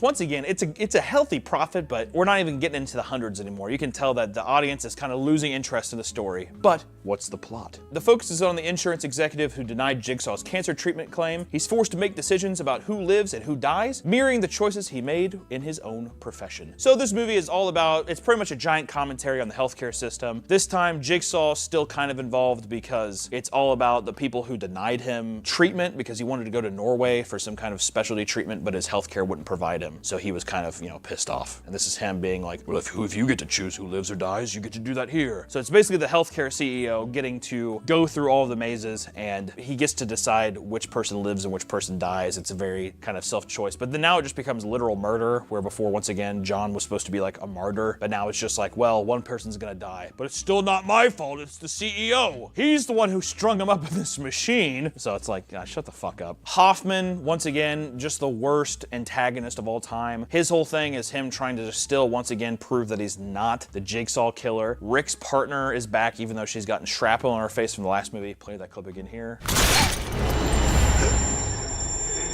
Kind of funny. And it's just him trying to basically prove that he's not the Jigsaw killer. Which, just to get Hoffman's stuff out of the way, Jill, Jigsaw's wife, was given a box in the 5th movie, which is like his last wishes, so she's like, has to do some stuff for him. She captures Hoffman and puts like one of the bear traps on him, and it's supposed to be like, oh, this is his thing, but he's unable to do it, but he breaks his hand with the mask, and before it explodes, he's able to put it in a metal grate in a window, and it stops. Before it unlashes, he just jokers his face and cuts his face open. That's all that happens with Hoffman in this movie. Otherwise than that, it's just the CEO getting to go through and do some of the disgusting traps. But let's do some of the traps now. Pounds of flesh. Basically, 2 people have to cut off pieces of their skin or limbs, and whoever has the most weight of body parts doesn't die. Limbs explosions. The CEO has basically bombs on his limbs, and if he doesn't complete the task, they'll explode. Which, that part actually does have something funny, because when Jigsaw, the little puppet's talking to him, he does a little turn every time. He does the same turn every time. And he's like, let me demonstrate. And there's just like a tiny dummy, and it just does, it's so lackluster. And it's also like, dude, I think I have enough imagination to know what an explosion on my wrist is gonna be. Like, it's gonna, like, yes, I get it. This is going to explode. Just kind of funny. Barbed wire strangulation, pretty cool. Boiler room. Boiler room. Basically steam, hot steam, and then she ends up, she tries to kill the CEO, but he kills her instead. Shotgun carousel, that was probably the strongest one. The CEO has to inflict pain on himself. If he doesn't, the shotgun will shoot the person, and they're all on this little carousel. So there it is. And acid injection with son and wife versus the journalist, pretty fun. The one that pisses me off with that one, though, is that it's completely coincidental that the CEO would be standing right where the device is at to get hit, and he just gets injected with a bunch of poison, and he dies. So it's whatever. Really, I mean, this whole movie, like I said, it starts starts off, the CEO of this healthcare system rejects John's claim. He gets his big comeuppance when he has to go through his wife and son get kidnapped and all that stuff. And it turns out that it's not really his kids. It's like the family of one of the guys that he rejected, which is why they say, you know, the kid says like a cringy line where he's like, "You killed my dad, motherfucker." And he hits the switch and kills him at the end. You killed my father, you motherfucker! Now you burn in hell. Really, all in all, I mean, like the story, my God, it feels like weird. I mean, it's just the same thing. One thing I will say about 6, the positives, some of the positives. Better traps than 5. Probably a more enjoyable watch than 5. I mean, there's less crazy early 2000 edits. I think that kind of started to die down, so they stopped doing that. But also, there's the least amount of time of Hoffman. So it's like, that within itself makes it a better movie than 5. Do I think it's better than 4? Probably. It has just more. It's them taking a step back in the right direction, but the story is still convoluted. We still have John Kramer in the movie somehow, when it's like, dude, you've been dead. Like, move away from him. Move the fuck away from this guy and his plights. And now you have like his ex-wife getting involved. Game over. No! Which the problem now too is that the appeal of the first movie is the mystery, getting to unsolved things, which, you know, I mean, to think of new mysteries every time would be difficult, especially for a franchise that's trying to pump these out once a year. But now it's just like, it's not even a mystery, it's just flashbacks. If you've seen any of the Saw movies, you've seen them 12 times because of the amount of flashbacks that they put in the fucking movies, dude. These movies are, not even gonna lie, 10 to 15% of the movie is going to be flashbacks. I would say that about 4, 5, and 6, but 6 especially. It doesn't leave any mystery, it doesn't leave any intrigue. It just spoon feeds you all of this convoluted, which I keep saying, this needs to be the fucking title of this video, the most convoluted franchise of all fucking time. It's just the most watered down, boring, convoluted story that's just being hand-fed to you until you're just like shaking your head, just waiting for someone else to just scream so you can be re-alerted again. Bam, scream, death. Flashback, John's a good guy actually. He's crazy, but he's kind of kooky. Hoffman's bad. Bam, someone dies, scream, and end. It's just, it's so tired by this point. It doesn't mean that the franchise or the idea is bad. It's just they're so uninspired. I think that there's ways that you can still do this, and there's like little goldfish nuggets, you know, little fish food nuggets of good ideas, but it's so formulaic, it's so safe that they're just cashing in paychecks by this point. Literally nothing I can say. These last 3 movies have been almost borderline substanceless. I wouldn't put it at 10. It's got to be better than Saw 5 and Saw 4, just for the fact that Hoffman, you barely see Hoffman. I'm putting it at 8. Saw 6 at 8 feels fair to me. You know what, even, the more I think about it too, it makes me think how kind of lackluster Saw 2 was again also. Just because we're on 6, we still have 4 movies to go, and some of these later ones, I mean, if the trajectory of these movies keeps going worse, and by the next one's supposed to be the end of the initial run, I'm gonna put Saw 6 at 7, and I think I'm gonna move Saw 2 back down to 6. And I think to be safe too, I'm gonna move Saw 3 back down to 4. After the series has had some time to simmer off from the initial run from 2004 to 2010, there's a 7-year break between those, and I'm hoping that maybe some of the newer films will fill the upper slots. But for now, I think that this feels correct to me. So now finally, we get to move to the final chapter, Saw 3D. Oh God. I have a sneaking suspicion Saw 3D is gonna be number 10. The 3D craze in the early 2000s was just atrocious. And for them to end the franchise, or supposedly end the franchise on a 3D movie, God help us all. Okay.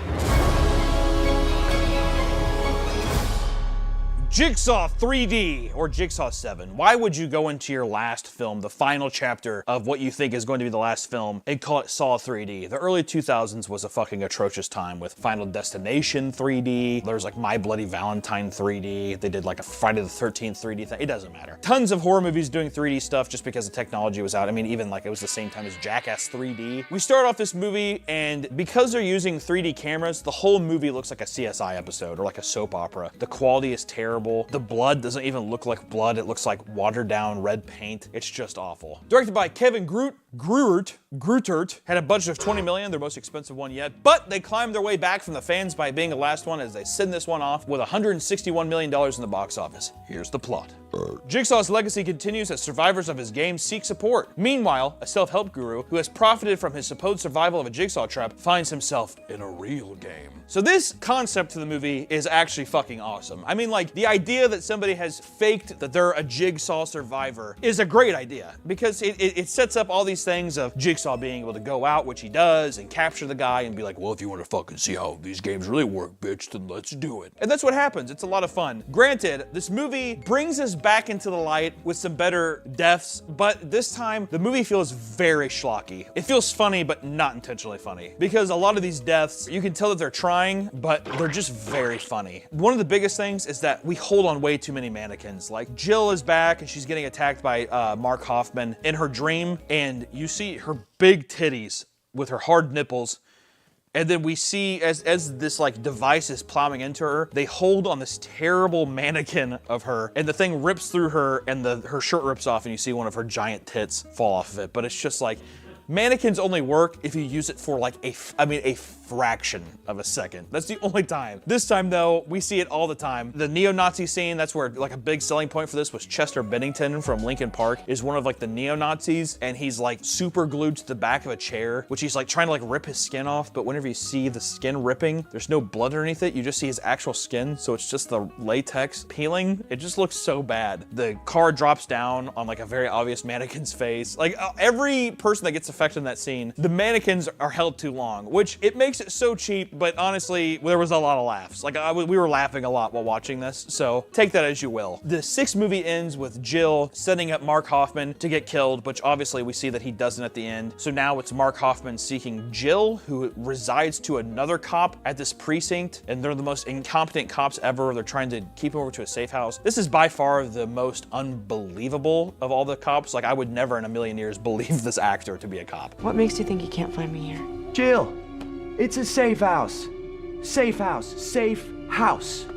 You get it? He's very tiny and nasally. I don't know. It's just, I was not buying him at all. Essentially, the whole time is Jill's in a safe house until inevitably she gets captured by Mark, who kicks her in the stomach, starts saying some stuff like, you know, talking about her big, beautiful titties the whole time. I personally thought that was offensive. I didn't like that part. That wasn't in the movie. I wish it was. It would have been funny. And he puts a trap on Jigsaw's wife and kills her. Pretty funny. One of Jigsaw's contraptions killed her, which I think they're trying to do something where it's just like the thing that he made was his wife's demise, even though he wanted nothing but her safety. But it's like, the dude's a monster. They're trying to set Jigsaw up as this like fallen angel, and it doesn't work. Like, maybe if you're really fucking stupid, you could see like, well, dude, I can see how that would be helpful. Which in this movie even, it's 6 movies too late. You see some of the survivors in the way that our main protagonist / antagonist named Bobby, he comes across this idea to fake the story is because he's in a bar watching one of these survivors, and they're like, actually, it helped me. I'm thankful that he did it. And it's like, dude, way too late. Way too late in the franchise to start introducing that bullshit. Like, maybe if you did that in the second movie, that would have been very interesting, honestly. To see people where it's like weird Stockholm Syndrome kind of like survivors come out and they're just like, I love Jigsaw! And they're like fucking arms are falling off or they're like bleeding out from their stomach. Really good idea, but 6 movies too late. Way, way too late. The whole movie is centered around Bobby is talking to a survival group or like a self-help group for other people who have actually been in Jigsaw traps. Which the movie begins with Lawrence, Dr. Lawrence from the first movie, when he hobbles away and he's like, I'll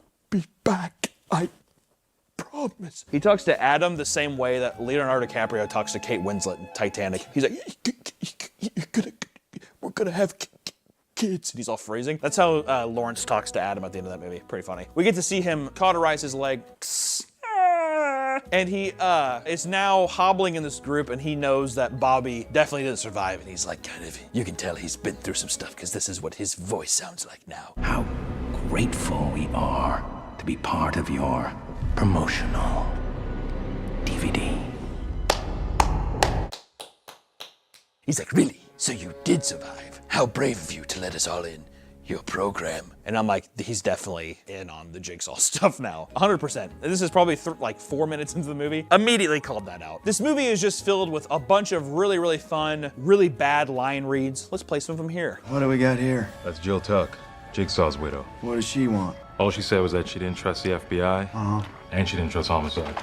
And she just wants to talk to you. Why me? I don't know. Only you, though. Just a little handful, you know, it's nice. But also, at least he gets us back. Like Bobby, his whole thing is he's faking that he had to put hooks through his chest, and he has like fake scars. And once again, immediately I was like, okay, well, he's gonna get captured and have to put those hooks through his scars. The movie is all centered around Bobby having to save all of the people that helped him perpetrate this lie and profit off of it. So that's kind of fun, which also it makes it feel like all of the scumbags that he's friends with, because all of these people are just evil people that know about this thing, except his wife, I guess. So whenever they get their comeuppance, it feels justified. I mean, like one of the first ones, a pretty fucking brutal one is he has to remove a fish hook out of his agent's throat. And I mean, he is tugging on that thing hard and it's pretty fucking gruesome. It's really well done. But what's funny is she still dies by getting all these like rods shoved in her neck, and he like scolds her about it. He's like, all you gotta do is shut the fuck up, bitch! Why would you just shut the fuck up? And it's like, I don't think I could possibly stay quiet if someone was removing a fish hook from my throat. But I digress. Other stuff is he has to lead his friend who's blind across like this broken floorboard thing, and if he falls off, which he does, he gets hung, and Bobby's just like, oh shit, okay. And he moves on to his next one, which is, oh yeah, that was a pretty sweet one too. I think it's his publicist because he wrote a book. He has to like lift these weights that jab into his sides, and if he drops the weight, her face just gets impaled into these spikes in her mouth and eye sockets. Fucking brutal. But to be fair, when he lifts it up in the movie, it just stabs into him, and he's just kind of like, That's the amount. I was like, is it painful to you? Does it hurt having these rods get jabbed into the side of you? He's just kind of like, fuck. And he just drops it. He's like, I can't. He just drops it like that. And then she's like, Bobby! And gets her face completely smashed. It's honestly pretty rad. And also, once again, all these people suck. They're all scumbags. They do a nice job at the beginning of setting them up as just being kind of shitty, parasitic, money-hungry people. So this time it feels fun. It feels justifiable. That little difference honestly makes the movies much more enjoyable, makes them funnier. It's a big thing. Like, I mean, Chester Bennington's character and all these other mannequins that they have on the floor are all like neo-Nazis. So when you see them get fucking absolutely destroyed, it's like funny. It makes it a very enjoyable experience. But what did I tell you? At the end, Bobby does have to put these hooks into his chest, but he does it with such ease. It's like, you have to be, it's a joke. You have to be joking. He like puts it in, he's like, oh my God. It's like, I can't believe it's not butter. Just being like, oh Jesus, wow, that was tough. Oh my God, I can't believe that happened. And that's all the kind of emotion we get from him. And he has to climb his way up, but he snaps off the chain, and inevitably his wife gets locked into this fucking Optimus Prime transform machine. Who made that kind of weird burning sarcophagus? I don't know, but she burns alive in this giant contraption. And Bobby is, what happens to Bobby? Essentially, we wait all the way at the end, which once again, not enough time with Hoffman, so the movie's already doing great on that end. He comes in and just makes the building that Bobby's in explode. And as he's walking away, because it's 3D, we have a lot of moments where it's like, oh, it's coming at you. And that's one of those moments where I'm like, dude, you're lucky that one of those pieces of shrapnel didn't just fucking rip off your head. Which at the end, there's a group of people in pig masks where all the people that were actually bringing these people together weren't Hoffman, it was Dr. Gordon, who since from the beginning has been working with Jigsaw on making stuff, and he's the guy who surgically put the key in the dude's eye from Saw 4 or whatever, or Saw 3 or whatever the fuck it was, they all blend together. And he's been working with Jigsaw too, like Hoffman was in Amanda. Big twist. I like the twist, it's fun. And now he's the guy at the end of this movie who is going to carry on Jigsaw's work and fulfill his wishes. He's a more respectable man who understands the game that he's trying to play and trying to pursue, and these victims understand the importance as well. And Mark Hoffman finally gets his comeuppance and dies. No more Mark Hoffman. Oh God, it was so, honestly, I felt so liberated. But they end it because now you know that either Lawrence is going to carry on his work or it's just over, and he's respecting his dead master's last wish by taking care of Hoffman, and everything that is tied to Jigsaw is totally done. It ends the franchise that way. But to be fair, they do the thing where Mark Hoffman gets his comeuppance by Gordon puts him in the first movie from the Saw movie, and he says game over, and Hoffman screams, game over. No! So it's just like, while it is cool, it's just like, dude, can we not go back to this fucking, I get the room's iconic and all that stuff, but can we just fucking, like at that point, I'd rather just Lawrence like hobble over and just beat the shit out of him with a cane until he dies. Like that would be funner to me than seeing this stupid fucking room. Needless to say, the original Saw franchise is over. Putting Saw number 7 for me, at least right now, I'm gonna move Saw 6 down to 8, and I'm gonna move this to that. Because at least here, it's really funny, but at least Saw 2, it's still a bit more, it has some more of the grit, some more of the seriousness, so I appreciate that. So I'm hoping that our 5, 3, and 2 can get filled out in the next 3 installments after they have a 7-year break. This movie came out in 2010, and we don't get another Saw film for 7 years until 2017, which leads us to our next movie. Jigsaw.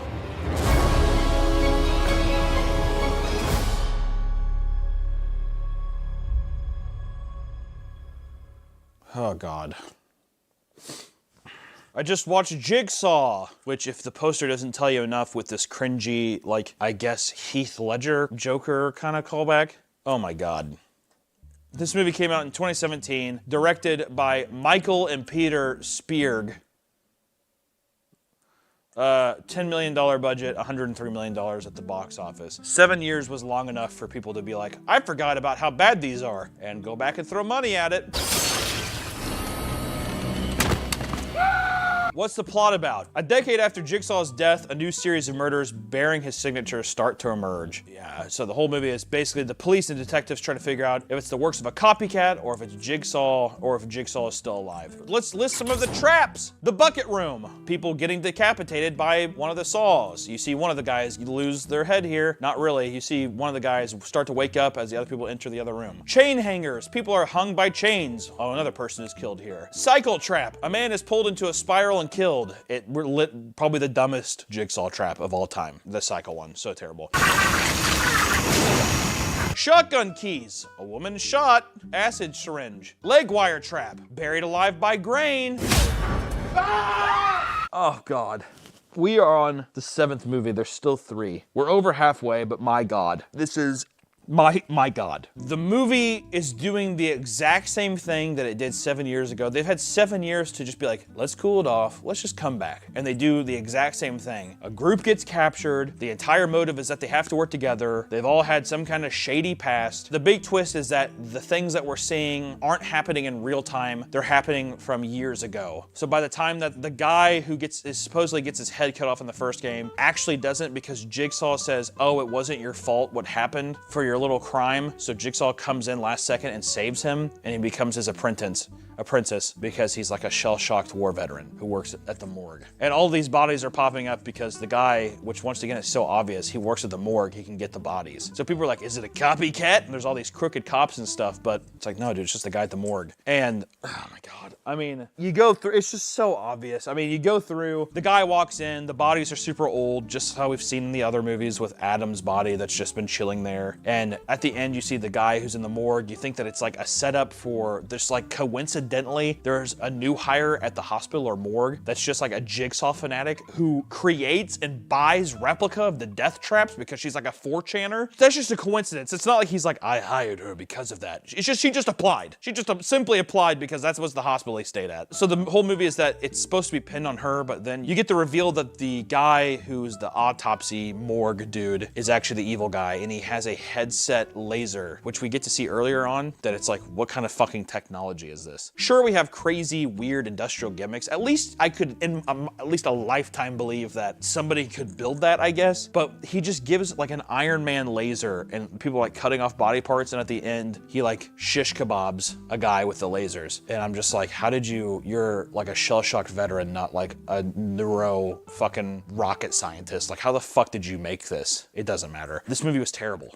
Like, I have nothing more to really say besides why, after 7 years, did you come back with this lackluster piece of shit? Once again, as these movies go on, it feels like they're just trying to make you like Jigsaw more and more, that he's trying to be this misunderstood martyr. It's fucking stupid. It's just so dumb. It just shows how limited the Saw universe is and how they should have ended a long time ago. This is officially number 10. We're just moving everything up fucking 1.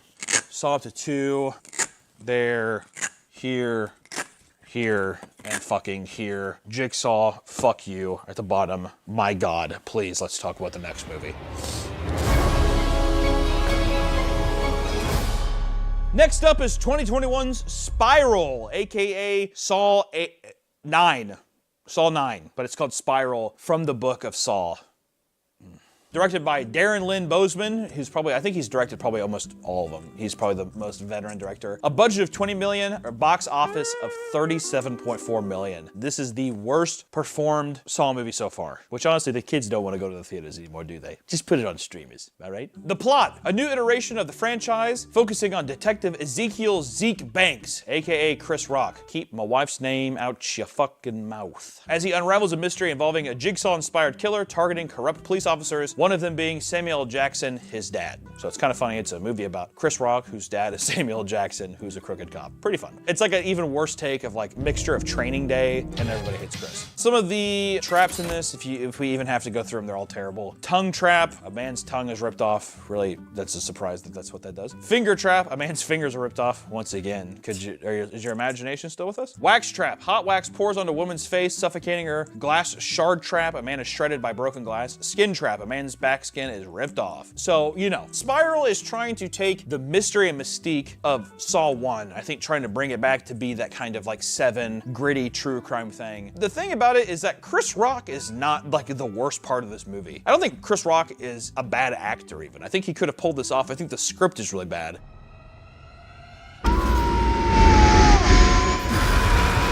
And it makes everything he does look fucking stupid, and he always has to have some kind of comedic relief. Me no want no partner! Because he's like a comedian. So it just undermines all of like the actual world tension that they're trying to build. And the whole thing is about Chris Rock kind of being involved with all these crooked cops, and he's trying to be a good cop himself, even though the police force has done him wrong. He's a cool cop. He drives a Mustang or a Charger or a Challenger or whatever the fuck it is. Nobody can just drive a normal cop car. You have to make them look as douchey as possible all the time. The big part of this movie is that his new hire is the Jigsaw killer this time, but the Jigsaw killer, the voice they use sounds like a confused lesbian the entire time. It's like, hello, Detective Zeeks. Kind of sounds like that, confused lesbian. If I ever heard someone saying, my daughter's a confused lesbian, play this. Hello, Detective Banks.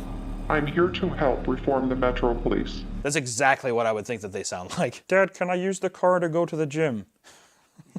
The twist is pretty obvious again. The new hire is this kid, or it's like a younger guy who is taking justice on all the corrupt officers who killed his dad when he was younger, or like hurt his dad when he was younger. And at the end, Chris Rock has to decide between catching the Jigsaw killer or saving his dad. And it's the fucking dumbest trap where when the officers come and open the door, his hands move up and he looks like a giant puppet, and guns come out and they're like, he's got a gun! And I'm like, he's strung up by wires. You can see it. They tried justifying it by blasting floodlights behind him as if like they can't see anything, but you can see all of the giant metal contraptions, and like you can see like the blood on his chest and everything. And if you can't see all of that, how would you even notice that he has a gun? I don't know. They blast him away, and then Chris Rock is left, which I assume that he gets arrested. The movie ends so abruptly.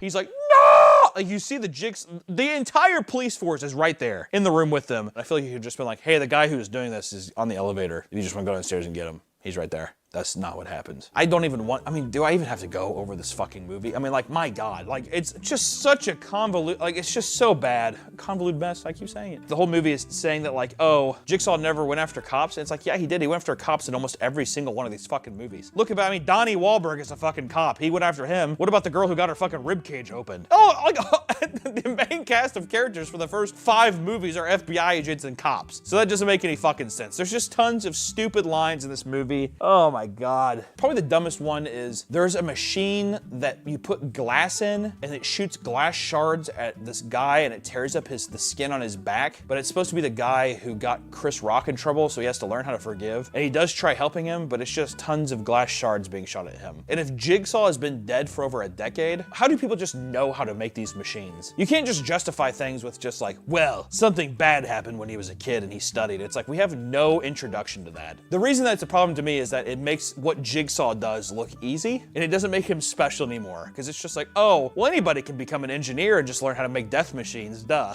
Come on, you never made a death machine before? Are you serious? Are you pussy? Are you dumb? You an idiot? You didn't go to engineering school when your dad got shot by corrupt cops? Okay, that's weird. So, I mean, like literally Spiral, it's number 10. Once again, we're shifting everything up once more. I can't fucking figure out any of this bullshit. Our new ranking, 1, 2, 3, 7, 6, 4, 5, Jigsaw, and Spiral. We just have to pray to God that the saving grace of the newest franchise from this year can be number 2. I'm sure it can be number 2 out of what we've seen so far, right? Right?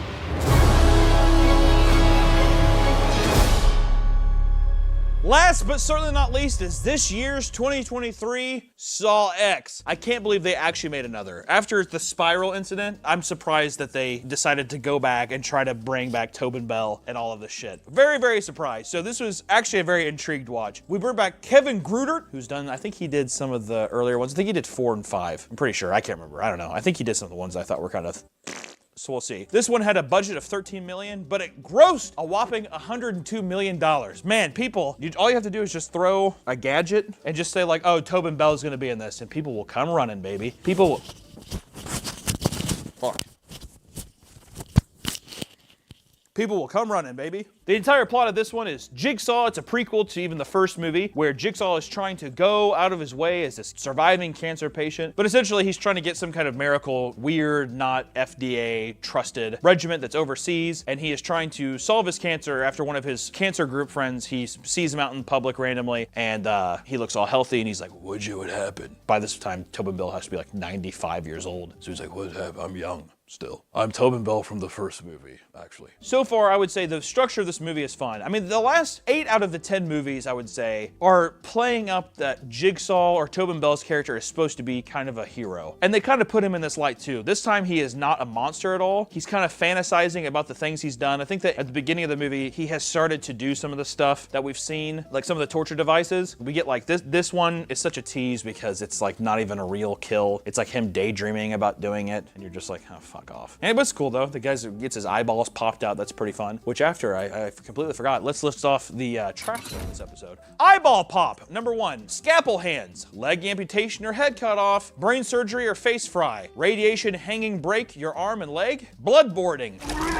And gas chamber. So this, you know, it's him doing his test already, but now he's trusting these people and he's taking his money. He doesn't have a lot of money, and which is funny he says that, because I'm like, how did you, maybe if you didn't spend all this time building death machines, you'd have more money to go do this shit. I digress. But he goes down to South America where the scientist's daughter is doing the procedures for him because he's been exiled. So now he goes there, he does the treatment, it's a big success, but uh-oh, he's been conned. I love this. I wish that this was just the 3rd movie. If this would have been the 3rd movie, then it's like a perfect prequel, because it's like, well, you don't even know who the fuck you just messed with, dude. And it's a perfect, him getting retribution on all the shitty people that tried fucking him over, that were in on this plan, which is a lot of fun. He does befriend a small Mexican child, which later comes back with the blood thing. Also, Amanda comes back. They needed to fucking ask Scorsese how to de-age some people, because that bitch looked old, dude. Like some like serious plastic in her face. Like, which, you know, people age whatever, but whenever you're trying to do these prequel things, maybe don't do them 20 years after the first fucking movie, dude. Duh! The whole movie is him basically getting revenge on all these people. He's in control the whole time until a second bystander comes in, who is one of the other patients who also wants revenge, but it turns out to be the lady's fuck buddy, or that they're in love with each other. So the last trap that was meant for her ends up being Jigsaw and the little Mexican boy, and they find out, they're like, wait, if there's only one person left, who was supposed to be there? And it was supposed to be Jigsaw and Amanda, but Jigsaw saw that coming because he's the chess master. One way or another, it's all gonna work out according to plan. He saw that coming, and it was actually meant to be for the boyfriend and the main bitch, the doctor. So now their actual thing is they grab the money and it sets off the trap, which is like a gas chamber, and now they have to like take turns getting fresh air, or whoever's gonna die, and really it's them fighting for survival, and they both kill each other. And it ends with a happy ending of Jigsaw walking away with Amanda and the little Mexican boy who we never see again, and then Jigsaw and Amanda end up killing a bunch of people. And it's happy. Right? It's supposed to be, it's like, we're gonna go back to America and fucking kill everybody. All in all, I will say, this was a fun watch. I think that this was a fun watch just because all the other movies, the stories are such a slog. So I think for right now, if I had to move this, all right, let me fuck around with this. I really need to, let me stand up and look at this shit. Before I put this up, I wanna do a final look over. Saw 1 is a great murder mystery.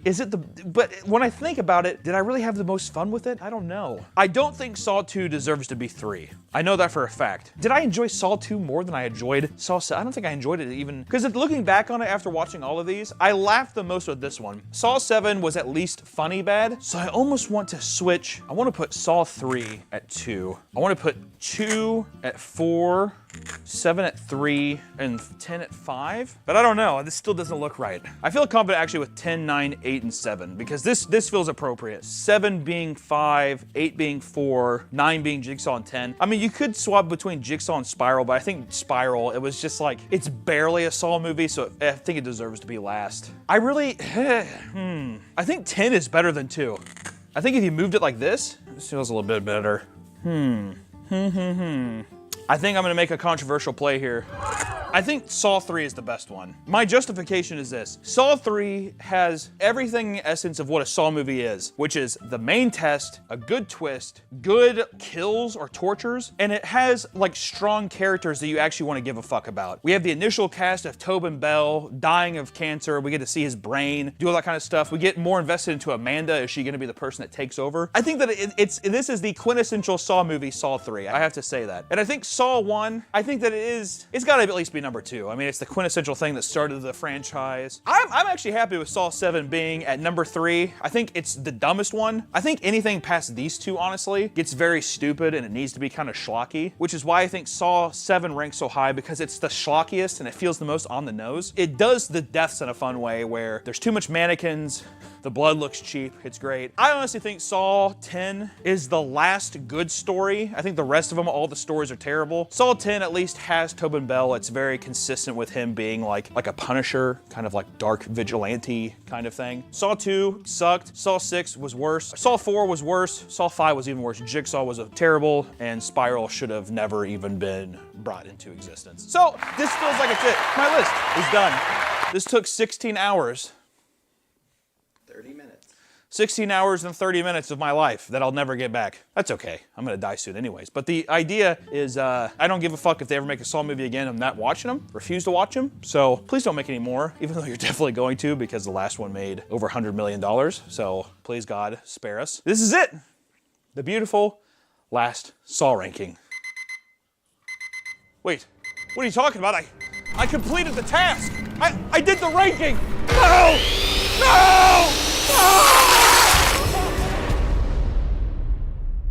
My favorite show of all time is Big Mouth. My favorite show of all time is Big Mouth. It is a show about adolescent teens going into puberty. Whatever. Wait! I gotta tell you about something very important. We got new merch! That's right. You ever, you wanna lie to people and tell them that you know somebody who died from Ozempic? Now you can. Buy this shirt right here. It looks really good. Tell them that this is your uncle and that he died from Ozempic and that this is a public safety thing. I don't care. It's new merch! How about all my girls out there? Huh? All the girlies playing Morse code with whatever when they're reading them spicy books. This shirt's for you. Huh? Time to buy that new shirt. I don't care what you're doing down there.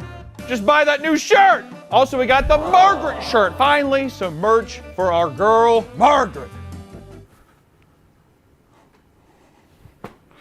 Business in the front, party in the back. It's a double-sided shirt. We got new merch! We also got a nice bomber jacket. And it's a nice mesh shorts with it, right? Both with the meat patch. And also, we have a beautiful sketchbook. Look at that thing. I want to write my recipes on that. I'm cooking up something fun. What am I cooking up? New merch! So please check out our new merch. Please consider supporting this channel. This really does help us out. Like I said, buy the new merch. That's all I got from you. Bye-bye. I said the shorts. Oh, you did? Mm-hmm. Okay. I guess I'm talking. Welcome back to the Papa Meat channel. How you doing? How you doing? Come on and sit on down because today we're talking about family chain dine-in restaurants, extravaganza, brewery, fantasticons. Wow, that was a mouthful. That's the title. We are almost primarily a food ranking channel at this point from the amount of food that we consume and rank on this channel, albeit from maybe items from your childhood, nostalgic items, everyday items, into disgusting doomsday ending items as well. But one thing that has been a constant source of debate, at least here at the Meat Canyon Studios, is what's the best family dine-in chain, right? From your Applebee's to your Cheesecake Factories, which one's the best? I had to know. So I took the crew out along with my beautiful, beautiful wife, and we decided to go out and try all of them in one day. Mistake number one. The list of places that we decided to go was Cheesecake Factory, Yard House, Applebee's, Chili's, Texas Roadhouse, Outback Steakhouse, Red Lobster, and Olive Garden. Ladies and gentlemen, have sympathy for I and us, we. By the end of this excursion, we wiped this out. That's all I gotta say, it wiped this out. So, without further ado, we're going to take this as a what's the best place for your weekly after church meal. Roll the beginning. Hey, party people, it's the Hancock family coming at you with another Sunday vlog. We just got done going to church, Jehovah's Witness, right? And we witnessed the Lord today, and boy, oh boy, are we hungry. Now, every Sunday, I like to take all the fam out. Smile, say something. To go and get a nice Sunday lunch. Okay, it's happening.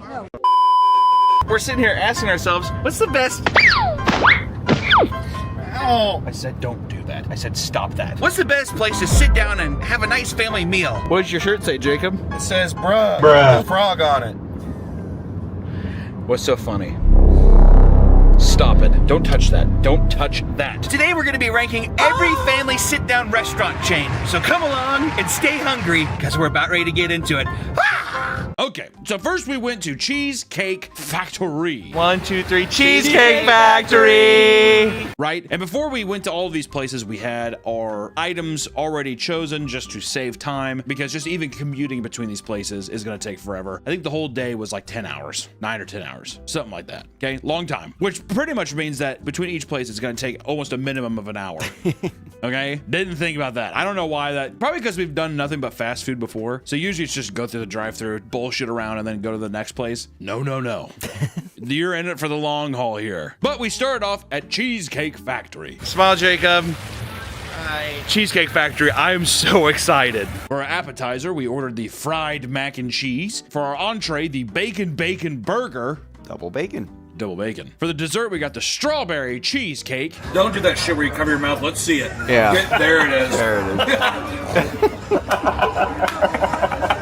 And the drinks, we got a factory peach bellini. Chimpanzini bananini. And the entire total was $85. This kind of became the idea of the rankings was we're going to base it on their appetizer, their entree, a dessert, house cocktail, and atmosphere. The general vibe of everything, right? Just to give context, the atmosphere first before you talk about any of the food. Cheesecake Factory, I don't understand. It's not really a factory. And there's a little bit of cheesecake, but not a lot of it. When I hear Cheesecake Factory, I either want industrial machines with like little belts of cheesecakes going around or anything. I mean, I don't know. I'm so confused by the aesthetic choice. I feel you. I'm the same way with the spaghetti factory. I picture like Italians in a factory.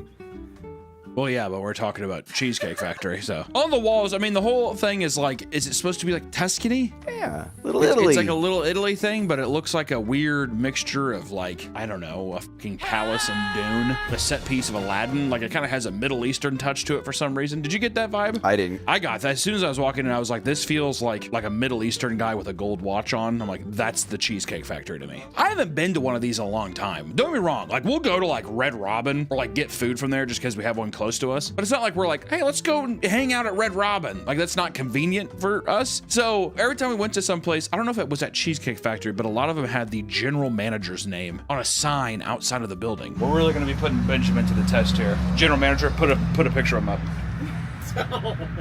Is that weird? Yeah. Why is that? Maybe if you can complain. Yeah, well, I know who I'm supposed to talk to. It's just like, oh, of course it's him. Whatever, it doesn't matter. All I know is the vibe. I was just like, Cheesecake Factory does this thing where it's like, I want to be fancy, but at the same time, it's like, this is one of the trashiest things I've ever experienced in my life. It really is. I mean, they give you a pocket Bible for the menu, and they're like, actually, make up your own menu item, and we'll just make it. They're like, we have everything you could ever want. But because of that, you know that everything's going to be frozen, and they're going to fucking microwave it, whatever. But I gotta say, actually, I'll start off with this. I'll say the macaroni, the fried I mean, it's cheese and pasta.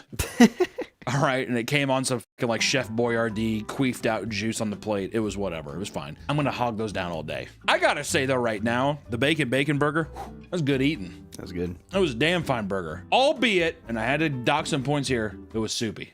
Yeah. It was a sloppy girl. It's like a big old girl mud wrestling. I mean, that's what it felt like eating that son of a bitch. I mean, it was good. Don't be wrong. Hey, it was fun. We were rolling around the hay, but I'm just saying.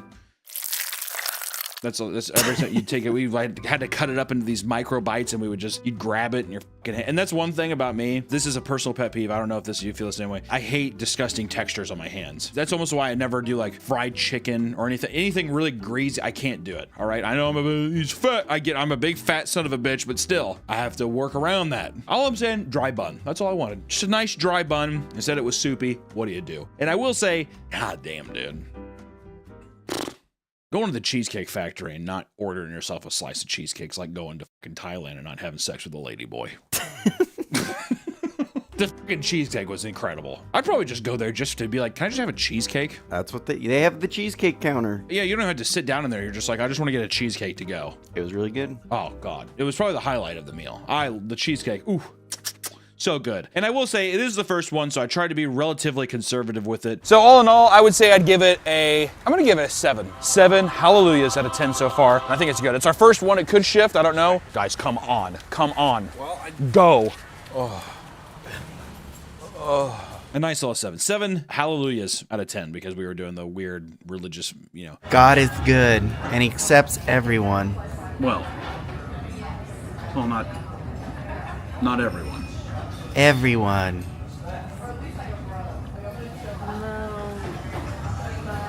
I know. He'll learn. The person you see there, that's not really me. This is a character, all right? What? Yeah, just want to put that out there. But, if anything, these can change. But for now, 7 out of 10. That feels good. That's above average. I guess that's another factor is the price. $85. It was fucking expensive. We know that we're going to have a bit of a hit because we have to get a cocktail, like the house special cocktail at each place. $85. We got 1 burger, 4 macaroni bites. There was 5 of us. So you had to split it up and divvy it out. I look like Kojima, dude. And then a fucking peach champagne slush.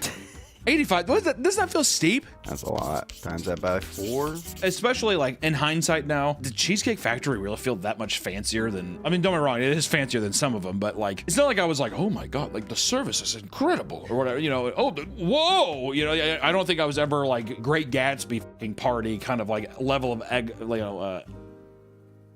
excellent? Elegance. Yeah. I had a stroke there for a second. Next up, we went to Yard House. 1, 2, 3, Yard House. You need to tuck it in. Tuck it in. I don't like Tuck it in. I don't want to. Hey, so here we are at Smile. Here we are at Yard House. Now this is kind of a brewery. Can you say brewery? Brewery. That means beer, I think. We're gonna be testing out to see if this is gonna compete with Cheesecake Factory. I hear there's a lot of nummy things in there.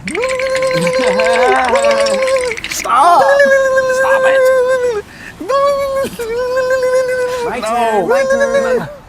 Right turn. It was on the list of chain restaurants that we had looked up because also a lot of the restaurants are gone now, like TGIF, Ruby Tuesdays, BJ's, all that they're all gone.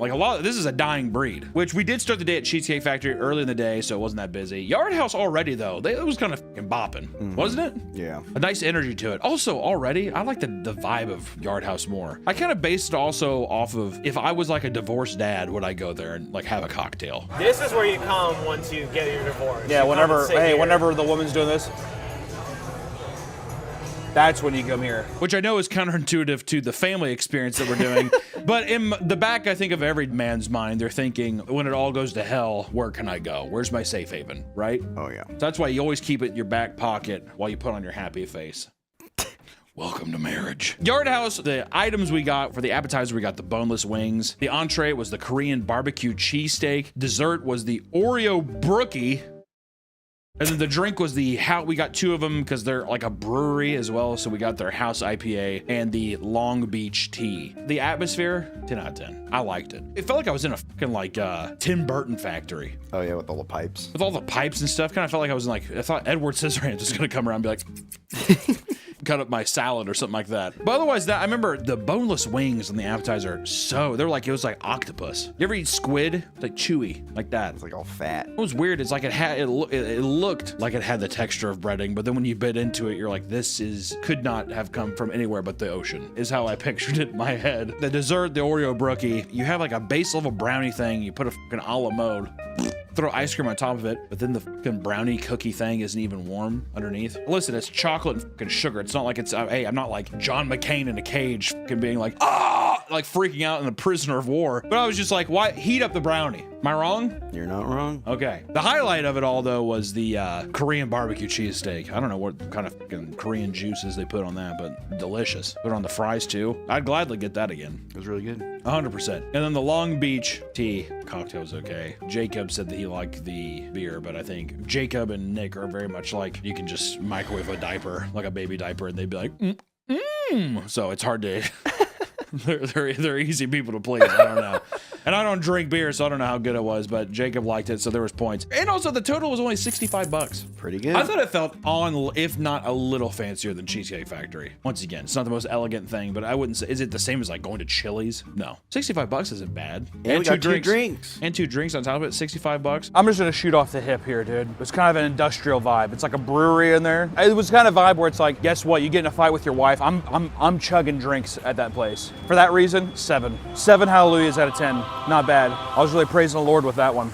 You know what I mean? On par with Cheesecake Factory, just because the cheesecake at the first one so good, and the burger. The food itself, like Yard House, I feel like I would probably be disappointed as a whole. Like if I tried everything, I'd be like, I was mostly disappointed with everything on the menu. Which I think we kind of by this point too, it was really settling in how long this was going to take, and I gotta tell you, it was creating a lot of not tension but depression. Like everybody's moods was kind of sinking to the bottom of the ocean, and that only got exacerbated by our next stop, which was Applebee's. Quiet down! I've had enough! One more time. Let it happen one more time, or else we're not going to the other 7 fucking restaurants. Oh. No. Shut up! Stop playing with your shit back there, Nick. I can see you doing it. Would you ease it up on the fucking driving? I'm trying. You're scaring me. I'm trying to navigate. All right, guys, come on. Family photo. 1, 2, 3. Applebee's. Applebee's. Margarine. Really fuck. Now, when I tell you Applebee's, there's no way Applebee's makes it another 10 years. I went to my grandmother's funeral this year, and it was less depressing than walking into this Applebee's and having lunch. Well, that's because your grandma was an evil woman.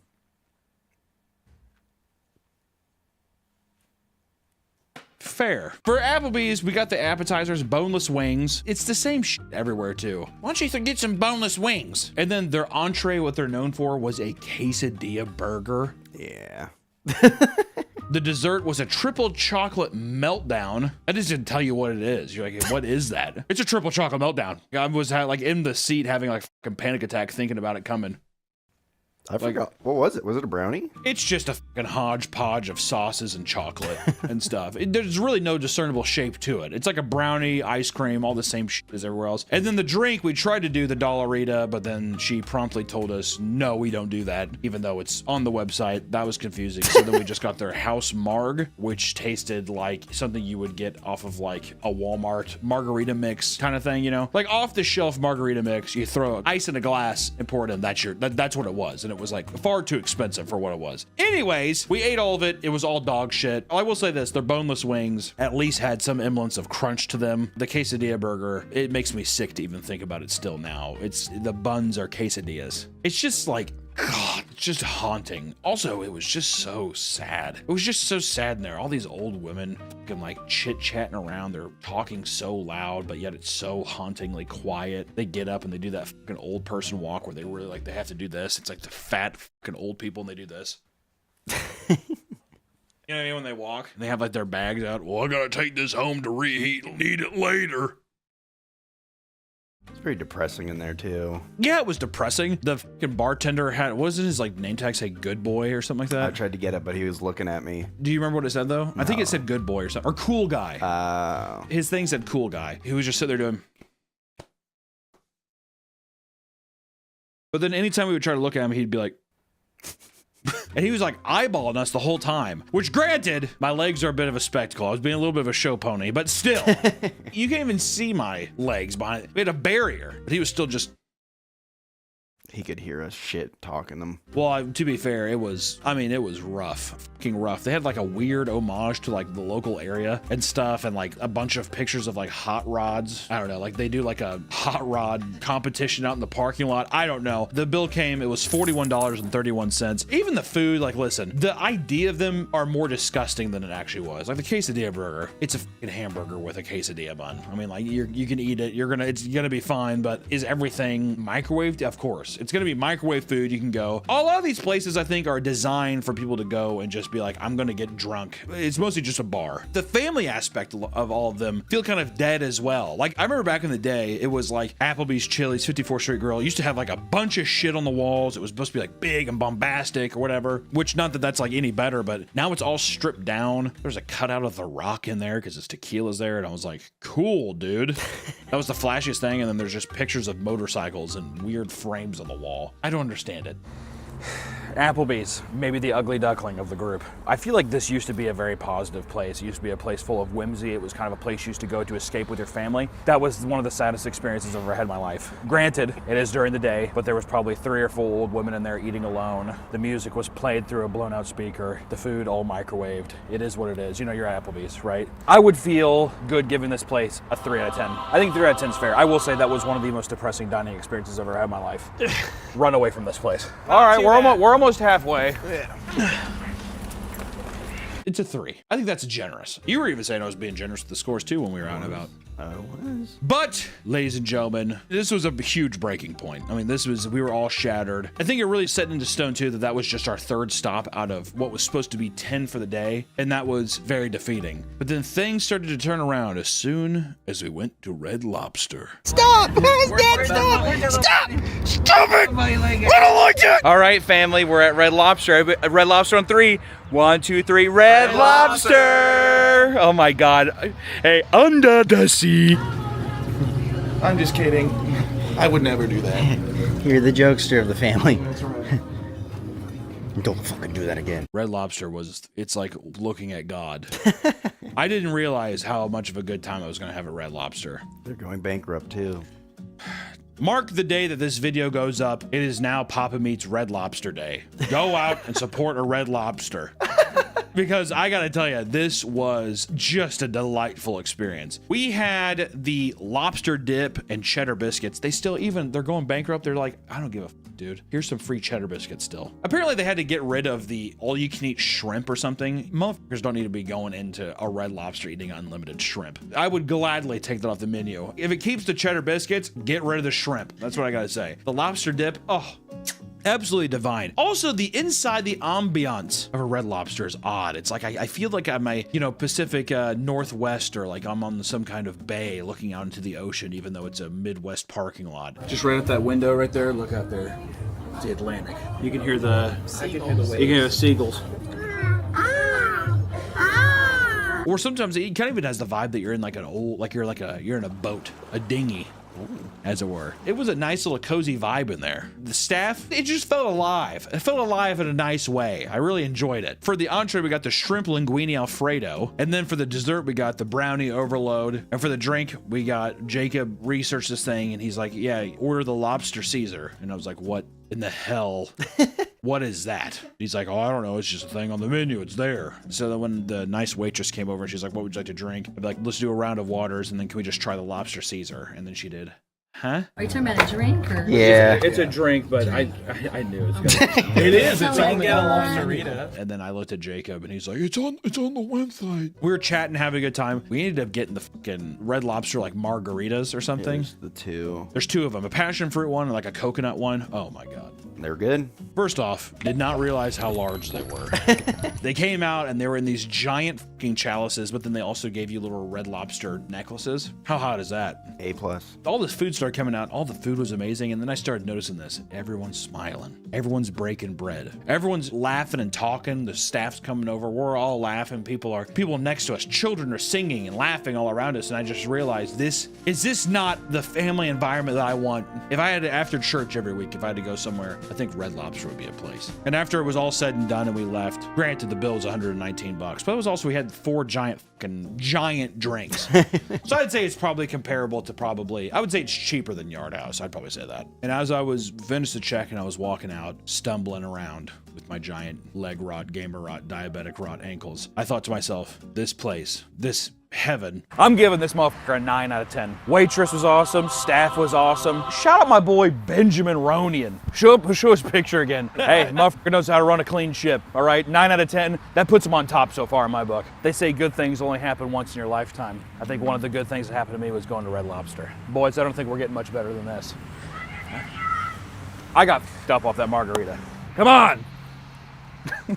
If we would have not gone to any of them and this video could just be about Red Lobster, I probably would have done it. It was that good. Also, too, they have a nice fucking bar. Those cocktails, god damn, dude. I would love to just sit in there and watch like a fucking baseball game and just be like, I'm gonna get day drunk, eat cheddar biscuits, and eat shrimp Alfredo, whatever. That lobster dip, oof. The lobster dip was fucking insane. Also, Harry, my adopted son, he can't have shellfish. But we fed it to him anyways. No, but he had cheddar biscuits and chips, and even he was like, it was amazing. So you tell me, all right? The margarita. And he did have the margarita, the passion fruit one. I'll tell you, both the passion fruit and the coconut one.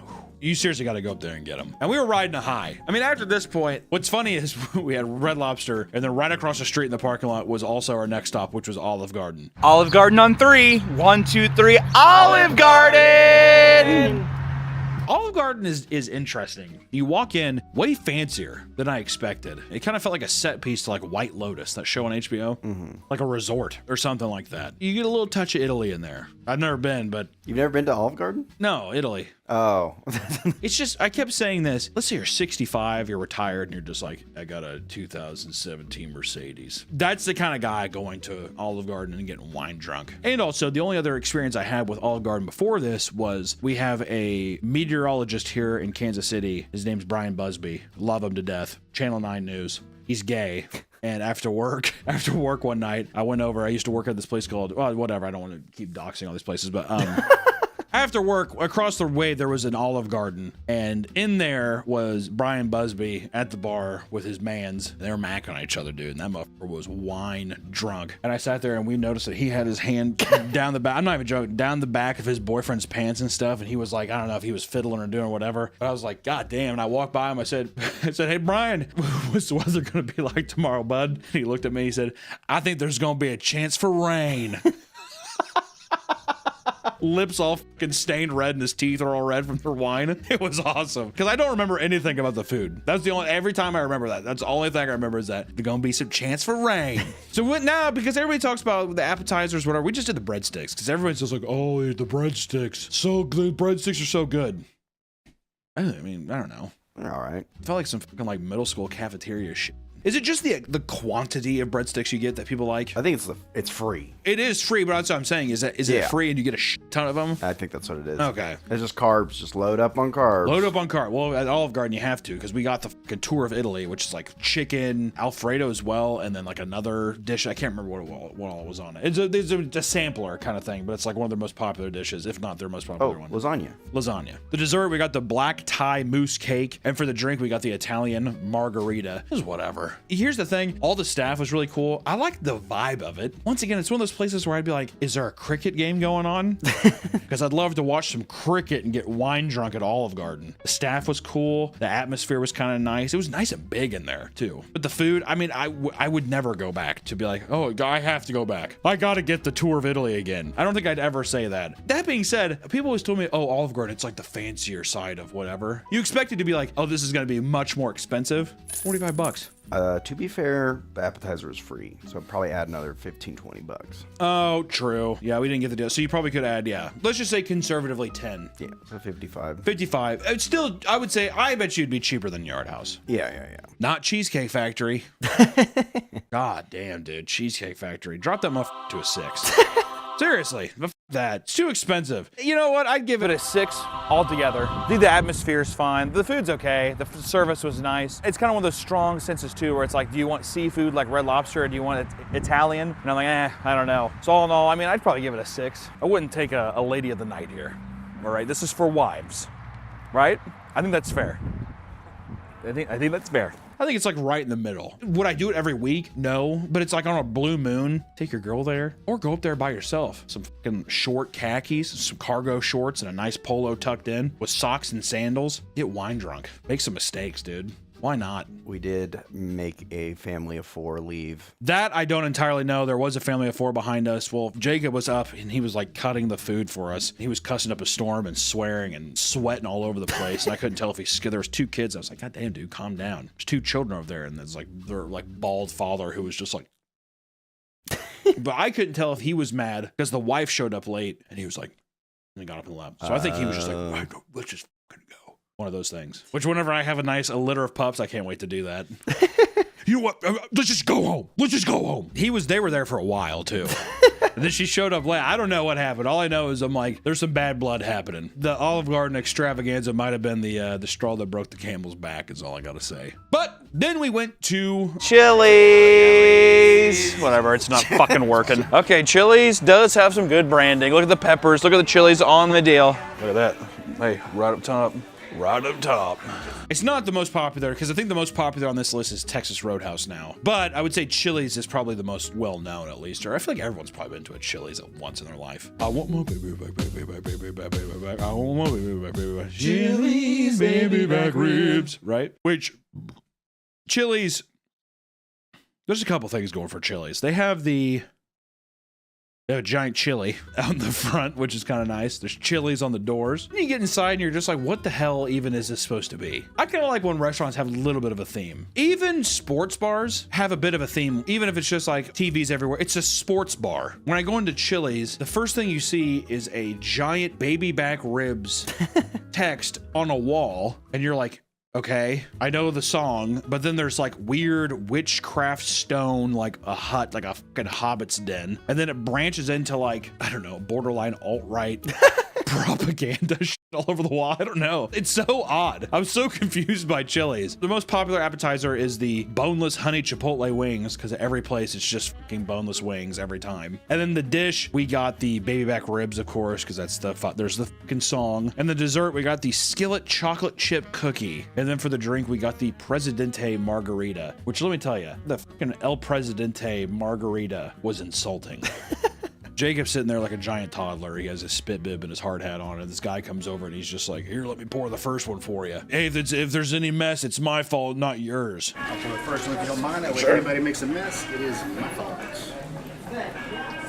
It's like, what are you talking about? What the fuck do you mean? You don't think I can pour a margarita thing into a cup? I'm like, what kind of clientele are going here? It was all, I tell you what, baby back ribs, not a goddamn piece of meat on the bones. What the hell happened there? It was a half rack. I was like, where, hello? Barbecue sauce is tasty. But I remember a day and age when them ribs were thick with meat. Do you think we just got a young calf? Yeah, probably. Or do you think they're skimping down? They're skimping. I think they're probably skimping too. Everything was forgettable. I mean, I don't know. Like, once again, do you want to be the guy who's like, I'm probably gonna go up to Chili's and get drunk? As a meme, sounds funny, but as like your normal ritual, if I was single, if I was divorced, I feel like I'd just be sad going to a Chili's. Also, all these places are blaring like pop music.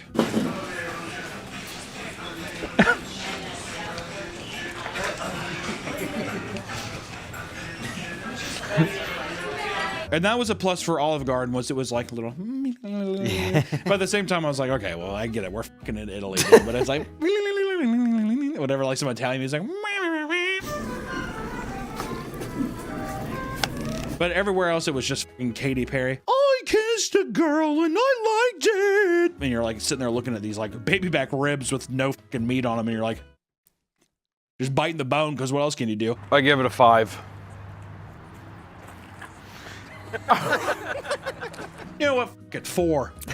It's a 4. I would go there over Applebee's any day of the week. I mean, Applebee's, don't ever go. Seriously. I don't know what else to tell you. I just wouldn't go. Unless they had beer pong tournaments. No. No. Chili's and Applebee's, I'm not even gonna lie. I'm so disappointed because I went through life being like, oh, I love Chili's. Not anymore. We've given out so many gift cards. We have. That's kind of been the meme. Is we'll give you a Chili's gift card. Now I can't anymore. I have to figure out a new one. Red Lobster. It's gonna have to be Red Lobster, but then they might go fucking belly up. So then where am I supposed to go? Red Robin. We'll switch the whole operation over to Red Robin. We'll be okay. Next up, we went to Texas Roadhouse. Dad, it's time to go eat.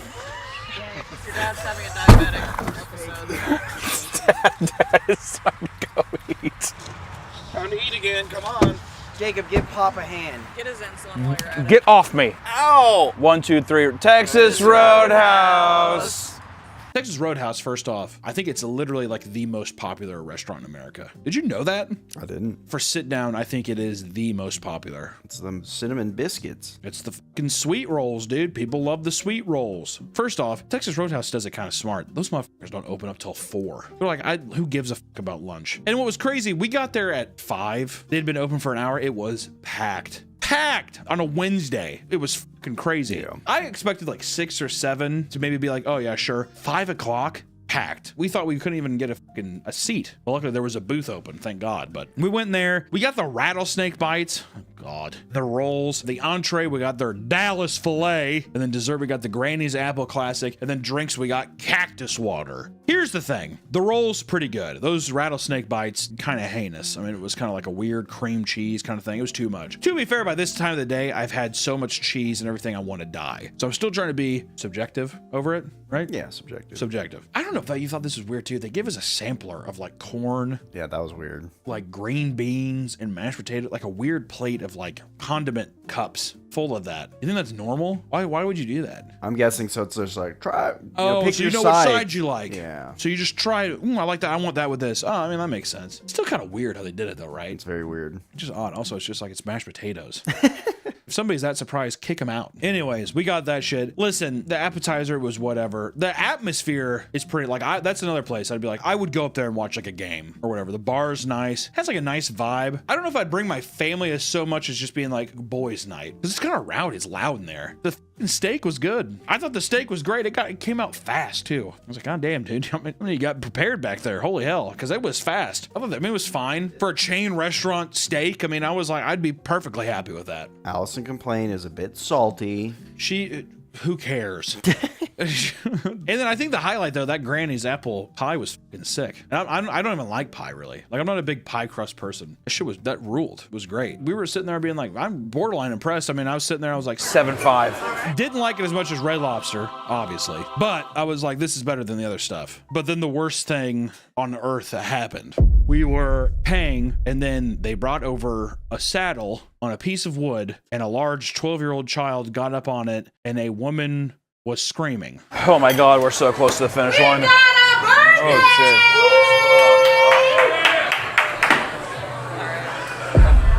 shit. It was a happy birthday announcement. It soured me so much that this Texas Roadhouse score went from a 7.5. Drop to a 6. 1.5 point. Or dropping it to 6.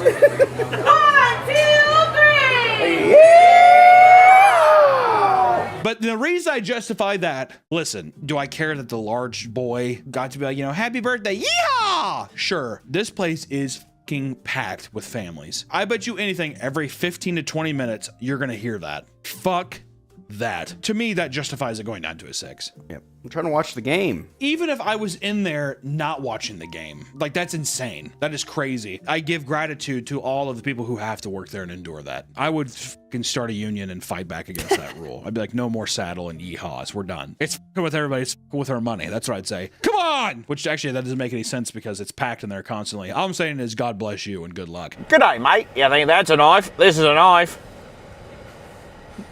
You like that one? I love Crocodile Dundee. You like when Dad jokes around like that? That's funny. Look up. Look up. They're disciplined boys. That's why I love them. Can't wait to eat the bloomin' onion with you guys. How about some shrimp on the barbie? Huh? This is the most you've walked in a couple months. You know what? Actually, it is, huh? 1, 2, 3. Good day, mate. Just worried about you, Pops. Don't worry about your dad. He's been through a lot today. Trying to figure out what's... Don't. I'm trying to figure out where exactly we're gonna have our permanent Sunday spot. Our permanent Sunday spot where we can have our lunch every Sunday. Yeah, okay? I'm excited. All right, buddy. Go in there and get in there. Nick, come on. Now next we went to Outback, which became our final one. On our way over there, we were dead. I mean, we were pretty much exhausted. And the last two are Red Robin, which is basically just burgers. It's good. I've had it, but it's like, it doesn't have the variety. And then 54th Street Grill, but we were just like, it eight's fine. So we stopped at Outback Steakhouse, which is another staple, right? Oh, yeah. I haven't probably been to an Outback in maybe 8 years, probably a decade. Because last time I went, I had horrible, horrible diarrhea after I left because of our opening item, the bloomin' onion. I think the bloomin' onion should be, like, there should be someone who has to pay some kind of war crime for the existence of that heinous piece of culinary terrorism. The bloomin' onion is fucking terrible. We ordered the bloomin' onion, we got the Outback center cut sirloin, we got the chocolate thunder from down under, and for our drink, we got a crocktail. Which every time the word crocktail was said, Allison bursted out into an autistic fit, like a laughter. I don't know why. Can I also try your crocktail? Cocktail, yeah, for sure. Got her again. The bloomin' onion is, I think it's probably my least favorite thing we've had, not only today, but I've ever had in my life. People that say they like it, you need to distance yourself from them. And if there are people who are like, dude, you're fucked in the comments, unsubscribe and leave. I can't have bloomin' onion fans here. I'm sorry, I can't. Nick, my hands are tied. They're pretty heinous. It looks dry from the outside, but then you touch it and then the layer, the crispy layer of batter and fat turns into a Listerine strip that just dissolves on your fingers and it leaves this caked mess. And these thick cuts of onions that you're supposed to pluck off and you dip it into this toxic sulfur bile that they probably fucking dug up from a septic tank in the back is so sour and disgusting that I could not horrible. I couldn't continue. It was horrible. Am I exaggerating? It's fucking terrible. It was bad. Yeah. Nick is still, he's out of, you look like you're about to fall asleep. I think yesterday took everybody out.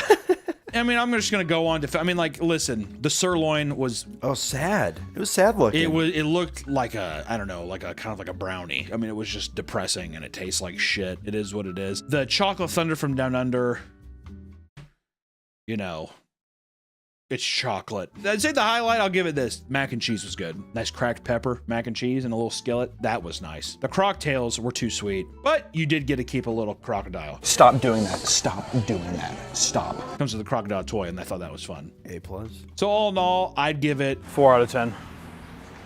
I'm gonna put it on par with Applebee's. I would never go back.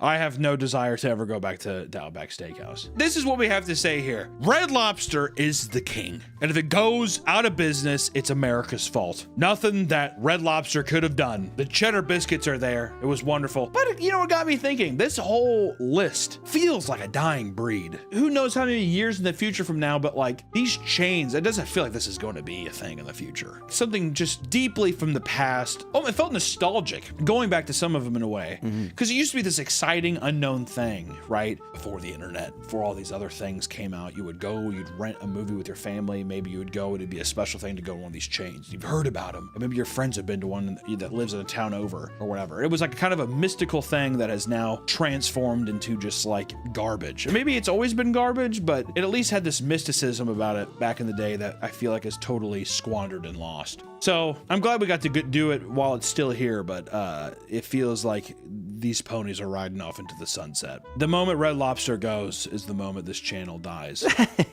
Just kidding. Don't hold that against me. That's our ranking for today. Thank you so much for watching, everybody. We will catch you in the next one. Bye-bye. Dad, your feet stink. Stop. We're going home and I'm blistering that ass. No, it already hurts. We're good? Yep, we're good. Very few times in life an opportunity strikes to do something great. When you think of the 80s, what rock star do you think of? Axl Rose? Vince Neil. I think Bret Michaels. The man with 3 hits, 3 Titan songs in a 2-year span that has carried him his entire life. Poison is the name of the game. Bret Michaels comes from the band Poison, and today we are going to be talking about a love show. Dare I say, the greatest love show of all time. People talk about The Bachelor. Boo. People talk about The Bachelorette. Boo. Right now we have shows like The Button on YouTube where it's dating shows. Boo. Bored. The early 2000s gave us amazing shows. One being Rock of Love with Bret Michaels. I expected applause. Bret Michaels, a hero to some, a hero to many. You might remember him from the 1986 album, Look What the Cat Dragged In, with their one popular song off that album, which I'm pretty sure was Talk Dirty to Me. And followed up with that weird album where there's like a leopard chick on it that looks really cool from 1988, 2 years later, which gives us the two other great songs, one being Nothing But a Good Time, and of course, Every Rose Has Its Thorn. I remember recording this show on like TiVo or DVR back in the day. Me and my sister were obsessed with it. It was so funny. But for the life of me, I could not remember almost anything about it besides some of the classics. But it got me thinking, we should talk about today Rock of Love Season 1 and do a breakdown beat by beat. You know, we've done it with other shows. Secret Lives of Mormon Wives, Gypsy Rose, and that clown has another season. It's airing right now. And I want Bret Michaels, who I'm pretty sure is like 87 years old now. He has diabetes. He's gone through like a heart surgery or whatever something. that is. I don't even know what the hell that is. But we're gonna be doing a breakdown of the entire first season of Rock of Love. And I'm also, along the way, we have a couple rules. One, we have our contestant board here. And of course we have Big John, Bret's security guard, but I have my own, Big Jacob. Jacob, come on out. What's going on? Nice to see you. My my check didn't go through. You don't need to talk about that. Jacob here is a lexicon of rock and roll knowledge. Who's the guitarist for Guns N' Roses? Slash. It's a steel trap, this one. But he's gonna be our Big John here. He's gonna help me out with the lanyards because there's one thing that Bret Michaels does is he gets lanyards from John. And as you see here on our board, we have our own lanyards. John, go ahead and read us off our beautiful contestants. 25 of the most beautiful girls in the world. You'll hear that immediately as the first episode starts. 25 of the most beautiful women in the world. Bret Michaels has to say 25 of the most beautiful women in the world. And let me tell you, he's lying. Even by early 2000 standards. I think Bret might be fibbing just a little bit. One, we have Raven, Aaron, Dallas, Krista, Tiffany, Tamara, Mia, Kimberly, Jess, Kelly, Lacey, Bonnie, Magdalena, Brandy M, Lauren, Samantha, Meredith, Krista, Brandy C, Jessica, Tawny, Rodeo, Heather, Faith, and Pam. Whoa. Did I do a good job? That's why we pay him the big bucks. That's why we pay Big Jacob the big bucks here. Okay, we have 3 boards. Well, damn it, Jacob. Switch the thing so we can see the faces again.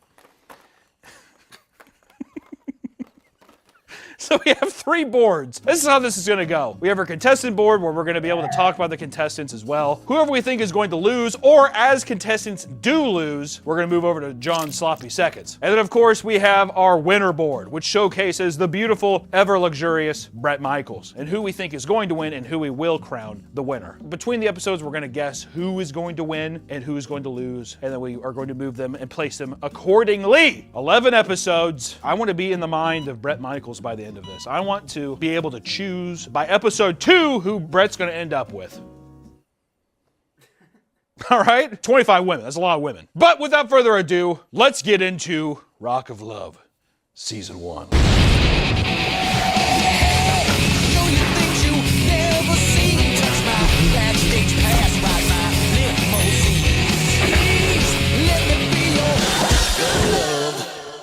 It's the early 2000s, so it's all about looks. Still is. Well, they say that it's not, but back then it was just very in your face. You're hot, you're staying, or you're ugly, please leave. Not even please, get the fuck out. So I have to choose 3 people here who I think are going to stay. It's odd, they all kind of look the exact same. I don't know if you guys are getting that as well. You know what, already I'm getting a big Faith vibe.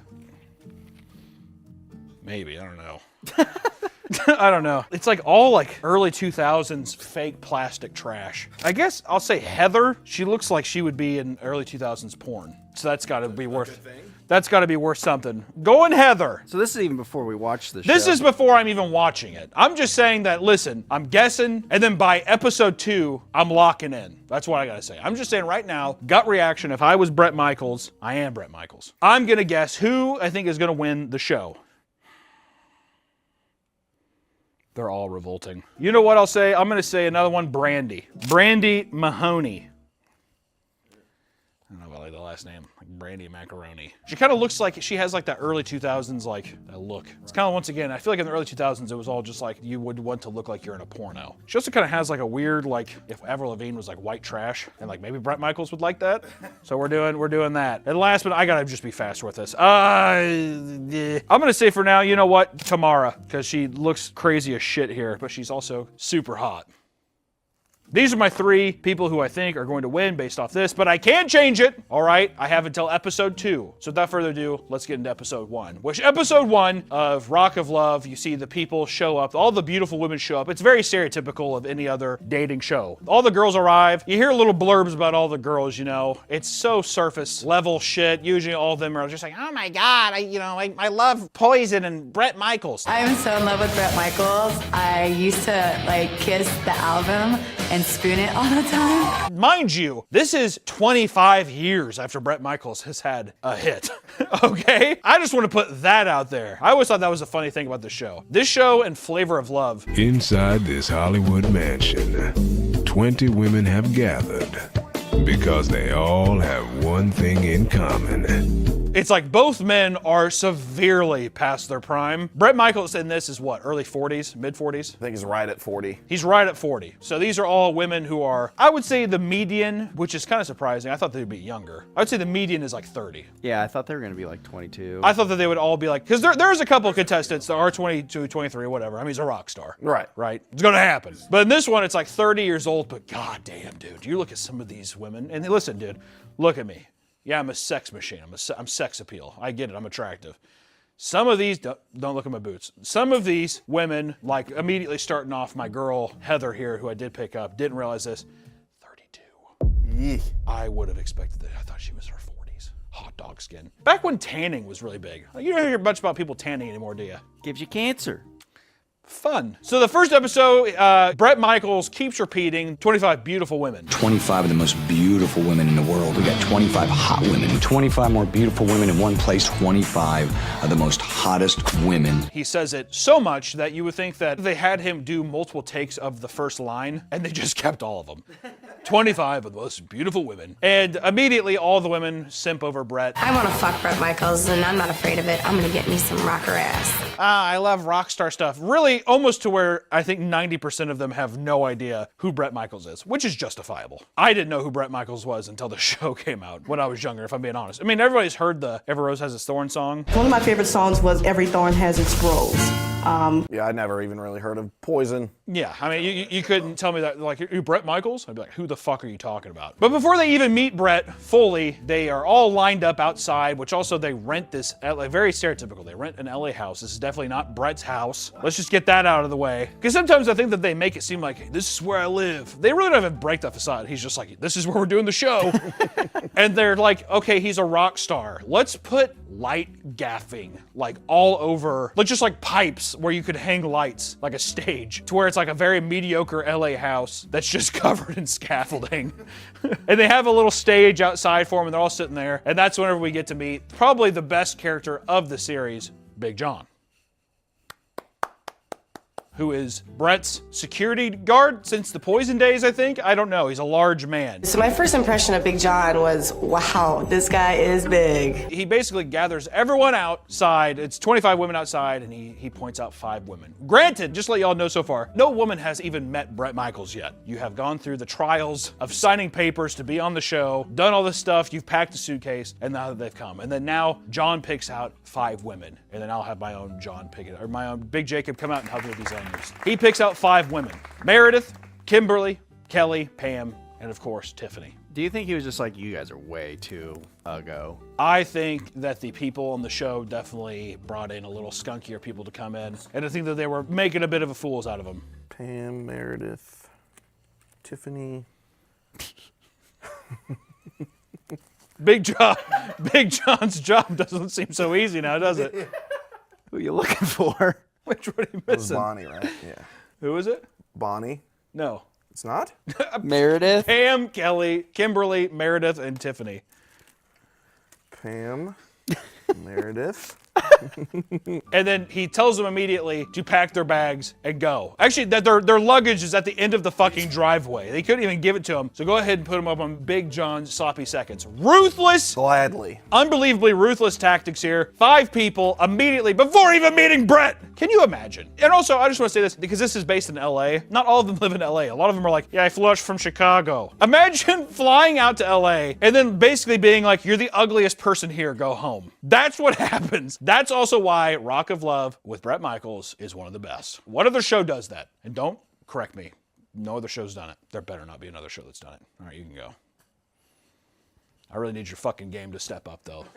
But you know what? One of the girls, Tiffany, does not accept to go home. She refuses, and she bangs on the door so much she pisses off John. She comes back, she's just like, I think she's already drunk. Yeah. She can tell she's already smashed, but she comes back, Tiffany's just like, I'm not gonna fucking go. She bangs on the door a bunch, disrupts everybody. So I'm standing there, I'm like, what the fuck is that? And she begs Big John to be back on the show. And you know what? Big John, because he has a heart of gold, he says, you know what? Fine, dude. I'll let one of the fucking dogs back in. I was a little pissed, because I mean, how the hell did she get back in the house? I mean, what did she do? Suck someone's dick to get back in? So you gotta come back in and bring Tiffany in. Don't touch me. I'm the talent. You can't touch me. Tiffany's back, which I'll be honest, out of all the women, I would have kept Tiffany out. Well, she's the drama queen. She's not even a drunk, she's a drunk. She's a drunk. She's like a 52-year-old drunk woman who's just like, I want to meet Brett. Don't threaten me with a good time. Oh yeah, that's her catchphrase. Don't threaten me with a good time. Jesus Christ. Don't threaten me with a good time. Too much. Says it way too much. Which if you look at this, you definitely also think that you bring a girl back in because if you start off the show, the season, the series, and immediately John is like, I'm taking the 5 ugliest women and sending them back off, I don't think anybody's gonna like John. And he is a cornerstone, a pillar of industry for the show. So you know what? You show his sympathetic side, his human side, he lets him back in. Already redeemed. Even though I would have said, you know what, John, you're just doing your job. From here on in the first episode, the girls play with their boobs together, which, you know, to give the show credit, the girls, at least it's more appropriate to his age. I feel like a lot of times now it would be like, you would think early 2000s would be a little more exploitative. Like, I'm 18. Because all the rock stars make songs about 15 and 16-year-olds and shit. And Bret Michaels just like, just old enough or something like that. But Bret's classy. So then the girls finally get to meet Bret, and goddamn is it monumentous. Hey, Brett! Hello, everybody!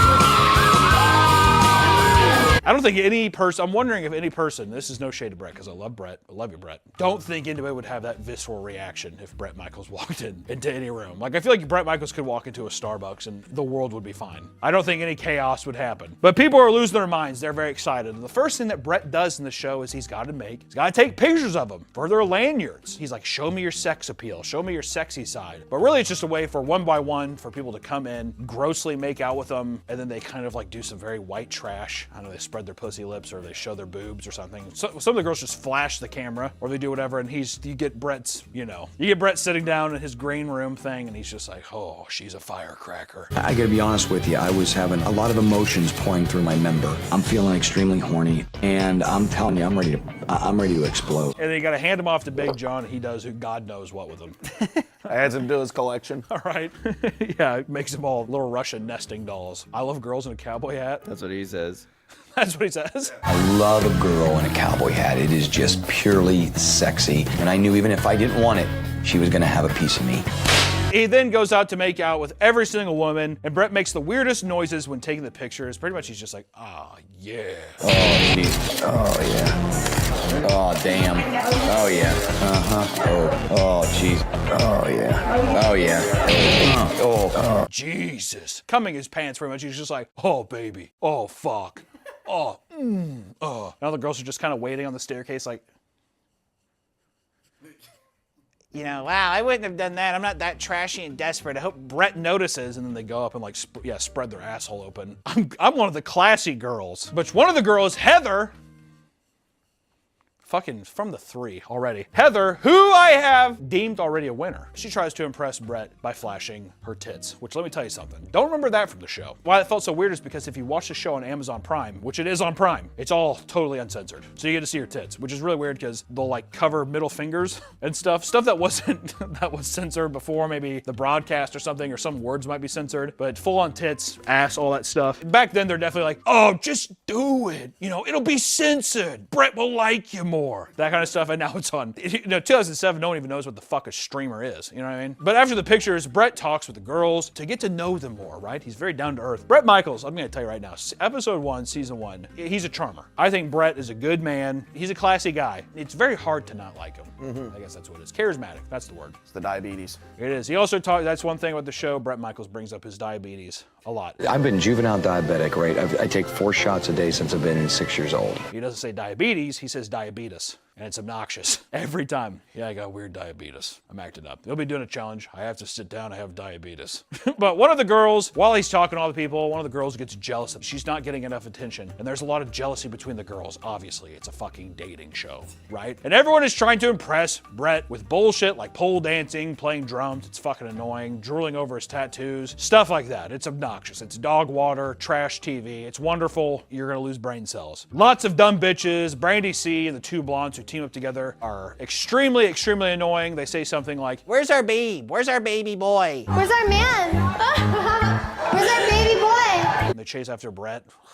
Where's our boyfriend? Oh yeah, where's our boyfriend at? And they're like, yeah, we're the blondes. We're friends because we're blondes. Brett's in the bathroom with a gun. He's just like, Brett's a blonde. Brett is a blonde, has been in a wig for probably 36 years. At this point, I think that motherfucker's been wearing a wig for a long time. But one of the contestants, surprisingly enough, the one that they let back in, the fucking tramp herself, Tiffany, gets extremely drunk and starts arguing with all the girls. And it's obnoxious. She's rolling around, slurring her words. And it'd be funny if she was pushed in the pool that they're all hanging out in and she drowned. If they had just like an alcoholic drowning session. She got drunk, she's like, oh! They're just like, she can't swim. She did drop the N-bomb and no one cared.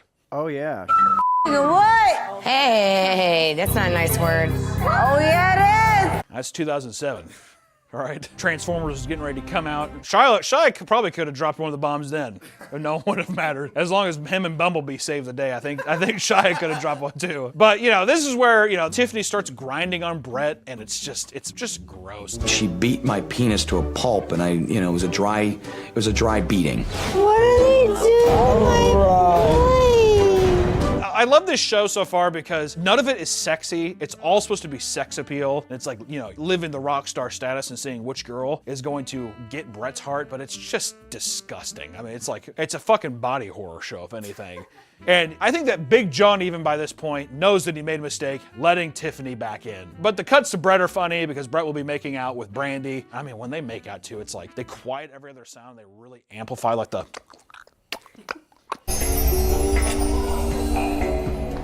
And you can see Brett's tongue getting all up in there and stuff, and then it'll just cut to John, and he's just keeping a watchful eye on our boy, all right? And I do like how Brett can't say anything negative. He just talks about how horny he is. He doesn't say anything negative about one of the contestants almost ever. Very rarely in the show. Someone will be like, yeah, Brett, she beat a cat to death. And he's like, yeah, I think animal cruelty is weird, but ooh, man. That's a turn on. That's a turn on for me, exactly. That's a turn on. That becomes a big thing. That's a turn on.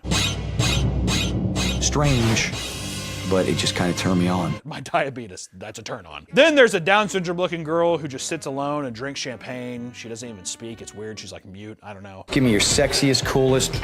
Forget anyone's in this house, room, any place, all right? Okay, ready?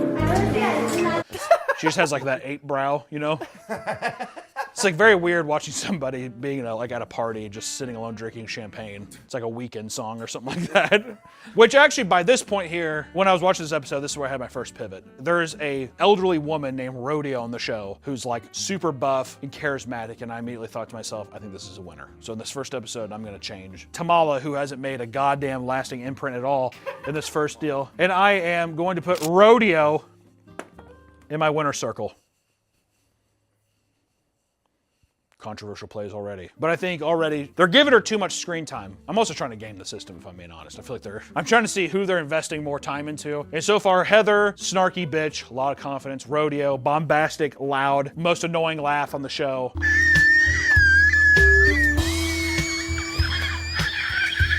MILF. And I'll say it, MILF. I will say it. And during the elimination rounds, Brett comes out in a duster, and how it works is the whole episode, he gets to know who people are, and then now we're at the end, where Brett and Big John stand there, and he has to hand out stage pass lanyards to see who's gonna stay instead of roses. It's very nice. And I'll tell you something, looking at the set, the show just feels, it's so cheap. Like, maybe in the early 2000s when people were like, oh, this is a show, and like, I can't make that, so it feels fancier than what it is. But my God, it feels like there's no way any money went into the show, except maybe just paying Brett, just to use his name. I don't know. So what I'm gonna do here is, Big Jacob, come back. These are our ladies who didn't make the fucking cut. Go ahead and take off Krista, Raven, Jessica, Lauren, and Bonnie. Get them out. Big John, you get to eat. Jacob, this is how you're eating. And as a surprising turn of events, which definitely felt like a producer edit, he gave Tiffany a pass. And that's just because they're like, this bitch is gonna be sloppy drunk every episode. So they kept Tiffany. I can't believe it. I cannot believe it. I'm gonna put him up there, Big Jacob. Let's see what you, let's see what I can get here. Little Mick Pick 2 or whatever. Come on here, man. Which one of the tramps is Big John taking to bed tonight? Thinking Kelly might look good. Kelly's a lucky woman. Show us Kelly. Go ahead and put that around your neck. Wear that one. Wear that with pride. You bagged yourself a good one, Big Jacob. It's got my heart. Which is just such a weird humiliation ritual if you think about it. He has you come down, he's known you for a day, hours, if that. And then he gives you a lanyard and he basically has you, he's like, will you come down here? And he like, gives him a hug and he's just like, okay, bye. And you're supposed to say, but it just feels like such a humiliation kink. But we move on to episode 2, which I think I'm still happy with this. Actually, if anything, you know what? I'm gonna move Brandy out. By the end of this episode, I need to lock in. And I will say, I think a person that I want to keep, that they keep showing, that's also a bitch, that's friends with Heather, is Lacey. She looks evil. Fuck. Lacey looks evil. She looks like, I don't know, she just looks like a fucking gargoyle or something. Why is she on the winner's circle? Because listen, I'm just saying, I think this is who Brett's gonna win. I'm not saying that I'm like, oh, I'm a big fan. They're all dogs. I'm just saying she's getting a lot of screen time. I'm hedging my bets, dude. All right? They're showing her a lot. Lacey's talking a lot of shit. She has confidence, dude. I think Brett's gonna like that. You can't get into the Rock and Roll Hall of Fame without breaking a couple eggs. Is he even in the Rock and Roll Hall of Fame? No. The way you said no there. Like, there's no way. This video is sponsored by Fume, the leaders in flavored air. We are human, which means we all have habits we need to break. But breaking them can be hard. So why don't you let Fume help? Fume is not a vape. It's not an e-cig, it's just flavored air. And on top of that, Fume is an award-winning device that helps start the path towards being free from bad habits. You can use Fume anywhere. There's no vapor, no nicotine, and no toxic chemicals. Plus, they have tasty flavors like crisp mint, spearmint ice, and cinnamon heart to keep your company while you're building better habits. Fume is also there for you when you're feeling anxious, and you can calm down with the satisfying snaps and clicks of the device whenever you need to. Fume has already helped over 300,000 people build better habits. Try Fume today. And if you order the Journey Pack, now using my code PAPAMEAT, you'll get a free Fume topper, an awesome accessory to help level up your experience. Go to tryfume.com/PapaMeat or scan the QR code on screen. Thank you, Fume, for sponsoring the video, and back to the video. Episode 2! All the ladies start waking up at like around 3 p.m. because every episode they give these people alcohol poisoning. I don't know how these 30-year-olds are living. I have one bad night of drinking now, and I'm like, I'll never drink again. I'm kind of in that mode. Tiffany is passed out on the couch. The show just highlights her being a drunk bitch, really humiliating her. Really, these things are just being like, do you want to look like a clown in this episode, right? Heather overhears Aaron talking about her ex-fiance. See, that's why the fucking we have the apex predator up here.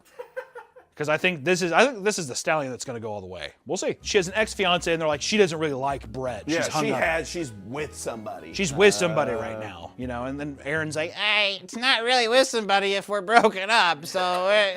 And all the girls start drinking immediately when they wake up. My liver hurt watching the show. It's so much drinking. It must make me, I almost want to drink now. Fuck. Do I have anything? I probably do. The girls start playing really shitty music on cheap music equipment. Like they basically went to Walmart and they have like a kit. I think they have some music sponsors. I think one of them is definitely Fender. Like Fender sponsored this show because they have like Fender guitars and they hand them out as like gifts later. But Lacey, once again, that's why I moved her over. She's like, I want to show Brett that I'm like a musician. Because then this is what I'm thinking too. Big brain plans. She's gonna sabotage everybody because she sees getting in with Brett, maybe sucking Brett off. She gets a record deal. It's a power play. That's why Lacey, I think she's got that dog in her. Also, Bret Michaels has a song that I hate every bone in your body except mine. Legitimately a song he has. Check it out. 2000s, it's terrible. Anyways, Jesus Christ, I'm like going up to Bret shows up and he's like, oh man, look at these. He's like, I think I have to interject and play with them. And he plays and it's fucking horrible. I mean, it's like watching a scene of like One Flew Over the Cuckoo's Nest or something. Geriatric maniacs just hanging around. They're like, because everyone's drunk again immediately. Oh yeah, then I got my eye on Jess for the first time really. And I'd have to say, easily, Jess is the most attractive person on the show, which made me think immediately that there's no way Rodeo could compete. What? She got the cowboy hat. Brett loves a girl in a cowboy hat. This is my personal pick. I'm like, Jess, marry me. Yeah, she's pretty hot. All right? She's got that scene, like that white trash scene, like trailer park vibe, early 2000s snake bite, kind of like verb the noun band aesthetic. I fuck with it, and I'm feeling pretty happy with this so far. But basically, Jess turns Lacey away, and then, see, now we're getting a little cat fight between Lacey and Jess, and I like that. All right? Lacey's kind of a, can't say that, gonna get demonetized. Lacey's like a super annoying bitch, and Jess is not dealing with it. She's my queen, and I love her, and I want her to win. Which, that's when Lacey basically drags Jess into the pool, and I'm very surprised that they were able to do that, or, you know, whatever. But that's when Big John finally delivers a letter to the ladies from Bret talking about the next challenge. And every time that he delivers a letter to the girls, it's like a song. It's like a poem that they have to read, but it's all, there's like notes. It's in front of sheet music, so it's just, it's weird. But basically, yeah, Big John hands off the letter. You can tell he's eyeballing his prey a little bit. He's hedging his own bets during that thing. All right, ladies, good luck, but hey, the losers, keep your chin up. He's got his own agenda. He does. But the challenge at hand is phone sex. I need a love who can get on the phone, get me hot, and give me a good time. Because, you know, he has Talk Dirty to Me as a song. You've heard that song, right? Can't play it. He'll copyright the shit out of it, but still. Which, another drinking game to do during the show is take a shot every time Tiffany says, don't threaten me with a good time. Don't threaten me with a good time. Oh, no. You'll die of alcohol poisoning. Bret shows up in his pajamas for some reason. I don't know why he has to. I guess it's supposed to be like, oh, because it's like when I'm on the road and I'm on the tour, I need to have a girl that can like get me riled up from the road, as if he's not cheating on every wife he has in every city with some like lot lizard. I think this is the one scene in the whole show where he has no bandana or hat or anything. Okay, maybe. All right, but you don't dock points on the king for that. I'm just saying it's real hair. They hook up some blood dick monitor to Bret to basically check his blood pressure to see, which is so weird. It's like, I don't know. It's like something that like basically checks his heart rate and stuff through his cock to see when he gets the most aroused by whoever's on the phone with him. This is a win-win for me as a diabetic because I could keep my blood sugar levels perfect. We get like all kinds of cringy stuff of people talking and all the girls like, oh my God, going back and forth. And Bret's reactions to a lot of it's pretty funny. Oh yeah, baby. Oh fuck! Bret was just made for this show. Oh yeah. There's no humiliation to him. He's just like, oh, fuck, you sure? Oh fuck. And there's some girls like Tamara. She doesn't do anything, and Bret just hangs up on her. If you got something there, it was purely by accident. I jumped the cord or something. It's pretty funny. Magdalena sings a very sexy song to Bret, and she basically says that he's like a king or something, and Bret even says, "I like being a king." I treat you like a king. I like being a king. Rodeo knows how to handle a phone, which kind of made me want to switch it back. Fuck, I'm gonna do it. Rodeo's making all the right moves, and Lacey's being a bit too aggressive to where I think Bret's gonna notice that she's a problem. Rodeo's sitting there basically coming on the phone. It's like watching an old woman do that. It's just, I don't know. And yeah, Bret's just like, oh fuck. Yeah. I want to press you against me. Oh, I'm so into it. Bret then shows the results, the top 3 and the bottom 3. I don't know why he has to show the bottom 3. The bottom 3 felt kind of, I was like, what the fuck? He's like, you weren't doing anything to me. I was soft, super soft. And everyone's like, ha ha ha. And then he like shows the top 3 and he's like, yep, I was hard. I was super hard.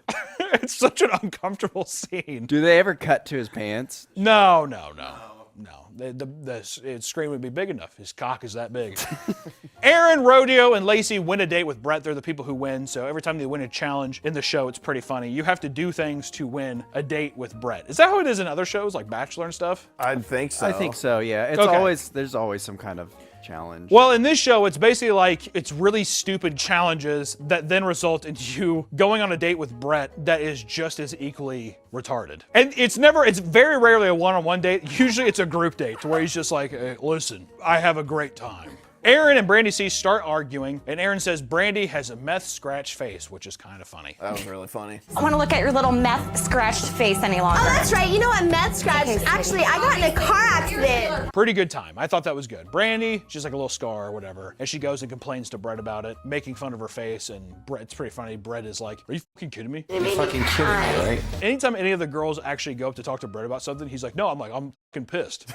That's not okay. That's not okay. Are you fucking serious? Really? But then immediately, once again, because we've said this before, he refuses to say anything bad about someone. So he's like, I'm sure there's a heart of gold somewhere underneath those double D's. I know under those humongous double D's, there was a heart of gold in there somewhere. There had to be. And you're like, God damn it, Brett. Wordsmith. Charismatic son of a bitch. You just can't hate him. You can't hate him. Obviously in the show, they're going to try to get conflict amongst the contestants. But there's like a weird beef between Dallas and Lacey where Dallas is talking about how she's like, I basically eat and wear animals and I just want to kill all animals. And she's like, that's fucked up. You know, I'm a vegan. I'm a member of PETA. I'm really passionate about PETA. And I realize what a heartless, hateful bitch she is. Or whatever. But then it becomes this weird thing where she's like, Dallas is like, if an animal is here right now, I'd just bludgeon it to death. And you're like, what the fuck are you talking about? Fucking psychotic. It is psychotic. Sorry, there's an animal right here, right now. I would slit his throat. But I bet Brett would be like, but honestly, kind of hot. Honestly, that's kind of a turn on. Which Big John then again passes down his next note from Brett the next morning, once again, sizing up every bit of prey at the table. It's like a cartoon bulldog.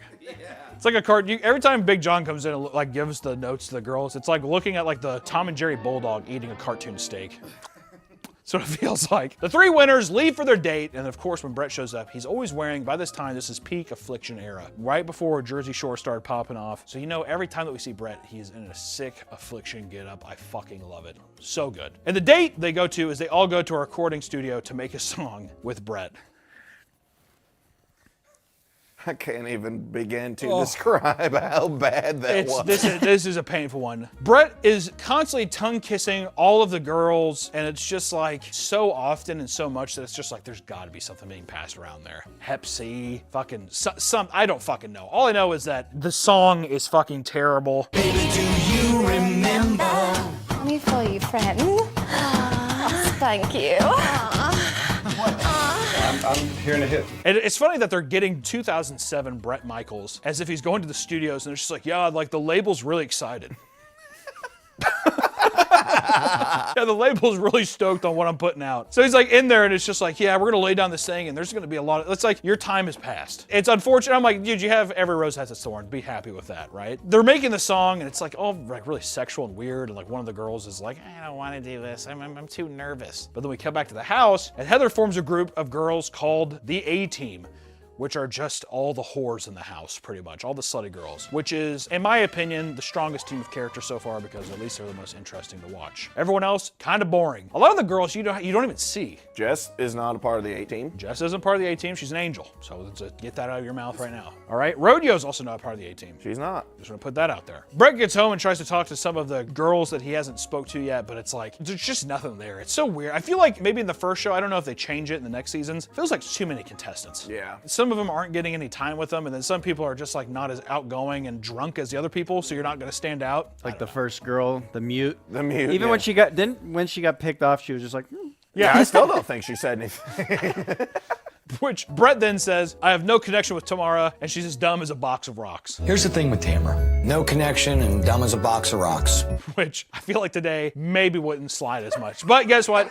It's Bret Michaels. He's charismatic, so we let it happen anyways. Heather goes to Brett and tells him about Aaron's fiance, which is actually her ex-fiance. You get a lot of back and forth there, you know. A lot of the things of him being like, are you fucking kidding me? You know, yeah. Aaron's supposed to get married in May. You're fucking kidding me. No. And you get to see here that a lot of the girls are going to go to Brett with any little grievance and basically tattletale. That's the biggest thing. Now, finally, we get to the good part of the episode, which is the elimination. Brett walks out in his duster for elimination, and it looks like it just came off the back of a cow. It literally was like black and white. Yes, because it's fresh Californian Angus duster, because that's every outfit that Brett wears on the show is gold, okay? Brett reads off the girls that are going home before he hands the last pass out, which, Big Jacob, come in. Put your phone away. You're on the fucking... It's Faith. I have not been paid. Hey, Faith, Tiffany, Tawny, and Tamara. I feel like I'm reading like fucking Hansel and Gretel or something. Tiffany, Tawna, Tamara. Are you disappointed in any of these picks? Me? No, not yet. Because there's too many people early on. It's like you don't give a shit enough, you know? There's no stakes yet, really. Wait, Plus, Tiffany got killed? My winner, yeah, Tiffany did, the drunk. She got killed. She got threatened with a good time. Yeah, Big John. I'm pretty sure that also Brett in the episode, he also gets pissed off and he's like, where have I heard that before? You know, it was on the phone sex thing. Really, don't threaten me with a good time. Don't threaten me with a good time. Don't threaten me with a good time. Don't threaten me with a good time. Tiffany, obviously. Hello? You know, don't threaten me with a good time, and it gets him soft. But Big John, once again, carefully watching his prey walking out of the house, and Tamara tries to leave out the wrong door, and she looks like a stupid bitch. Big Jacob, hold on. Come here. What? You get another, it's your other, who's your next prey? I'm holding on to the... You get every episode. Every day you get a You're eating every day. You're Big John. Who are you thinking this time? Yeah, Big John's hungry. See, that's the thing. Is every episode becomes more difficult for him because it's the choices that grow. Might go Tamara here. Oh, there you go. Fresh meat. Why Tamara? She's got kind of that wild hair. Doesn't look like she knows where she's at too often. That's a pro. That's a plus for Big John. All right. Well, thank you. Move on to episode 3. I have to stick with these. The people I'm sticking with, I think, are going to win, at least this time. And as we go on, I think, let's say episode 5, I have to remove one of them. Right? After a while, you have to remove one. But for now, episode 3, I'm going in thinking that either Heather C, Rodeo, or Jess is going to win. Jess is my queen. I will die for her. Thank you. Should we do a drink? Yeah, Brett drinks. Big Jacob, make me a drink. You got it, Brett.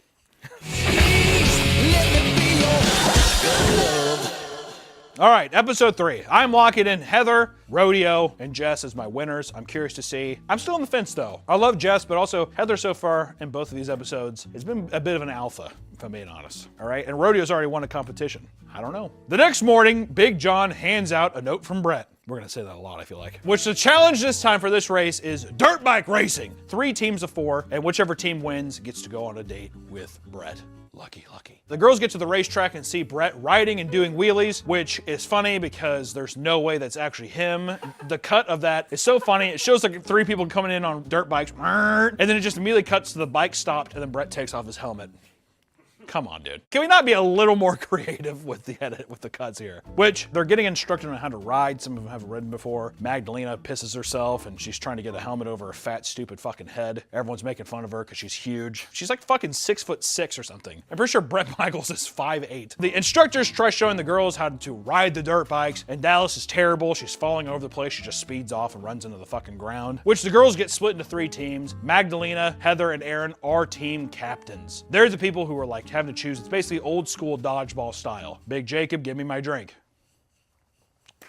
Can you tell them what the chef crafted? The chef has crafted a classic Jack and Coke. Coke Zero. Brett's washing his figure.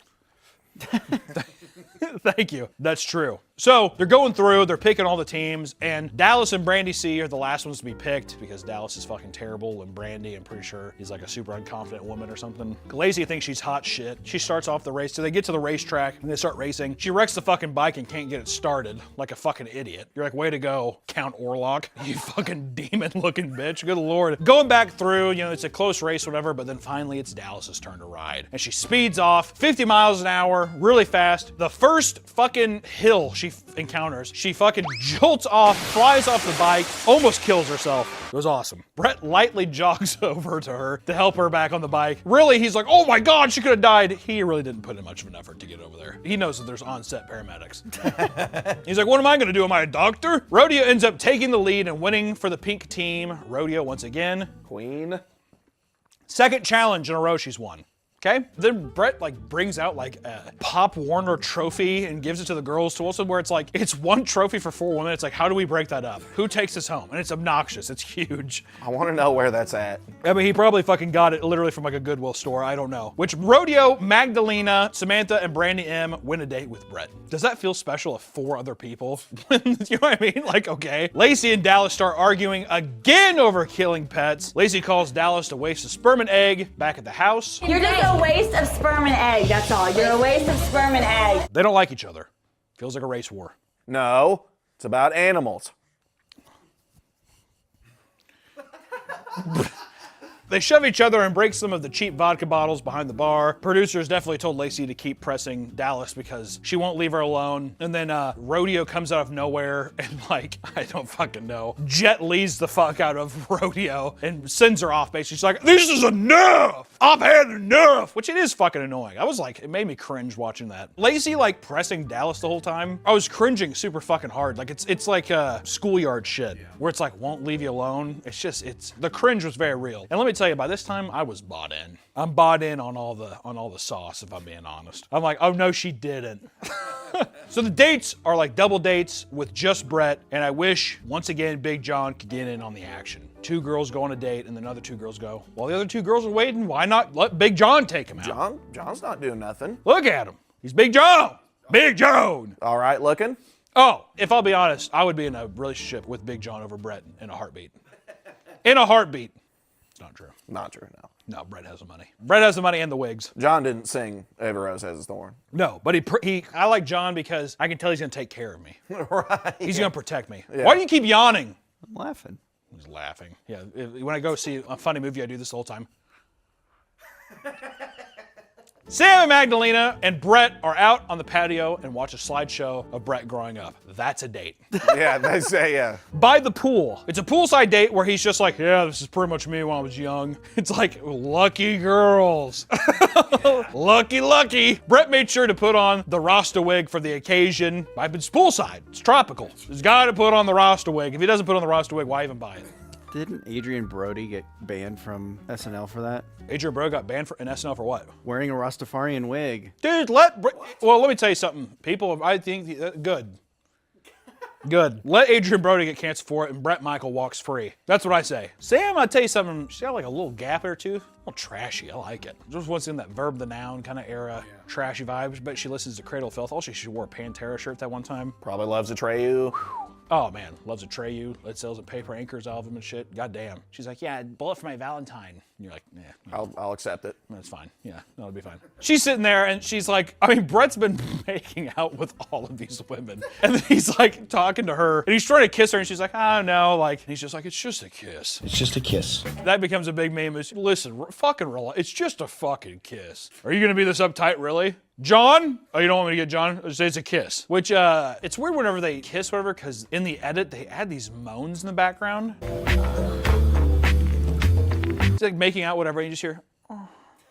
I never understand the idea of like wanting people to be hard while they're watching TV. But Sam says that she wants to have an orgasm, so Brett kicks them both out of his room. When Sam said to me she wanted an orgasm, from that point on, my date was over. I just wanted to get on Sam. I mean, I'm willing to do that. I don't think I should have brought up the orgasm because now Brett's extremely turned on. And Brett's like, oh, oops, my diabetes. And he basically has to kick him out because he's like, I don't know what I'm gonna do. So I was kind of creeped out by that. He's like, I'm Dr. Jekyll and Mr. Hyde.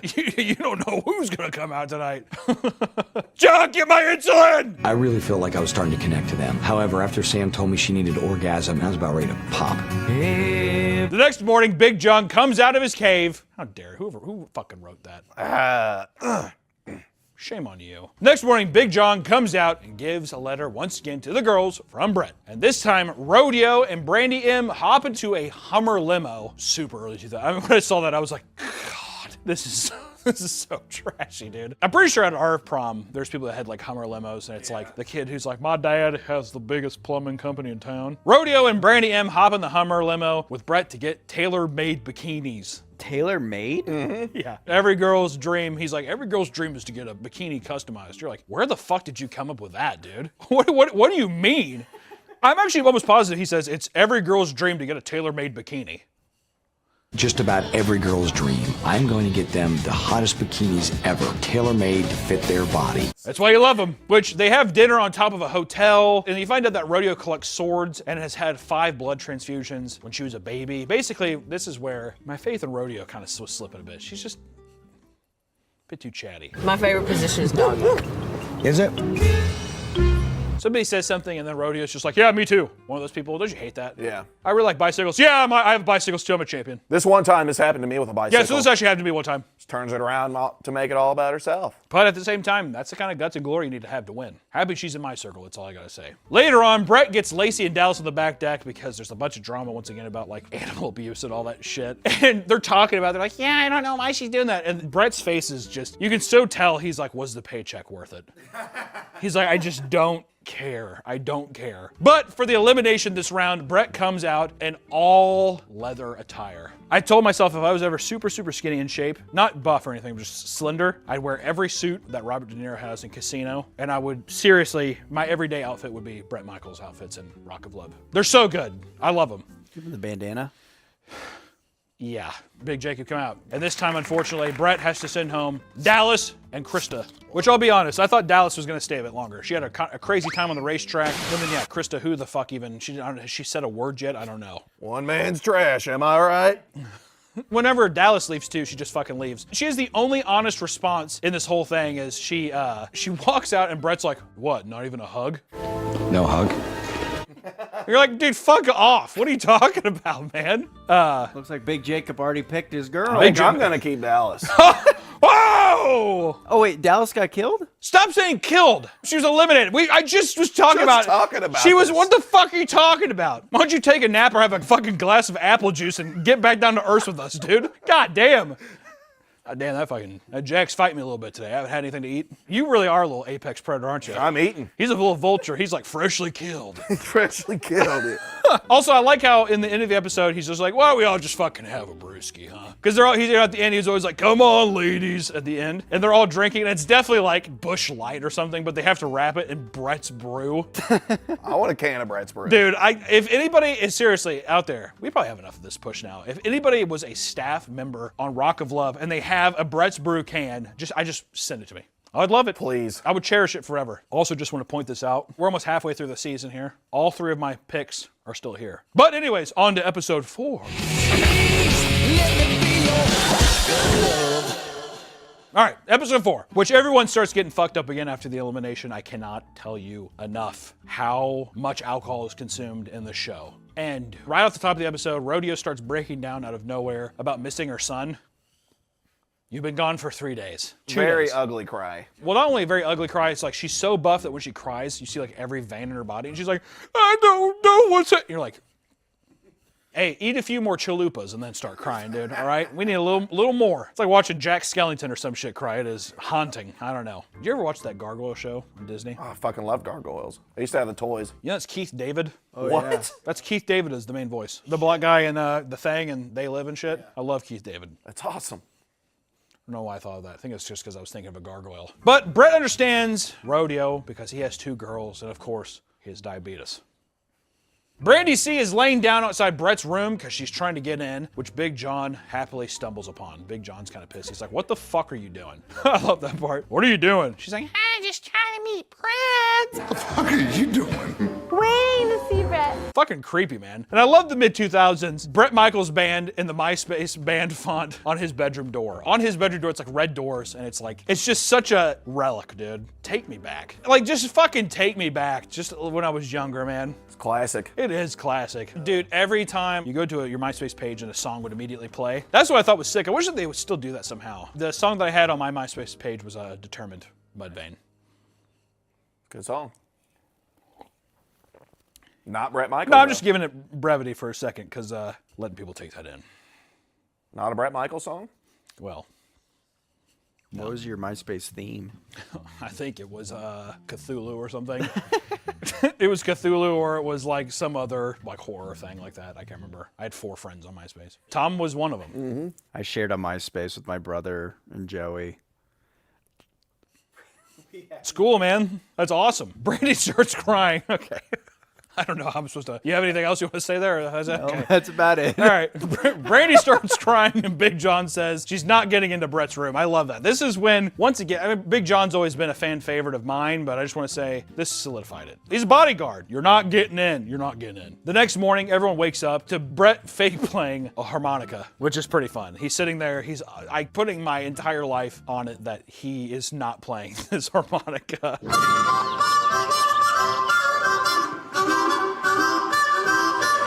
There's music going on upstairs. The next challenge the girls have to do, they have to make up lyrics to one of the 2 backing tracks on Brett's solo album. Oh, God. It's first off, I like how the show is just presenting like making a song is easy. Once again, it's just like a humiliation ritual after another. And there's 5 teams of 2 people. So it's 5 teams of 2. We get through and Rodeo's lyrics are super fucking odd. Like, I want to watch the kids play under a rainbow of never-ending love. Our kids play under a rainbow. She was stoked about that. She's like, yeah, because me and Brett have kids. I think I know who I'm getting rid of in episode 5. It's too much. It's too much. Also, too much motherly stuff. There's too much wild stuff going on. And Brett, yeah, he has kids, never talks about them. Nope. Never talks about them. So I think when Rodeo's like, yeah, I love my kids, I think Brett's like rolling his eyes. Cool, dude. Dead meme. Hey, God, all the songs are just fucking terrible. Like, not even in a funny way. It's like grating. From complete darkness, I am the light. Yeah. The show is very rewarding in a lot of ways. It gets you hooked, but then it really, I mean, like death by 1,000, like, you know, needle pricks or whatever. What am I thinking? What am I thinking? What is that? Death by what? 1,000 cuts. I think needle pricks is cool too, but Jess and Brandy are like, once again, dude, Jess just became my love, my muse, my flame. Don't tell my wife. They like are treating it more as a joke, or they're just like, we're just gonna have fun with it. And they unironically have the best song and performance at the end.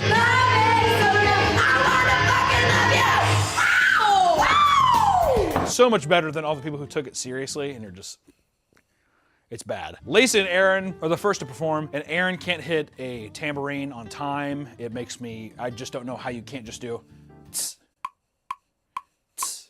You just bop your foot. Tss, tss. But it's a different fucking time. It's signature. I don't know. Like, why would they give them guitars to play? They don't know how to play guitars. So people are just holding guitars, and you're like, what the fuck are you doing? Rodeo won't shut the fuck up about her kids. It's really annoying. And Brett questions if Magdalene is a drag queen. Magdalena sings.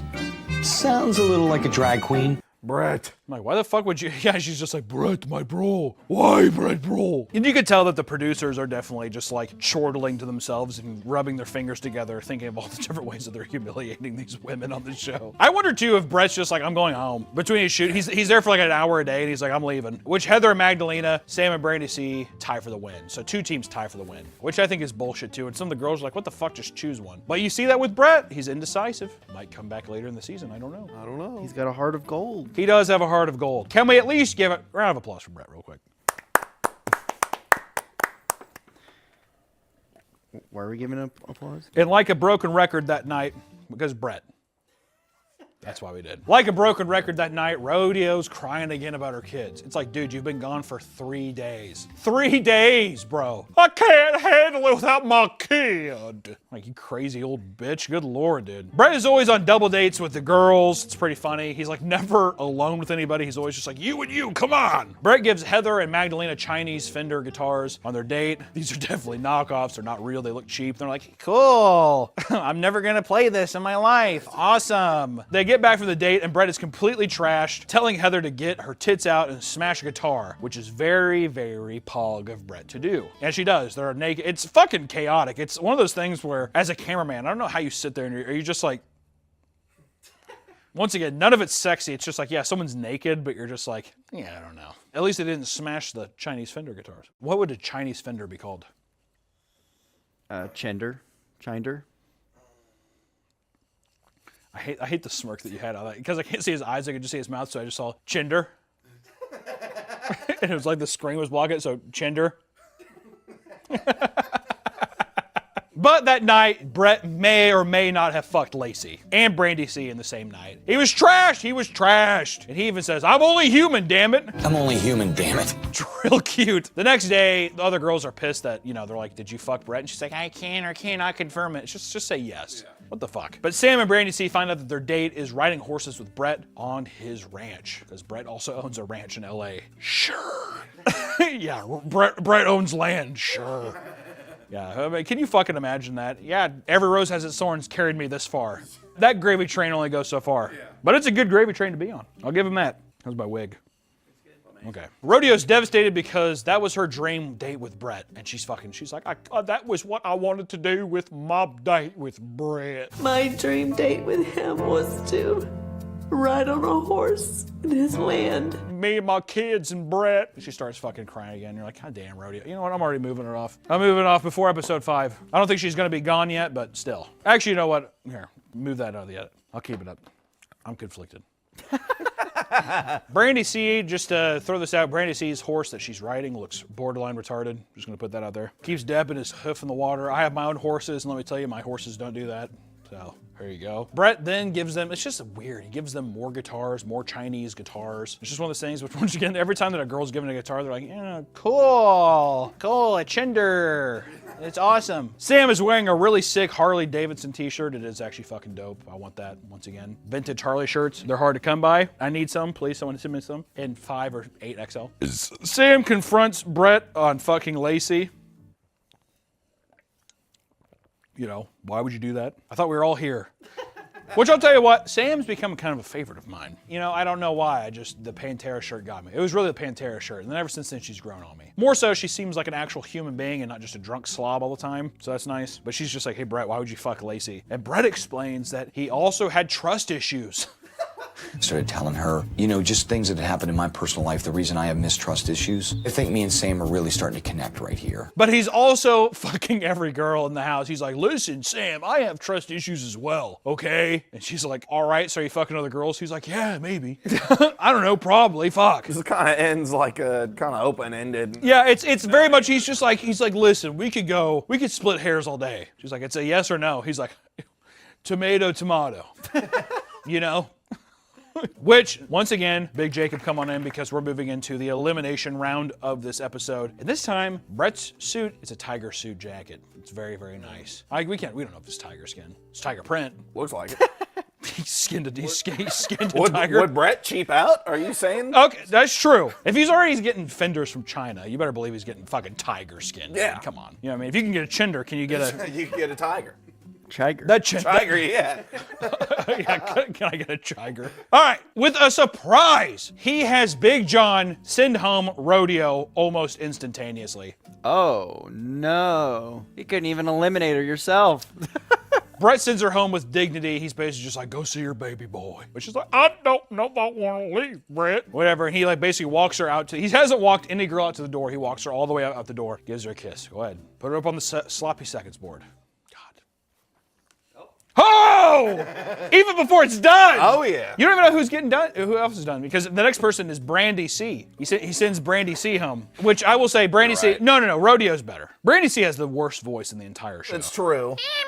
It's like Gypsy Rose. Come on, Brett! But you know what? How did I miss it already? Where did it go? I was there. I was there, but I want to hang with him now. It's not gonna happen. Are you marrying the girl or fucking her? Because sometimes, man, you don't have any ounce of human. Like you're just like such a deplorable person sometimes. God damn. Brandy C is at home with Every Rose Has Its Thorn playing in the background, of course. I mean, we got the copyright. We might as well have it. Go ahead and take her, put her up. I guess I'll keep her on the wall. Are you still keeping Rodeo?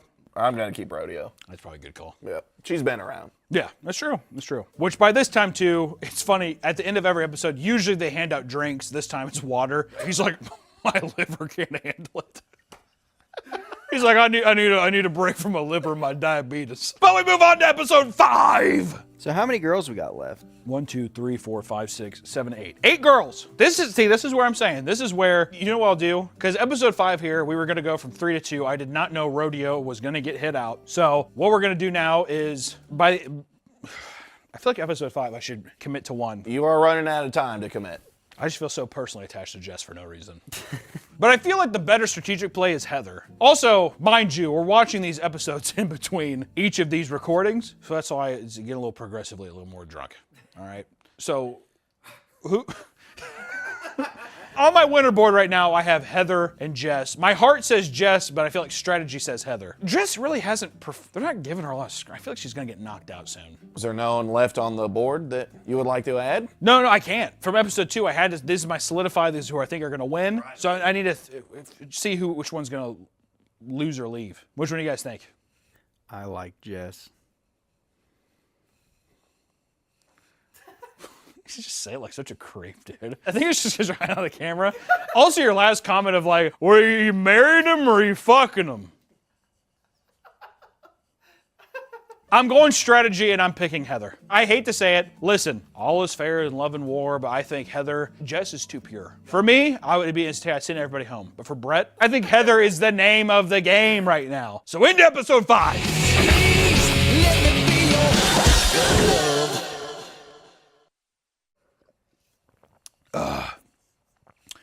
The morning after the elimination of the last round, the girls find a bunch of football uniforms and a note from Brett on the pool table. But one thing I want to say here is that Big John is absent, and it is very noticeable. Where the hell is he? It's a big void. I like that. I like that a lot. It is a big void in the show, isn't it? This is the first annual Brett's Mud Ball game. They're going to do mud football, and Brett is going to be the quarterback, basically. The winning team goes on a date. So the whole thing is like, it's two teams pitted against each other, teams of 4. Whichever team wins gets to go on a date with Brett. But the MVP of the team gets a private date with Brett, which will be the first single date of the show, which is more important. The episode does immediately redeem itself when we find out that Big John is the referee. Thank God. I don't know why they even played with it. Have him drop off the rules and then have him put on the referee outfit. Right. This is 20 years ago. I'm not going to hold a grudge. Isn't that crazy? 20 years ago? Holy fuck. But when they get there, you can tell none of them know what the fuck's going on, and you can tell Big John is just having a great time. I feel like Big John's the only person where they're just like, I don't think anybody told him like, hey, play into it. He's just like watching these girls be completely fucking stupid, and he's just like laughing his ass off. It's a good time. But I never understood why old dudes always want chicks to mud wrestle. Well, there's one thing I don't understand. You see that a lot of covered in mud. Yeah, be covered in mud. I don't know what the appeal is there. I remember when I was 14 and the movie Stripes came out with Bill Murray. John Candy has that scene where he's mud wrestling those women. I remember my dad was like, this is awesome. Who cares? And even like their 90s, early 2000s, like old school, you know. I don't know what the obsession is, but they love it. I think it's just because it's like they're dirty and they're wet. It looks like poop. Yeah, it looks like shit. Ah! But one thing here is Jess pretty much takes out Lacey, and I'm pretty sure she fucking breaks Lacey's ankles. It's awesome. Because Lacey's a dog. I feel ashamed that I even considered her for the winning Hunter's Award. She pushed Jess in the pool, right? She pushed her. It's retribution, Nick, is what it's called. And honestly, so far in this episode, I'm like, I should have left Jess up on the board. She's my girl. I love her. All right? Still think strategically Heather's the right move. Heather and Jess are impressing Brett to no end. Everyone else just needs to get the fuck out of the way. Because this is their game. But since Lacey's taken out, the sweethearts have to sit one of their players, but whoever they pick isn't eligible for the date. Brandy chooses to sit out because she's too hungover. Brandy's sitting there, she's fucking worthless. Once again, I can't believe, I'm like, should never even put her in the winner's circle. That's not winner's mentality. You have to rally. Brett's the quarterback during these plays, though, and goddamn, dude, none of these bitches can catch a football to save their life. It's fucking... But to be fair, though, too, if I'm being honest, Brett throws like he's a fucking, I don't know, like a Make-A-Wish kid or something like that. It is absolutely fucked. I mean, he has diabetes, though, so we can't... That's true. We can't fault him too much. He has diabetes. Hard to throw when you have diabetes. But Heather scores the tying touchdown for the Fallen Angels while her pants get ripped off in the process. Not gonna lie, early 2000s stuff, if I was a guy, if I would have seen this in time, I would have been like, yeah. It's awesome. At the time, yeah, not 10 minutes ago, yeah. Yeah. Well, when we watched it, I'll say I was just like, nice. Which in this era too, I haven't said this once yet, and I don't know why, but in this era of television and pop culture beauty standards, it's insane to me that that's what was acceptable back then. Not because, and this is what I mean by that, I mean, people wanted giant inflated fake tits and no ass. And everybody basically wanted to be drunk fat all the time. Like no one's toned, nothing. And like, listen, I get it, I'm a big fat piece of shit too, but I'm just like, in terms of like, this is sex appeal. Because now it's like huge asses and you have to be ripped. Like I go to the gym and you can see my ab. It's like insane. So back in the day, it's like, it must have been much easier. I was born with this, shove plastic inside of them. And I'm gonna drink gin and vodka all day. That's what the bodies were. It's very impressive. But Brett loves seeing mud on Heather's ass and cheeks. You know, he's all hard again. You know, once again, you have to cut to him in the room being like, that's a turn on. That's a turn on. There she was, crawling around butt naked in the mud. It was a good sight to see. From there, Jess gets the winning touchdown for the sweetheart, and Brett throws an absolute dime. A bomb! And Jess, perfect. I mean, it looked like fucking... it looked like, I'm gonna say Ocho Cinco, but I don't really like that. Larry Fitzgerald, there you go. That's a better one. Jess looked like Larry Fitzgerald, except not 6'8" and black. That's I should have won my fucking gut, dude. God damn it. Heather, I will say, played a good game. She got robbed, but Jess does win the fucking MVP, and she's the first person to get a solo date. I do think that psychologically that has an impact. Does that not? Would that have an impact? It would. But Big John escorts Jess to her date with Brett, finally getting close to a potential mate, right? John is walking her along. He's just like, you know, hey, if this doesn't work out, don't worry. There's other fish in the sea. There's another fish in the sea.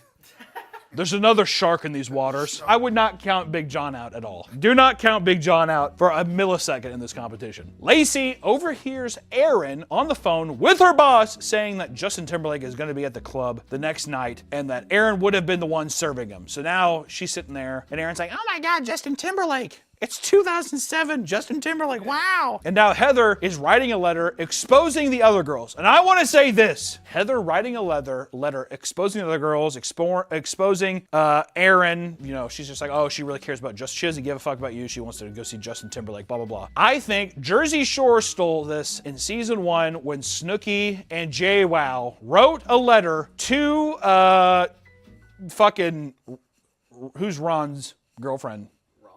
Who's Ron? Huh? Sam. They wrote a letter to Ron or Sam or somebody being like, hey, Ron, or they wrote a letter to Sam. Or they wrote a letter. Exposes something. And I think that they stole that from Rock of Love. I think they stole it from Rock of Love. I would need to see the timelines.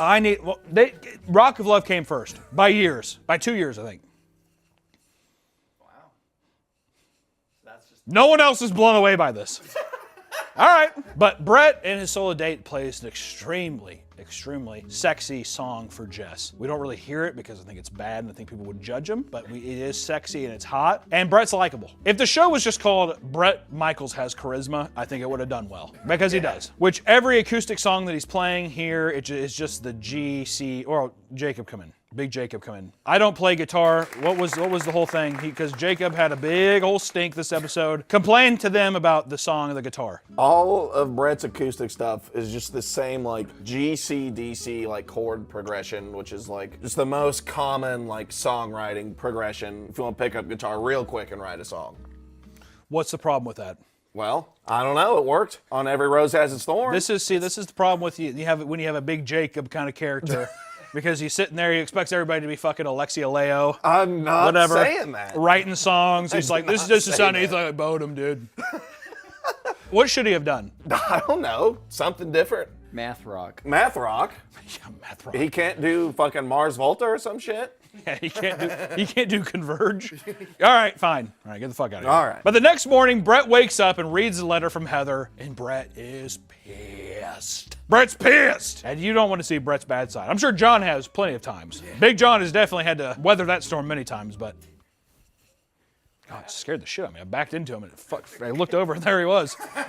Did we get a close-up on him dying in the hospital? We do now. I think it was his heart or something. Was it the Beatus that got him? Where am I at? Later on, Big John is back delivering a letter from Brett, scurrying back to his... Okay, whoever keeps writing these fucking cave comments, you're fired. Is this you, Nick? No. Who is it? Jacob! Big Jacob! Well, see, he's jealous, that's why. Later on, Big John is back delivering a letter from Brett, and he scurries back to whatever fucking den he lives in, I don't know. They don't even show his room. Isn't it kind of fucked up? You can't just show Big John's room, him like waking up. Oh.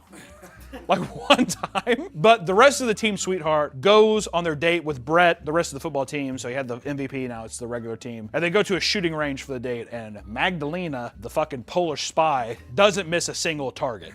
I shoot Brett. I shoot Brett, I kill him. Yeah, were they shooting pictures of him? I shoot. No, they're shooting bottles. Oh. That'd be so weird. Shoot these pictures of me. I kill Brett in his sleep. I strangle him with bare hands. They sit down for lunch and Brett asks the girls about Heather and finds out that she fucked Vanilla Ice.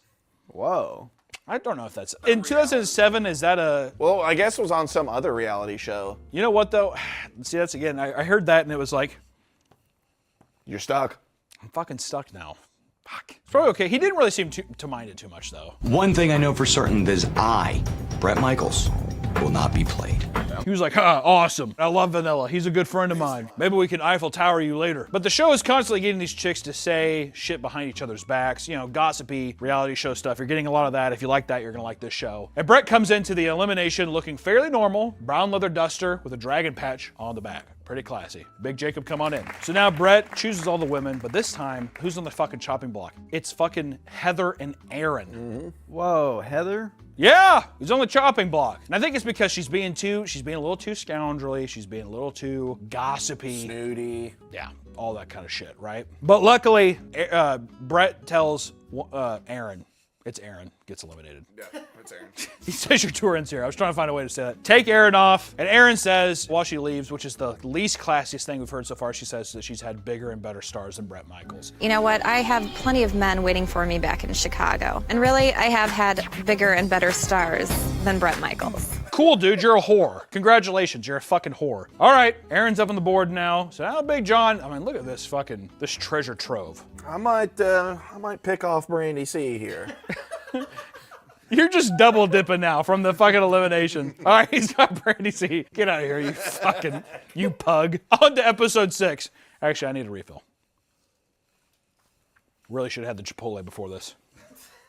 I'll tell you what though, so far at least, Heather, she was on death's door. She's still here. I still think she's gonna win this thing. So now let's watch episode 6. All right, we just got done watching episode 6. New drink.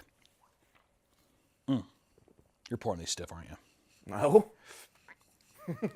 That was, could you have been? Just how I normally pour them. No.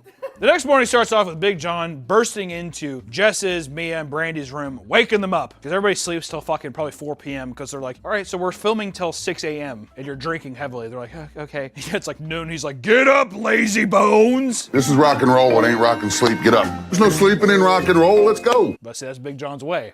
Brett talks about how he wants these ladies to let down their guard in his solo interview, which I think by this point, I think he's probably fucked most of them. Maybe not on camera, but I think by this point, I think Brett's gotten in there. He's the star of the show. He's the star of the show! Brett will like you more if you do this. Fuck. The challenge this week, which is also Brett's birthday, is a rock tour related challenge. Basically, he's going on a small tour. In each stop, 2 girls will have to compete against each other. The one that loses is gonna have to leave the tour bus, which they must have had $30 for the production of the show because they literally drive in a empty parking lot. And they're like, Detroit! And it's a fucking porta potty. You're like, man, the production value on the show is insane. I think it's a bunch of guys with like DSLRs or some shit. It's fucking crazy. The winner gets a killer, and I mean killer, solo date with Brett. See, now he's handing out solo dates like it's fucking, left and right. Really making these bitches fight for it. The bus itself doesn't look too bad. It's a nice, tour bus, but it's really cheesy. Rock of Love logo on the side. I think it's awesome. I would love to have that parked outside my studio permanently. If anybody has the Rock of Love tour bus, let me know. The first stop at this city is Magdalena versus Jess, my queen. I think she's gonna pull off here. Well, I don't know. Magdalena is a big old girl, Amazonian. And the challenge is who can stuff a bunch of Brett's clothes in a suitcase and zip it up and shut it the fastest. It's insulting. Who can pack his clothes and get the hell out of Dodge quickest? It's like, why do you need to leave so quickly? But after going through, Magdalena's giant stature gives her an easy win over Jess, my beautiful queen. I don't think she has long to last. It's unfortunate. She's the hottest, but I think it's like, you gotta have a bit more grit. I don't know. So the entire challenge is held in this really shitty parking lot, like I said, and the different stops have city signs next to them. The next challenge is Magdalena versus Sam. It's whoever can change into a slutty leather outfit the fastest, and they have to do it in a porta potty. The porta potties are totally covered in shitty toilet paper, and I think that like the crew actually wiped their asses with it. It's fucking disgusting. It's pretty gross, I'll be honest. Like, I'm like, this is disgusting. Big John carefully inspects the outfits as they come out, and then he's just like, Magdalena, you didn't wipe your ass, you didn't tie the back of your laces like a little lady. So when Sam comes out, you get duped. Sam's actually the winner. I like Sam. That's my girl. I didn't give her enough credit at the beginning of the show. I like Sam a lot. I'll say it. I like her. By the way, whenever you lose, they just leave you in the parking lot. You just sit on a fucking chair, they just leave you. So there's fucking Magdalena, the Iron Giant herself, just sitting there alone. And the next stop, it's Lacey versus Sam, and they have to dig through a rotten dumpster to find Brett's lucky guitar pick. Whoever finds it first wins. While, of course, they jump in the trash can, of course, this is a time where they're like, we can play that song that he made. Which one? One of the three? Talk Dirty to Me? Of course! So they're playing that, and they're just like going around, but they're actually digging through like filth. It's pretty fucking gross. Legitimate waste. It's legit like baby diapers and fucking like old cat. It's disgusting, and they're covered in like slop. But luckily, they're going through. Sam wins again, and she finds the lucky guitar pick that Brett has definitely never used once in his life. And it's funny when they cut back into the tour bus. It's funny, Sam, they make her stand, or they like have her sit on a towel, because like, this is a rental. I didn't notice that. Yeah, if you look at it, she's like standing, and they're like, you smell like shit, you cannot sit. At the next stop, it's Heather versus Mia. There's 2 amps and 2 guitars. It's basically like whoever plugs in the guitar and is able to like make the guitar work wins, but they both look fucking stupid because they're setting it up and they're acting all crazy, and Big John's just sitting there like, because they're both fucking idiots and they didn't plug in the amps, so of course it's not gonna work. You know, the guitars and everything, it looks so cheap. It's just odd to me. It's like, could you not get like some sick Marshall stacks? Right. And I'm not saying that Bret Michaels is the richest man on earth, but I'm like, I know for a fact Bret Michaels, who has been touring with Poison since the 80s. Yeah. Because then if anything, then people are like, you know how expensive, you know what I mean? Like, just a little something for the show, whatever. Big John has to remind both of them to plug in the fucking amp. And Mia eventually is the winner of the challenge. And the next stop, it's Mia versus Brandy. And sometimes on tour, Bret gets drunk and forgets the lyrics to a song, so. All right, ladies, out on the road, sometimes Brett gets drunk and forgets the words to even his biggest songs. Which I would love a video of that so much, but basically they have to rearrange the words to Every Rose Has Its Thorns, I'm pretty sure. So then it's basically just like, do you even know his music? So then you can tell Mia's like, oh shit. Brandy's the winner. And then finally, in our final, it is Sam versus Brandy. I'm rooting for Sam, I love her so much. And the final challenge is whoever can hurdle 3 velvet ropes, get through security, which are just tackle sleds from a fucking college football team, and get to the back to the bus first wins. The tackle sleds have giant pictures of Big John's face on them, and once again, I would love that. It's literally just a photocopy of his face. It's pretty great. But after through the triathlon, Sam is very small. Brandy wins. Brandy wins. Wish Sam would have won. It is what it is. Afterwards, the girls make these happy birthday signs for Brett that look like a 3rd grader, or not even a 3rd grader, like maybe a fucking 2-year-old made it. And Heather and Lacey form an alliance to get Sam out of the house. They don't like Sam. Protecting her. Protective shield. Brett comes out later in the night and everyone gets hammered on cheap booze once again. Even though they have Grey Goose vodka as a sponsor, you never see anybody actually drink it. It's pretty funny. They're like, I want the cheap stuff. Which the next morning, Brett talks to Sam about her trust issues and basically how she needs to be more comfortable with him fucking different chicks every night on his tour. Okay, it's not a big fucking deal, Sam. In order to make any relationship work, there's got to be some level of trust. And I think Sam is harboring some severe mistrust issues. I was in an abusive relationship. It's just a kiss. Hello? Yeah, I'm gonna have anal sex with other women. That happens. You can't get pregnant in the butt. Sorry, Sam. That's just like, that's rock and roll lifestyle. Brett and Brandy's date is in a VIP lounge at the Mighty Ducks game. It's actually kind of sick. It did look really fun. I was like, I would actually be fucking sick. In Anaheim, California, go to a Mighty Ducks game. Come on now. Brett leaves a note on the table asking the ladies back at the house to list reasons why each one of them should go home. Which is great. That's great reverse psychology. All right? Which, of course, naturally, this gets every girl to basically start talking shit about every person and why they should go home, etc., etc. Chaos ensues. Lacey is confident she's picking the other girls off. She's like acting like she's some kind of like wizard. These girls can't take me down. That's a no-brainer. Nice try, girls. I'm gonna get back up, and when I do, you better watch your back. I fucking really hate Lacey. She's my least favorite character on the show right now. Yeah. That night before elimination, Brett talks to Sam because he's tired of her being bipolar. I really, really like Sam a lot, but she's kind of bipolar. He's basically just like, are you gonna be a bitch about this or what? Like, I fuck other girls, it happens. They have a little conversation, but Brett shows up for the elimination in a very loud red leather jacket and Affliction shirt. It looks very good. Big Jacob, come on up. Who am I getting today?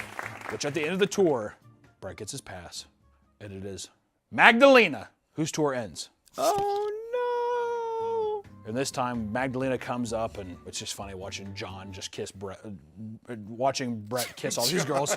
John's sitting there watching all these girls kiss Brett, and he's just like, so now we get to see Big Jacob sloppy seconds here. Look at him sifting through. There's so many things to choose from. I might take Magdalena, honestly. Oh, you're climbing a tree. Well, there you go. See, he just likes fresh kills. All these other girls, they're stinking it up too much, aren't they? It's dead meat, it's rotten. I'm done. I'm done with him. Well, Good theme song too, huh? Let me be your rock of love. Did he write that song? He did, I'm pretty sure. Nick, you make me want to fire you so many fucking times. It's not even, it's unbelievable. Did Bret Michaels write the rock? Yeah, dude. Yes. Let me be your rock of love. 1, 2, 3. Rock of love. Do it again. 1, 2, 3. Rock of love. 1, 2, 3. Rock of love. Yeah, monotone boy. 1, 2, 3. Rock of love. I can't. I like how insecure he is. Immediately. I don't know what I'm doing. I don't know what it is. I can't. Can you guys just start over? We're going to episode 7. Holy shit.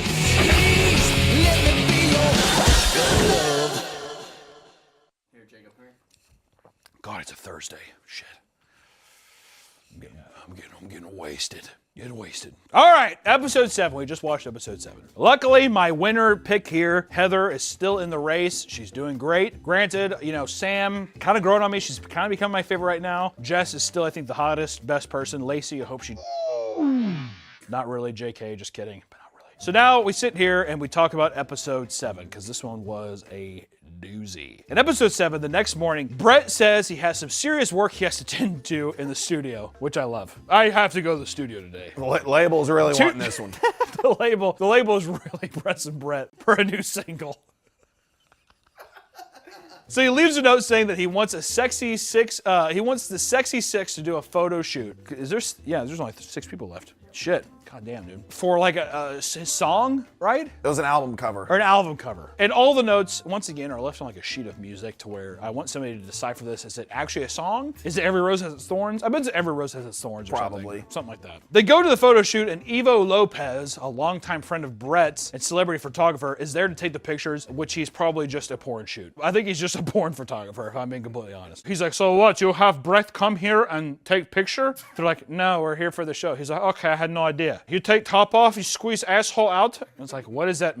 Excuse me? The idea is to take a mock album cover for Bret. There's 2 teams, Jess, Lacey, and Sam, versus Mia, Heather, and Brandy. And there's 1 creative director on each team and 2 models. So it's like 1 person gets to be the person who comes up with it, and the other 2 get to be models, which seems kind of weird where it's just like 1 person's the creative force and the other people are just like look pretty, I guess, I don't know. And on the winning team, the creating director gets a solo date and the models get a double date. So I feel like whoever's just the director, you get a better deal there. Might as well be the fucking director. Yeah, why would you not volunteer for that? Yeah. Which Lacey and Sam do an angel versus devil theme or some shit, something weird like that. I don't know. Lacey looks like a fucking demon anyway, so it's probably good. And they pick out the trashiest outfits and pose in a bed. Evo's having a great time looking at them. He's like, this is awesome. She's like, what if I'm over you like this? I think that you should get under the sheets. Should I do like a caressing her face kind of a thing? What if I'm over you like this and I'm looking at the fucking thing? And Jess, my beautiful queen's just like, just get the fuck out of the way. She's like, What if I look like this if I look like a troll? the theme for the next team is like Heather is dressed like a stripper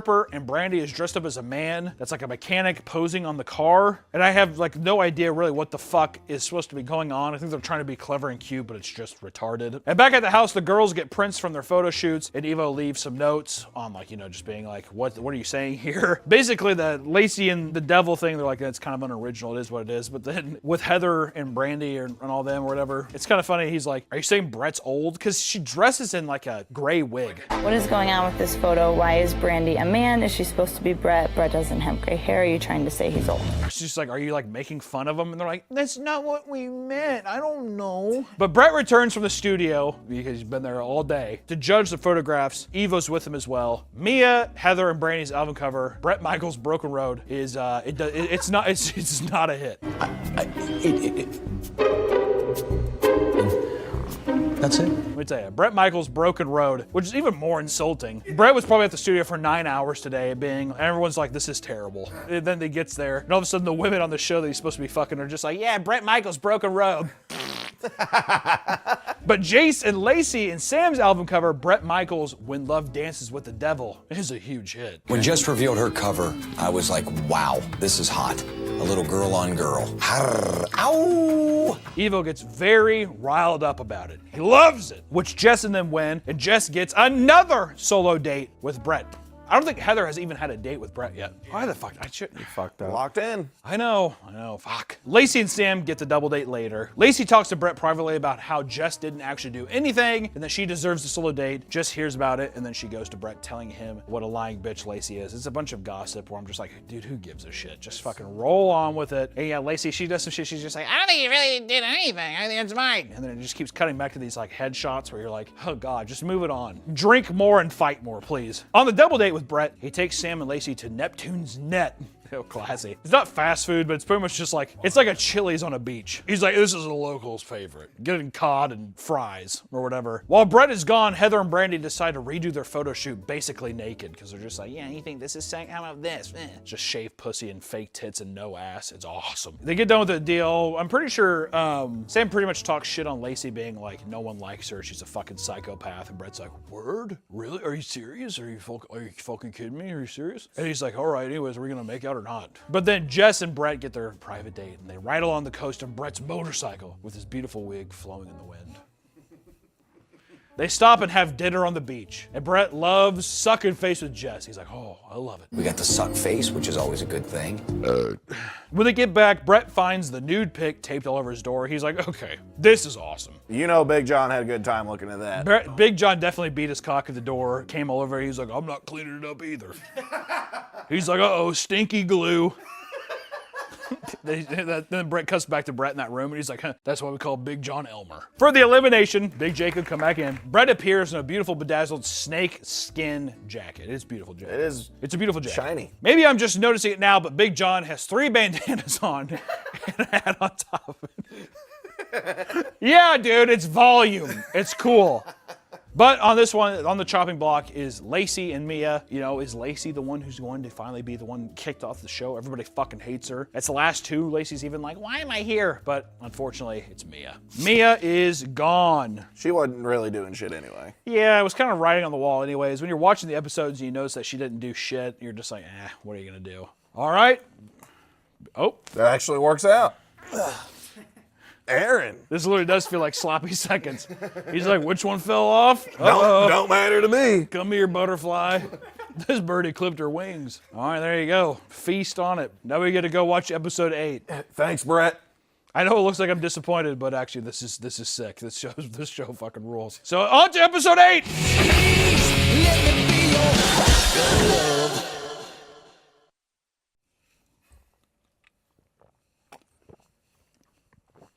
Oh, damn. Episode 8, ladies and gentlemen. Still, just want to point this out, Heather's still in it. My winning, do I get anything if, do we do anything for me if I win? You can get a drink. Yeah, we'll make you. We'll make you a drink.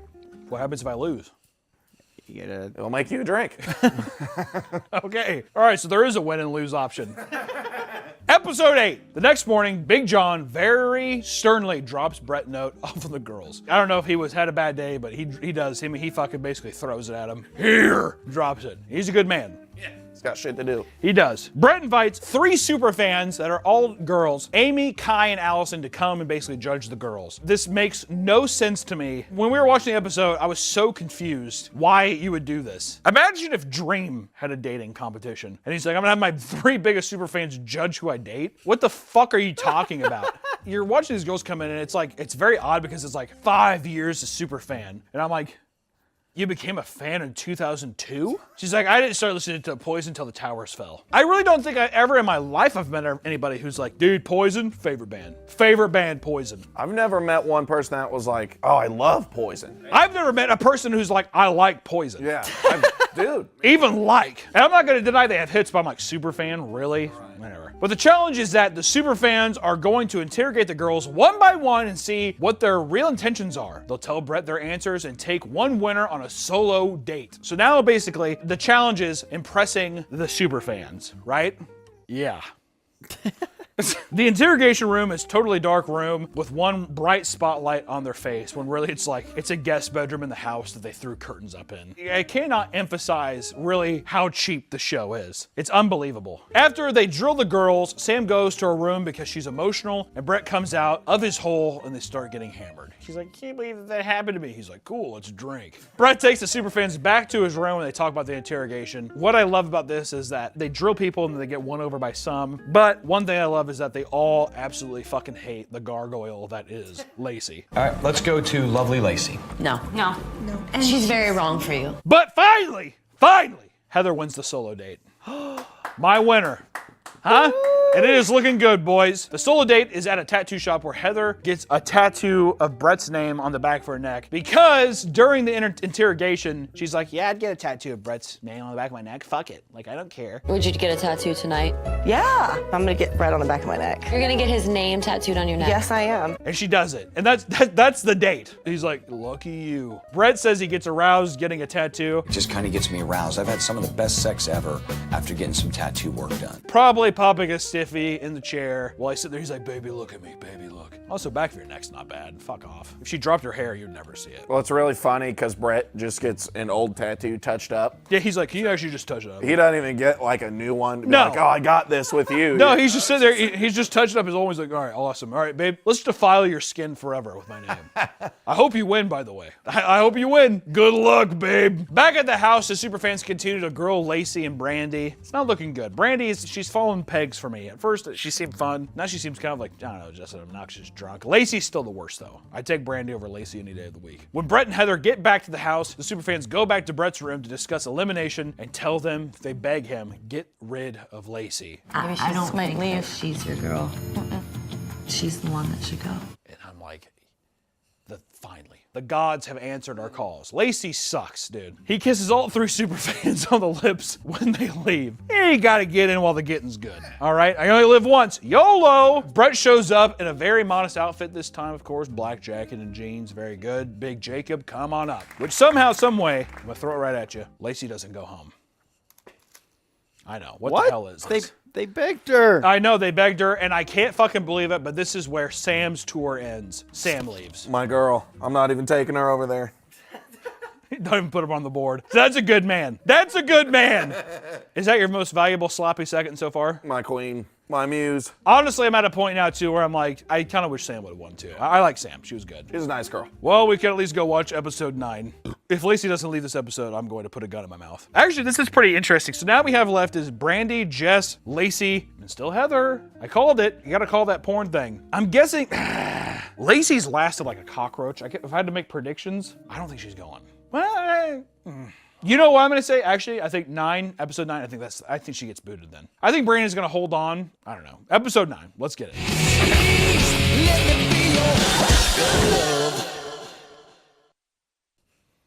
Episode 9 was a doozy.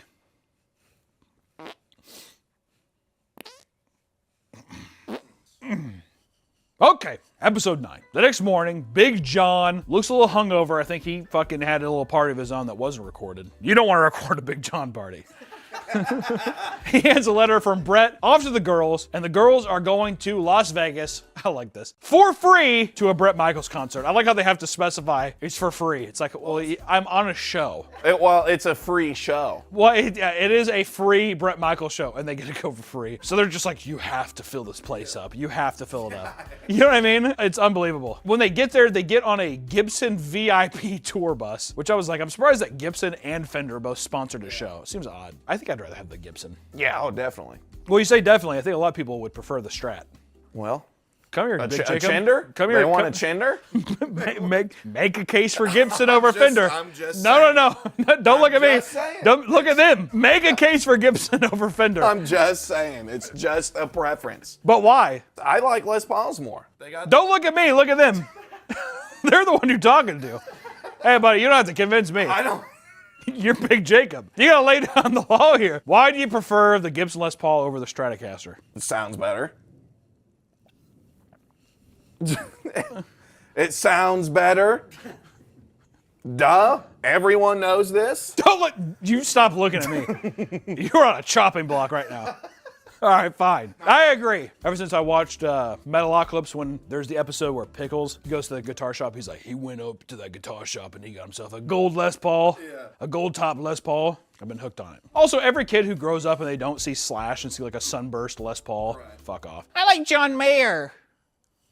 John Mayer's cool too, though. And also, I'm pretty sure Stevie Ray Vaughan used it. Doesn't matter. Pretty good guitars. But Big Jacob says Gibson, so any guitar nuts in the chat want to battle that, feel free. Oh, God. Yeah, I'm more of a BC Rich kind of guy. Now we're getting into the real shit. I'm more of a BC Rich kind of guy. What about a Yamaha? Shut up. You know what I am? I'm more of a Dean guy. Oh, the Kerry King Dean? No, Kerry King BC Rich.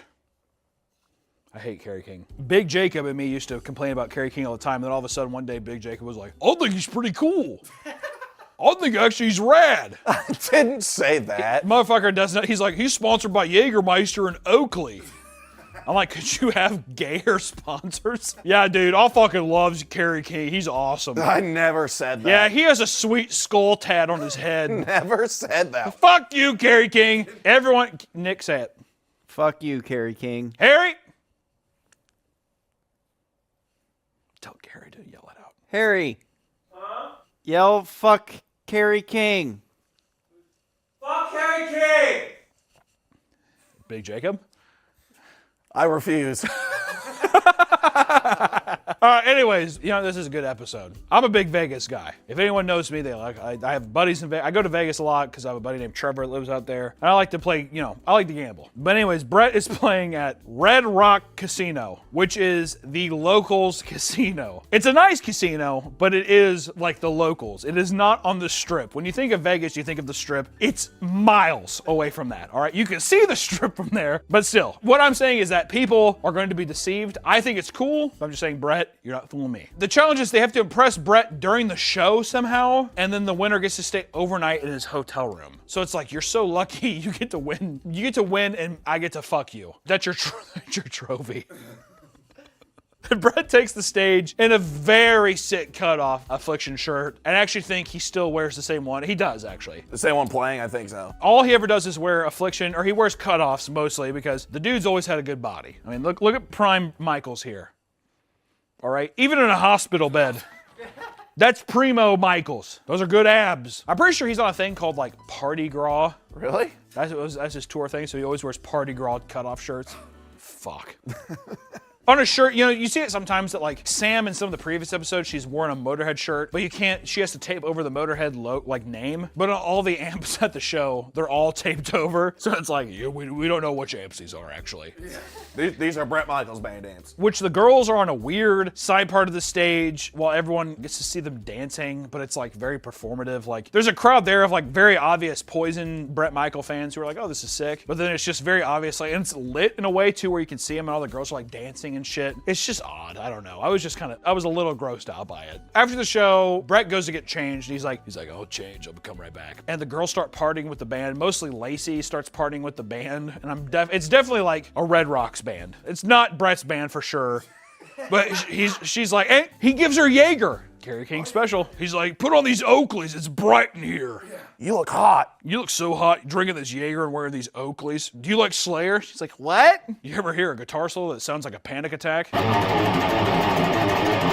Yeah, that's Kerry. He's awesome. Jeff Hanneman didn't definitely write all the best stuff that Slayer ever put out. It's okay. He's dead, so who cares? Lacey and Brady get completely shit-faced, and I think that, like, I wonder if the people that were on the set at the time, like the producers on set, were just like, keep drinking, you're in Vegas. I'll give you $200 chips if you fucking drink and we play blackjack later. Really? Yeah, it's like that kind of stuff. Brandy cuts a really stinky fart on Lacey. It's like not even real. They use sound effects, but the whole thing, she's like standing there and she just like shits herself. We were all like watching it and we were all just like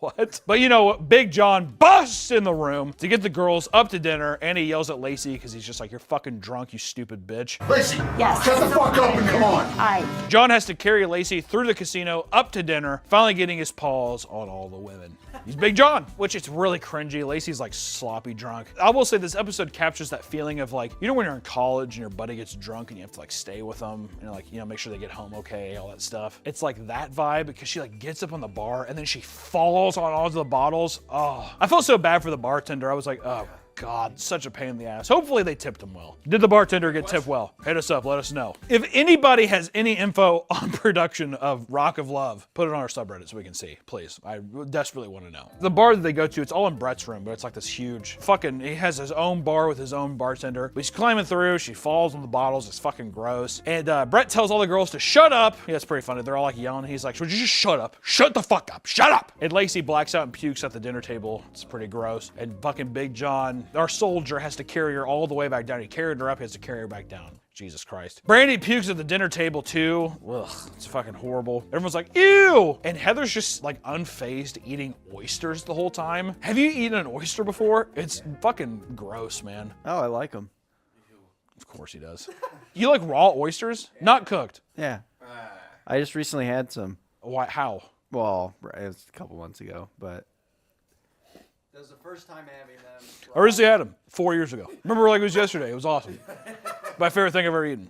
Now Big John, even then, he just gets back from carrying Lacey. Now he has to fucking carry Brandy back to her room. Britt's pissed now and wants to spend the time with just Jess because she's not drunk a mess. And Heather fucking being a weird fatty. Way to go, winner. Fat bitch. Gets a bunch of leftovers. She's like, well, yeah, what, fine. She can hang out with Jess only once. And fuck Jess, I'm gonna just eat these leftovers. Like, you had 95 oysters. 95 oysters, dude. Jess spends the night with Brett. Do they? Oh, they definitely fucked. He sends her back to LA first so he can spend time with the other girls. It's like weird. In this episode, if he likes a girl, he sends her back early. It's odd how they do it. But the next morning, everyone's super hungover and Brett plans a day where they all get massages and like, it's kind of like a spa day by the pool. After talking to everyone, Brett decides to send Brandy back to the house and have dinner with Heather and Lacey and try to figure out if Lacey is actually insane. He basically punishes Brandy though. He's like, you should go. Because at this time too, there's like a weird turmoil where she's like, yeah, I don't think he's right for me. She's like, says on the show, like, why would you say that out loud, you fucking idiot? So then they're like, yeah, she said you wouldn't be a good fit for the show. She's just like riding the coattails of the show. I don't know. They're by the pool, they're drinking still. Dude, we've been through an entire season. I've had 2 drinks. Granted, I haven't eaten anything yet, but still, like, god damn, like that would be fucked every day and you're traveling. Oh my god, but they're drinking so much. At this night, Lacey gets to spend the night in Brett's room, which I thought was weird. I was like, how is Heather not primed up for a night fucking with Brett? I am so unsure of my pick. She's still here, but I don't know. But here we go. Big Jacob come back because we're in the elimination room. And you know, Brett shows up moderate, he's dressed up moderately. I wouldn't say anything impressive. It's a night suit, but it gets down to where the last couple ones to be knocked out are Heather or Brandy to go home, which I thought was fucking insane. How does Lacey not be on the chopping block here? But it's just because Jess and Lacey fucked him that episode. Right. Jess, he fucked her the night before. He fucked Lacey the next night. So he's like, Lacey, come on down. But inevitably,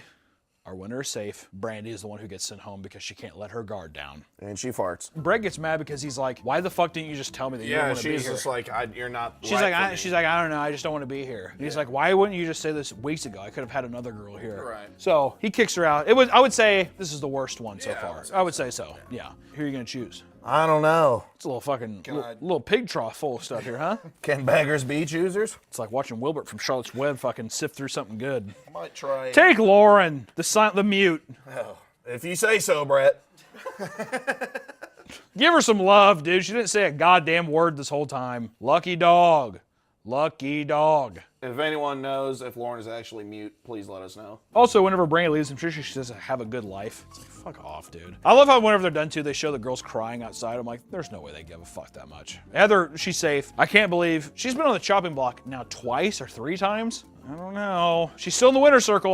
We still here. There's 3 people left. Heather, Jess, and Lacey. No way Lacey stays. No, if Lacey wins this, I'm killing myself. I'm not even joking. I'll kill myself today. But I just want to say, I had all of them in the winner's circle at one point. And also, I even had Jess in there too. So as we go into episode 10, just know that I'm fucking getting, I'm pretty good. You got an eye. I got an eye. Let's go watch episode 10.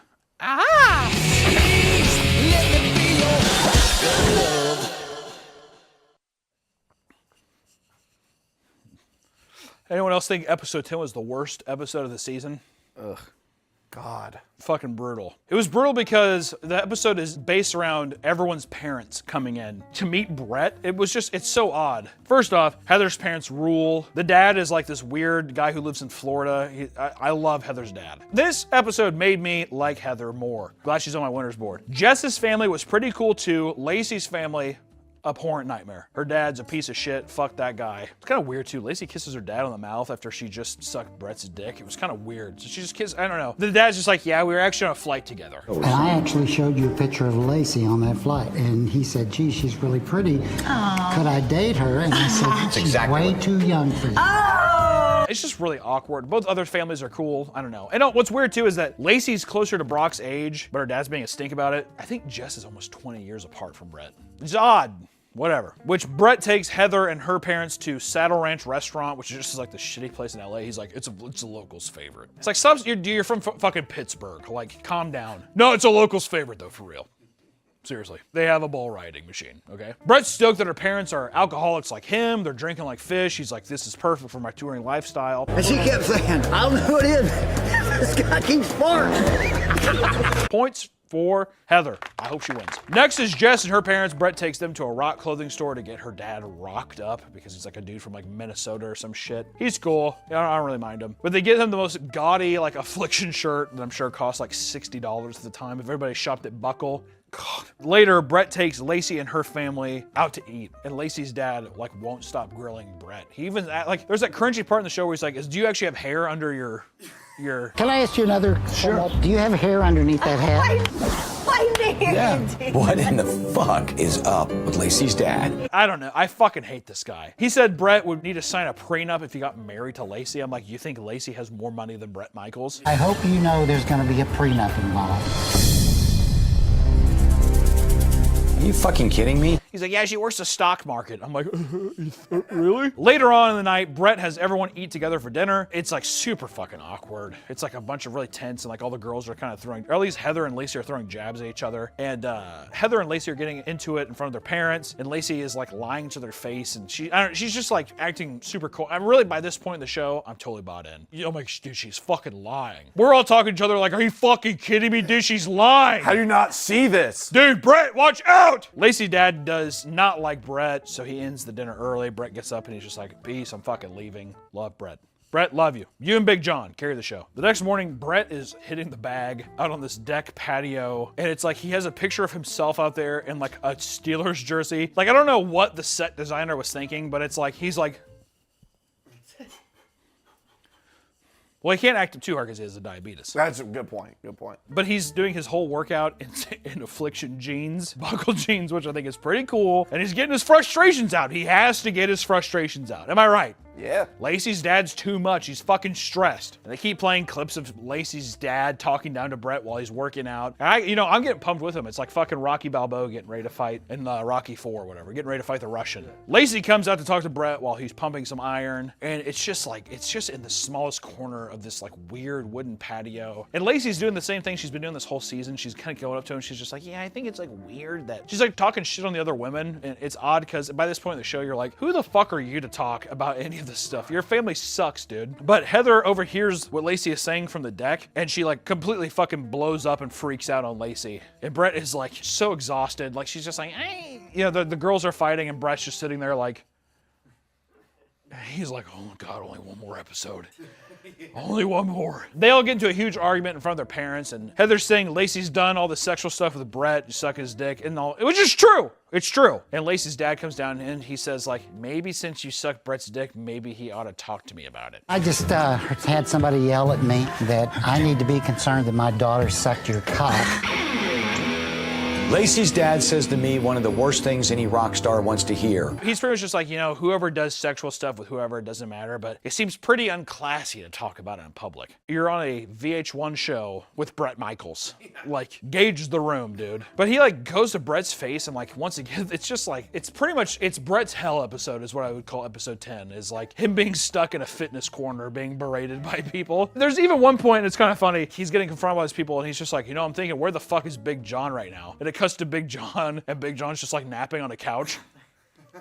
It's awesome. Jacob, come on out. We're going to the elimination. Just skip to the fucking elimination. He's very modest again, black jacket, white button up. Looks good. The parents are standing by the kid, the contestants, kissing their dads. And as they turn, Lacey turns to her dad and says, I'll call you with good news tonight. But little did she know, Lacey is the person that finally gets beat out in episode 10. We all cheered. There was an applause when it happened. Get her off. Actually, you know what? Take it off and throw it. Get the fuck out. Now go pick from your trough. I'm still giving you that option. Thank you. Look at him sift through that, dude. Ever see whenever like they're sifting gold in the bucket and they're like looking for gold flakes? That's what you look like, dude. I'll take Brandy in. Yeah, there you go. See, he likes fresh kills. Yeah. He loves fresh kills. There you go. There you go, Big Jacob. I also resent that hat. All right, the last episode. Episode 11, the finale. Holy shit. It's literally become between the two people that my gut action was Jess. I put my bets on Heather, and it could pay off. I'm curious, so let's watch it.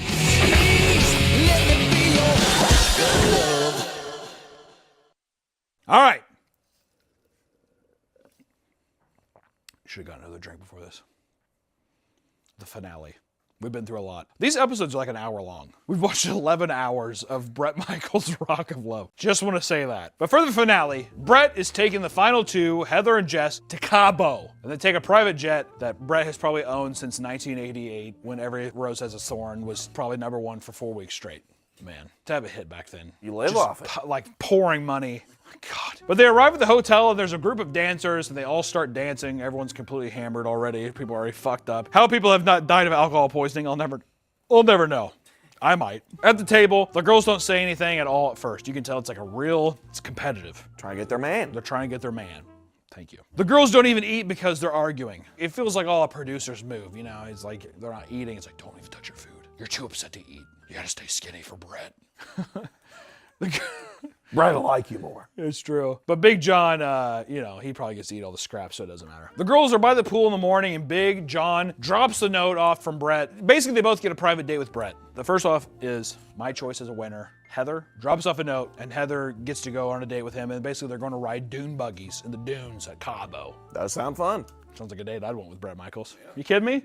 At Cabo? I'd be like, Bret, can we also do jet skis? He's like, don't be greedy. Don't be greedy, my diabetes. My diabetes. Which they're riding around, and Heather's like, I want to drive. And Bret's kind of like, they put a big emphasis on, Bret's having like a diabetes attack or something. Like he's like, oh, I feel real sick. I started to feel really, really sick again from the diabetes. And Heather doesn't really give a shit. She's like, cool, can I drive? What, are you all right? Let's go eat. I want to drive. He's like, oh, okay, I'll power through. And they finally get to have like a picnic on the beach, kind of rehashed from Jess's date from before. Just want to say that. But that's just so he can have something to eat. He's like, I gotta eat. He's saying that, dude, calm my diabetes, I gotta eat. And that night they have a poolside dinner on a couch that's like, it's like a weird, like, it almost looks like a hibachi grill seat or something. But it also feels like maybe they shot a couple porn there. I don't know. It's whatever. And after all this time, it gets sucked off. 2 weeks straight, Bret is still like, I just really need to know these girls. That's my favorite part. Is he's sitting there this is the finale of the show with two people, and he says, I just really need to get to know these women. It's like, you had time. Also, maybe don't use a reality love show as your fucking way to get a new girl or new relationship. But Heather tells Bret that she's in love with him. Wow. Not bad. Winner circle. And, he just stumbles around and doesn't really say anything back. He's like, cool. I don't even know what to say. I'm beyond... That's the way I feel. I have to be honest with you. Which is kind of weird because Heather literally got his name tattooed on the back of her neck. Hello? Hi. He's just like, awesome. Imagine someone's like, they get your name tattooed on the back of your neck. I think I'm falling in love with you. He's like, okay. That's why Bret's king, though. He can do that. Which, of course, they go back after a nice romantic night. And of course, they get a nice night of fucking going. He fucks her, which is kind of weird too, because they like hold the microphone up to the door, because you can hear Bret being like, oh. The moans.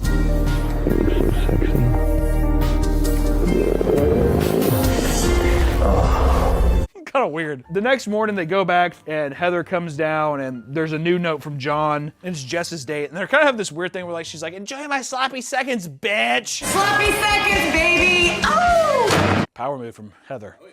I feel very confident with her performance here. But for the date with Jess, they go on a yacht. They eat and make out for like an hour. It's just like them laying around and like just making out. He's like... And for the dinner, they have a private reservation at another resort. But once again, Bret's diabetes starts kicking in again. I start to realize that something with me and my body, my diabetes, is not right. And he's feeling the crunch.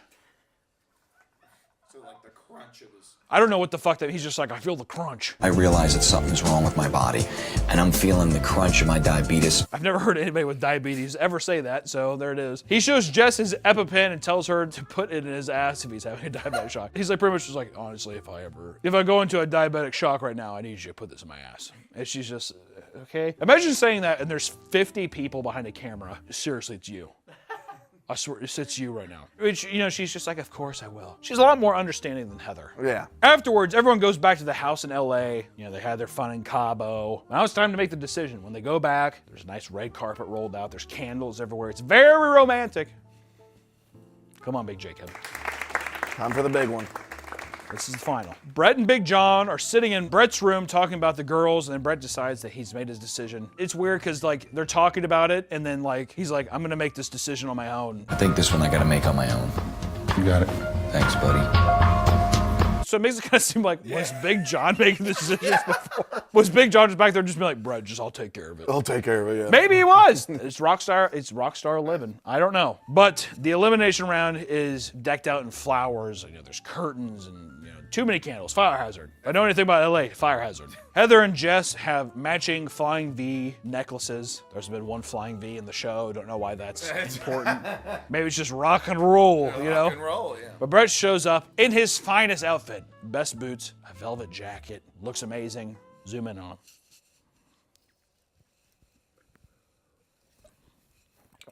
Zoom in on Big Jacob. I did. But look at the camera. I was looking at No, but don't smile. He performed that very well. Good. This is the biggest gamble of the show because during the finale, Brett gives us his greatest draw yet. He says, I don't know who to pick. Would you both be down just to be my co-girlfriends? Is there any way both of you would be my girlfriend? So stupid. No, it's so awesome. That is a king move. And of course, during this time, it's kind of weird because he presents it, and it's this thing where now that he asks the girls. So Heather says, absolutely, I'll share you with another person. I love you. And then Jess says, I just don't think I can share you with another person. I just, that's just not who I am. And that's when Brett makes his decision, and he chooses Jess over Heather. I'll be taking this one. I should have went with my fucking gut! You know, the other night, I was having a really tough time with my diabetes, and you were there for me, and that meant everything to me. Brett chooses Jess. Heather is fucking pissed. I would be too. You got his name tattooed on you, dude. Unfucking believable. Absolutely. That's, I would take that in a heartbeat. Jess is the overall winner. I'll move her over. Actually, you know what? You put her up. I don't even deserve to touch it. Jess is the winner of Rock of Love Season 1, and she deserved every second of it. Round of applause. It's funny because doing some research after we watched this episode, we had some time in between. You find out that season 2 of Rock of Love was filmed almost immediately after. I don't know what happened with this relationship or whatever happened with it, but this was a roller coaster. There's only 3 seasons of Rock of Love. Only 3. He could never get it figured out. But I got to find out some more stuff soon. So I will say, with the end of this episode, we will be covering season 2. I can promise you that right now. It's so good. I love it so much. We love you, Brett Michael. We love you, Big John. I love you, Jess. Congratulations to the beautiful winner. Who was all of your picks? Big Jacob sloppy picks. He's not even saying their names. I just got so many. We got all of them. I'm gonna rattle them off one by one. Jesus. All right, we're done. Bye, everybody. Rock of Love. Be your Rock of Love. There you go. I would sing that, but we would get absolutely fucking railed. And it don't get better than this.